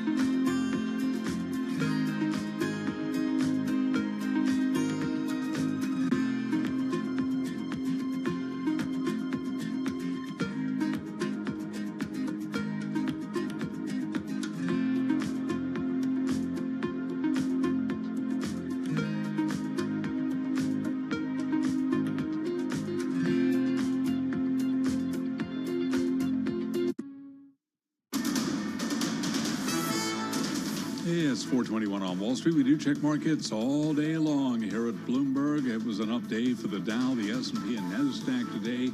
S&P, after last week, selling up 59 today, finishing the session at 55.64, up 1.1%. Dow Industrials up 128 points, up by about 0.3%. NASDAQ up 280, higher by 1.6%. Dip buyers wading back in to drive those Wall Street gains. 10-year, 4.25%. The 2-year, 4.51%. Spot gold down 1.9%, 23.98 the ounce, a drop of just about 0.1%. And West Texas Intermediate crude down 0.4%, 79.78 a barrel. Warner Brothers Discovery is offering to match Amazon's bid for NBA TV rights, taking advantage of a clause in its expiring contract with the league. Company says it has submitted paperwork to the league indicating its intentions. Today, we had shares of Warner Brothers Discovery down 1.4%. Again, recapping, S&P up 59, a gain there of 1.1%. I'm Charlie Pelleton. That is a Bloomberg Business Flash. Take my hand, right now tonight to case the Who doesn't like a little Thunder Road? Who doesn't like a little Bruce Springsteen? Excuse me. Well, the Stone Pony. Yes. You hear those three words, and if you're like me and many others, you think of one man. Bruce Springsteen. Yeah. And make no mistake. As a good Jersey girl, I can say that. You can say that. The boss certainly is a huge part of the Stone Pony, but as our next guest writes in a new book, it was just out last month, it's not just a place for Springsteen and his fans, Carol. It's a place that has become a, quote, international rock pilgrimage for all types of musicians. And despite the fact that once renowned venues like CBGB and the Cavern Club, which is where the Beatles started, those are gone. The Stone Pony, where Bruce got his start, it's still here. Nick Corsaniti is a political correspondent for the New York Times. He's the author of a new book, I Don't Want to Go Home, The Oral History of the Stone Pony, and he joins us here in our Bloomberg Interactive Brokers studio. So someone who knows all about it. Welcome, welcome. Thanks for having me. Since you do cover, well, politics. Oh, yeah, that's where we're going. We need to kind of start there, if you don't mind. Sure. How are you thinking about this environment? How are you thinking about democracy right now, considering the developments of the past weekend? Well, it's interesting how that's actually a word that's being thrown around a lot, especially from the right. You know, President Trump's campaign, Speaker Johnson, Senator McConnell, they all had statements within an hour of Biden's letter being posted saying that this is undemocratic, you're disenfranchising the 14 million voters who cast primary ballots for Biden, and they cast them for Biden, not for Biden-Harris. And that, you know, this was an anti-democratic move. Now, it's a bit of a difficult message for them to carry, just given everything that happened in January 6th and, you know, a lot of voting laws that have been passed by Republican-led legislatures. But it's certainly something that's starting to catch on with voters. You know, there was a poll in the Washington Post about 6 weeks ago about the issue of democracy and, you know, how important it was to voters. And it was more than 60% said it was extremely important. Now, the only thing that came close to that was the economy. So this is vitally important to voters. Right. Yet they actually said in these 6 swing states that they trusted Trump a little bit more than Biden to handle those issues. So it's, you know, it's something that's been defining for our politics for the last 4 years. You know, President Biden made his last major address before the midterms on issues of democracy, and then Democrats did very well in the midterms. Right. So it's something that's very much at the forefront of the conversation as everything's happening with Vice President Harris, Democrats coalescing, and all of that. But was there an alternative to this sort of coronation that we saw over the last 24 hours because there are around 100 days left? Like, was there an alternative apart from, you know, so many, I don't want to call them kingmakers, but truly, you had people in the last 24 hours on the Democratic side coming out, and not everybody, and endorsing Kamala Harris in a way that makes it so she is the nominee without actually having appeared in a primary. The practical nature of where we are in the cycle right now makes it really hard for anyone other than Vice President Harris to kind of step up. Okay. Because what the Biden campaign has is staff, infrastructure, field offices, $90 million in the bank, a fundraising apparatus that, you know, she says that she's raised $86 million, I think, which is a staggering number, since the announcement 24 hours ago. No one else could do that. Like, if someone who's extremely popular, thought of as a next-generation Democrat, like Gretchen Whitmer, Gavin Newsom, Josh Shapiro, they'd all be starting from scratch. Sure, they might be able to inherit some of the apparatus, but it'd be really, really hard. And that's just, we're talking about the practicality, right? The politics of trying to leapfrog the first black woman vice president, and who's also going to now be the first possible, you know, standard bearer for the Democratic Party. To try and take that away in the modern coalition would just be really politically challenging. Do people know what democracy means? I think that's a really interesting question that Washington Post poll explores. It's become so polarized and politicized that people ascribe democracy to different issues that aren't necessarily just about voting, just about trying to overturn an election, trust an election, break into election machines, everything that, you know, when I write about it, that's my focus. But you see people thinking about democracy just as like, well, if the other side wins, it's a mortal threat to the future of the country. Whether you're a Republican or Democrat, it's kind of been going in this polarized way. And so I think that the issue has certainly been politicized and polarized and muddied in a way. But at the same time, when it's simple and pure, right? It's a government of all of us. Exactly. Well, there is even another debate where you hear, especially on the right, more we're a republic, not a democracy, which, you know, would take the rest of this program to fully unpack. But it's definitely something that I think is being effectively muddied. But again, when you have a Democrat, say, who goes back to the original messaging of this from post-January 6th, spring of 21 with all the voting laws, like current President Biden really did a good job of that in the fall of 22 before the midterms, and it did break through. So you wonder if there is going to be a refocus on that. I mean, we're already seeing January 6th ads again hitting the airwaves, right? So I think this is going to be at the forefront. You cover voting rights and democracy, and we're going to get to the Stone Pony in a bit. We got a great chunk of time with you, so we got plenty of time. Do you think is it fair to say that voting has changed just in the 2 years since the midterms, or in the 4 years since the 2020 election? Like, have the rules in certain states changed? Oh, significantly. And has it become easier or harder to vote? It depends on where you are, and it depends on who you are. There's been, efforts to limit mail voting, especially. And so if you're in a state where they changed the mail voting rules and you were once a mail voter, there's some things that you now have to be aware of. There's efforts to say, like, let's say in Wisconsin, there's been this whiplash about using drop boxes, which is where you can bring an absentee ballot, drop it off just like a mailbox. A lot of voters love that because you're not bound by whether a voting office is open or not. Let's say you can't go during work hours, you're a shift worker, you can only go at, say, 6 a.m. or 8 p.m., you drop off your ballot. It's easier. For the midterms, the Wisconsin Supreme Court said, no, you can't do that. So all of those voters couldn't do that anymore. And then the newly constituted Wisconsin Supreme Court, which now leans Democratic, even though they're nonpartisan, it was once conservative, now they're putting them back, right? So maybe voters can go use that. So that's just one example of, like, the shifts. Now, and there's also the shift in the wholesale voting behaviors that has really kind of defined everything since the pandemic. Voting by mail used to kind of be a Republican advantage. Yeah. In Florida and Georgia, like in Georgia, where it's become such a flashpoint where Republicans are limiting it, it was the Republican governor who brought it to Georgia. George W. Bush and Karl Rove were absolute masters of the vote by mail and using the mail. There's a whole book written about it by Sasha Eisenberg. So it's interesting to see the patterns behave, the politics change, and then, there's a lot of laws that have been changed. All right, speaking of a book, how does someone who covers voting rights and democracy at the New York Times... Come on, you need a break after doing that. You got to write about something completely different. Write a book about the Stone Pony. So in between the 16 and 20 elections, I was the New Jersey correspondent, of which I'm from, loud and proud New Jerseyan.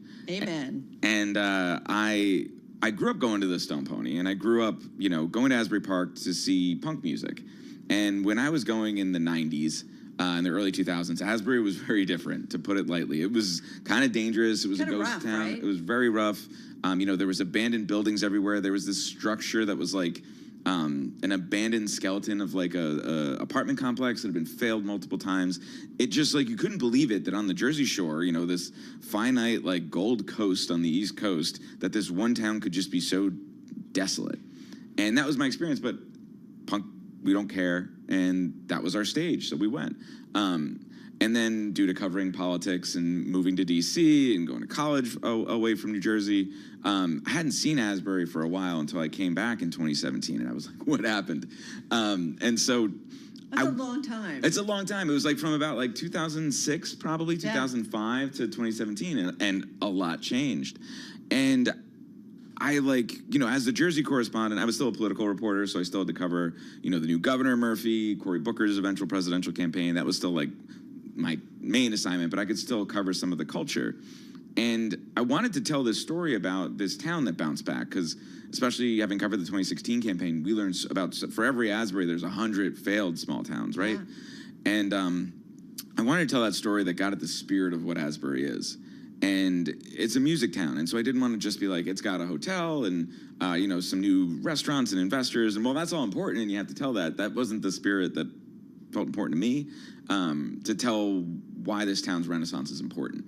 And so I was like, hey, the Stone Pony's still there, somehow, magically, in, like, open defiance of the expected lifespan of a rock club.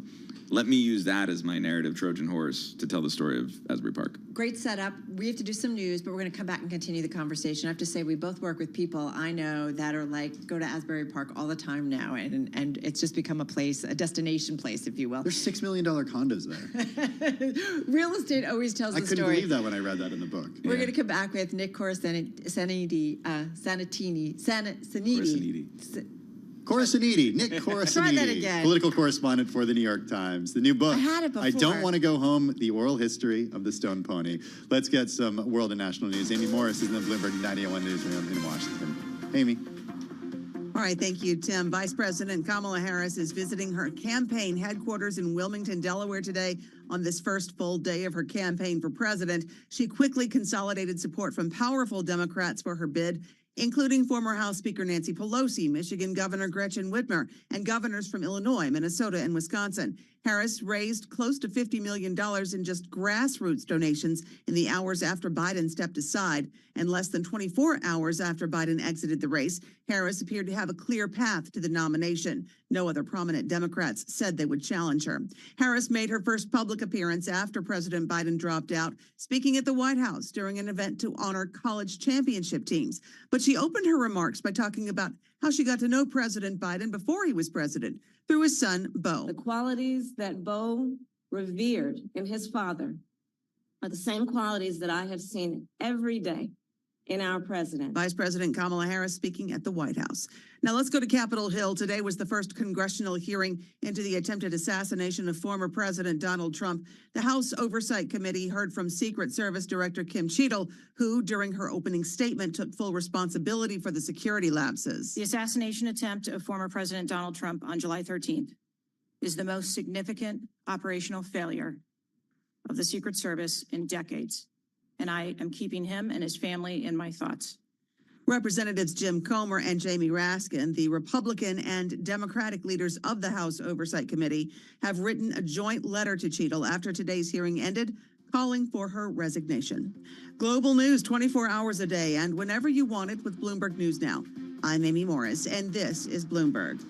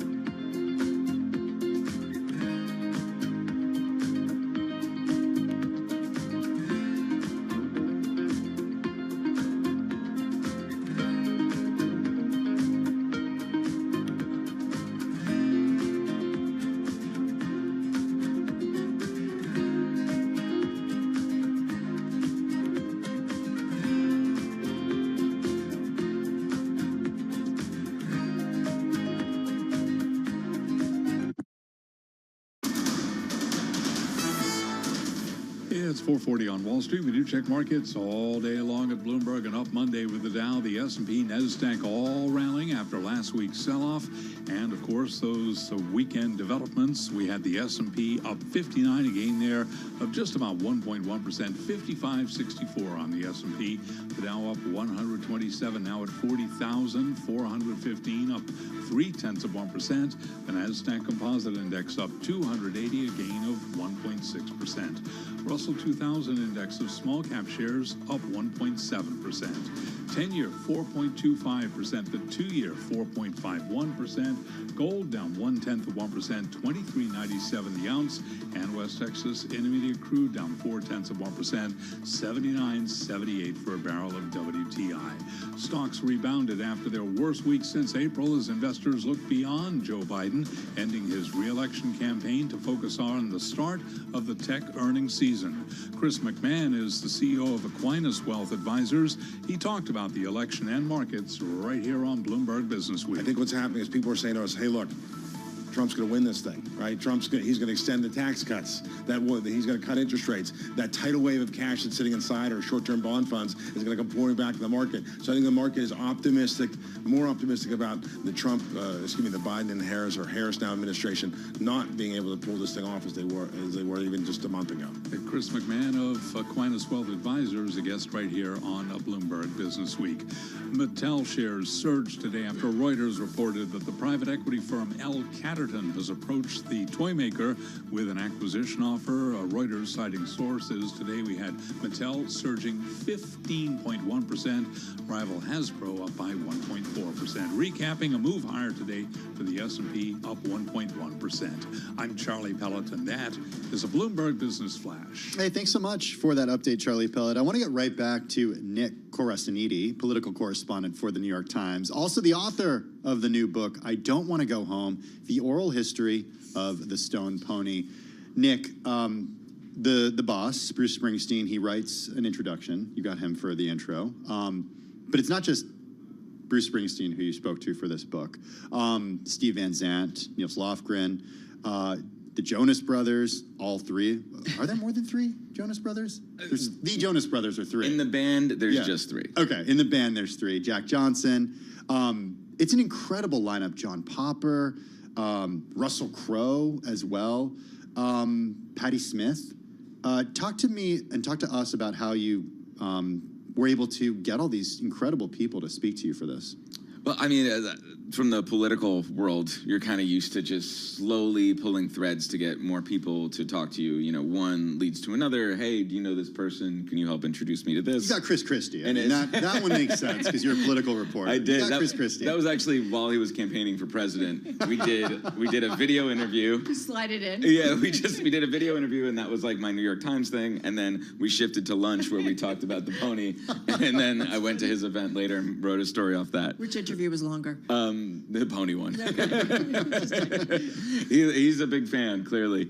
But it's, I also think what was interesting to me was how many people were willing to talk. And I think it just speaks to the weird, draw and allure that the Stone Pony has for so many artists, in part because of the spirit that like Springsteen, Southside, and Stevie kind of like imbued in the place. Mm-hmm. So Tom Morello calls them the good ghosts that are in the pony. And I think so many artists feel that.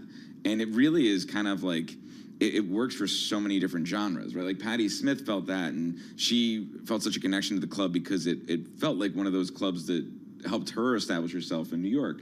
The same way that like Mike McCready felt the guitarist from Pearl Jam, felt an amazing connection there because it reminded him of his origins when like crowds were on top of you, and you could see everyone in the crowd so clearly that you could read their beer labels and what that felt like as a musician.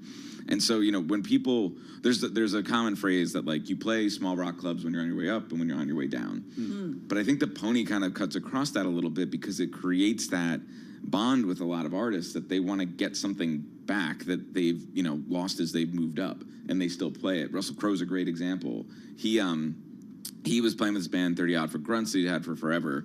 And he booked a tour right before Gladiator comes out, when he's, sexiest man in the world, one of the most A-list celebrities of all A-list celebrities. And he had booked Madison Square Garden Theater, not the full garden, but still like a 6,000 person venue. And then the Pony, about 600. And so once he's a megastar, they were like, well, you got to cancel the Pony because you're in the Radius now. And he was like, no, I'm going to cancel the Garden. I don't need that. I want to do the Stone Pony. And like that and he has an interesting story in the book how he was actually going to play in New York on September 10th, 2001. So playing at the Pony actually might have, because he was staying at a hotel right next to the towers, might have, saved his life. But just the fact that he gave up 5,500 fans to play at the Pony, and what that would feel like, I think speaks to how so many people feel about the place. Are you not entertained? Yeah. I had to say that. I'm sorry. I just had to say That's that. good. I mean, how did it come to be, though? Like, I think we just not take it for granted, just assume it just came to be. I don't know. We assume it was Bruce Springsteen. How did it come to be? Well, it opened in, kind of a desperate time for Asbury Park. It had experienced pretty traumatic race riots a few years beforehand, and that caused some pretty big flight. But what that also did is, as Stevie Van Zandt says so lyrically in the book, it left it to us rockers, rogues, mystics, and renegades. And we'll always hear him saying that, in my head. And he just says it so effortlessly because he's just such a lyrical person. And that created this scene of musicians that, you wouldn't expect to find on the Jersey Shore. You find it in Motown, in Nashville, and New Orleans, but then for some reason you had it in Asbury Park. And once Springsteen starts taking off, people start paying attention to it, and then Southside Johnny and the Asbury Jukes start. And they kind of really help create this sound of music. It's rock and roll with horns and gospel and soul and R&B, and it was a sound you hadn't heard elsewhere. And it was dancey, and people wanted to dance to rock music again, right? Like the whole guitar slinger thing, it kind of made people watch music. You were dancing again, and people loved that. And Bruce loved that. So he starts coming, people start learning about it. There's a famous broadcast of a Southside Johnny show in '76 on 11 radio stations across the country, and that wasn't done that much. So now there's a scene and a sound, and everyone wants to start coming. And then when Bruce becomes really famous, it also becomes his home. And, he says in the book, the things of celebrity that would bring you to New York and LA and all the things that normal people would do didn't interest me. What interested me was where I was from. Yeah. These people mattered to me, and this place was interesting to me in sustaining that scene. And so when you have a guy, imagine right now, like if Taylor Swift picked a 600-person club and just showed up there on Tuesdays, people would be camping out, right? Like you wouldn't even be able to get within a 10-block radius. He was that famous after Born in the USA. So that he was still doing it created this spontaneity that lives on there. And it's maybe Bruce will show up, but also it's maybe like I'm seeing, a metal band and maybe Zakk Wylde shows up, or I'm seeing a punk band and maybe I'm seeing Taking Back Sunday and the guys from Brand New come out, or I'm seeing, Midtown and Brian Fallon comes out. Because it just continues. It's the spirit of the place in like the truest sense of the word, and it really, I think, has just stuck in a way that like you can't take it out, and that's what keeps artists from coming back. You write in the book about the transformation of Asbury, and I'm wondering if the Stone Pony will live on into the future because it has changed, the area around it has changed so much. It's a great question. I think everyone in Asbury recognizes that the Stone Pony is the kind of spiritual beating heart and soul of Asbury. And so as the towns come back in a kind of very organic way, they've done a great job at preserving that.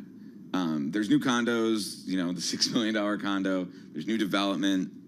It's a money town right now. They're building condos everywhere. But I think they understand that you can't touch the Pony. You have to leave it there. And you kind of have to leave the summer stage there, too, because it's become such a part of town. And, like, it's like this mini festival feel every night. And the sounds echo across the boardwalk. So, like, even if you don't have a ticket to say... I was just at the Bouncing Souls at the Pony on Saturday. Even if you have a ticket, you were 3 blocks away on the boardwalk. You could hear, them playing "Hopeless Romantic," and so that's pretty cool. You just can't remove that. If you do, it's not Asbury anymore, right? It's just another wealthy beach town. 2 bouncers did this, right? Exactly. It started by 2 bouncers who were just like, I want to do my own thing. And they did, and it's had its ups and downs. It's closed twice, and it's certainly not a bouncer-run bar anymore. It's backed by major industry support, including Live Nation. But it persists. Yeah, I mean, listen, everybody talks about Asbury Park. I feel like it's just something so much more. Nick, thank you so much. Really appreciate it. Nick Corasaniti, he has a new book out. He's, of course, political correspondent for the New York Times. The book, I Don't Want to Go Home, The Oral History of the Stone Pony. This is really fun. Thank you so much. Good luck. This is Bloomberg.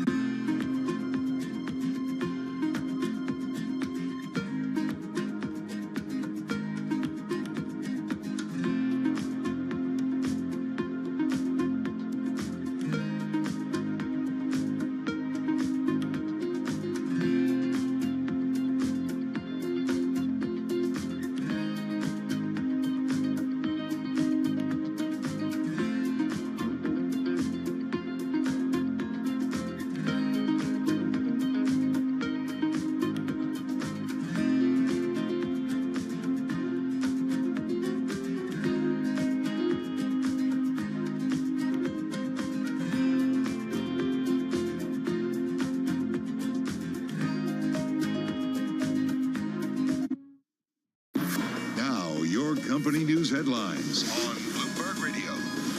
From Bloomberg World Headquarters, I'm Charlie Pellet. Warner Brothers Discovery is offering to match Amazon's bid for NBA TV rights, taking advantage of a clause in its expiring contract with the league. The company said it submitted paperwork to the league indicating its intentions today. Short sellers piling into bets against CrowdStrike Holdings were rewarded Friday when that botched software upgrade from the firm sparked a global IT outage and sent shares plunging to their worst days since November 2022. According to data from S3 Partners, short sellers reaped paper profits of $461 million on the cybersecurity software company's 11% drop.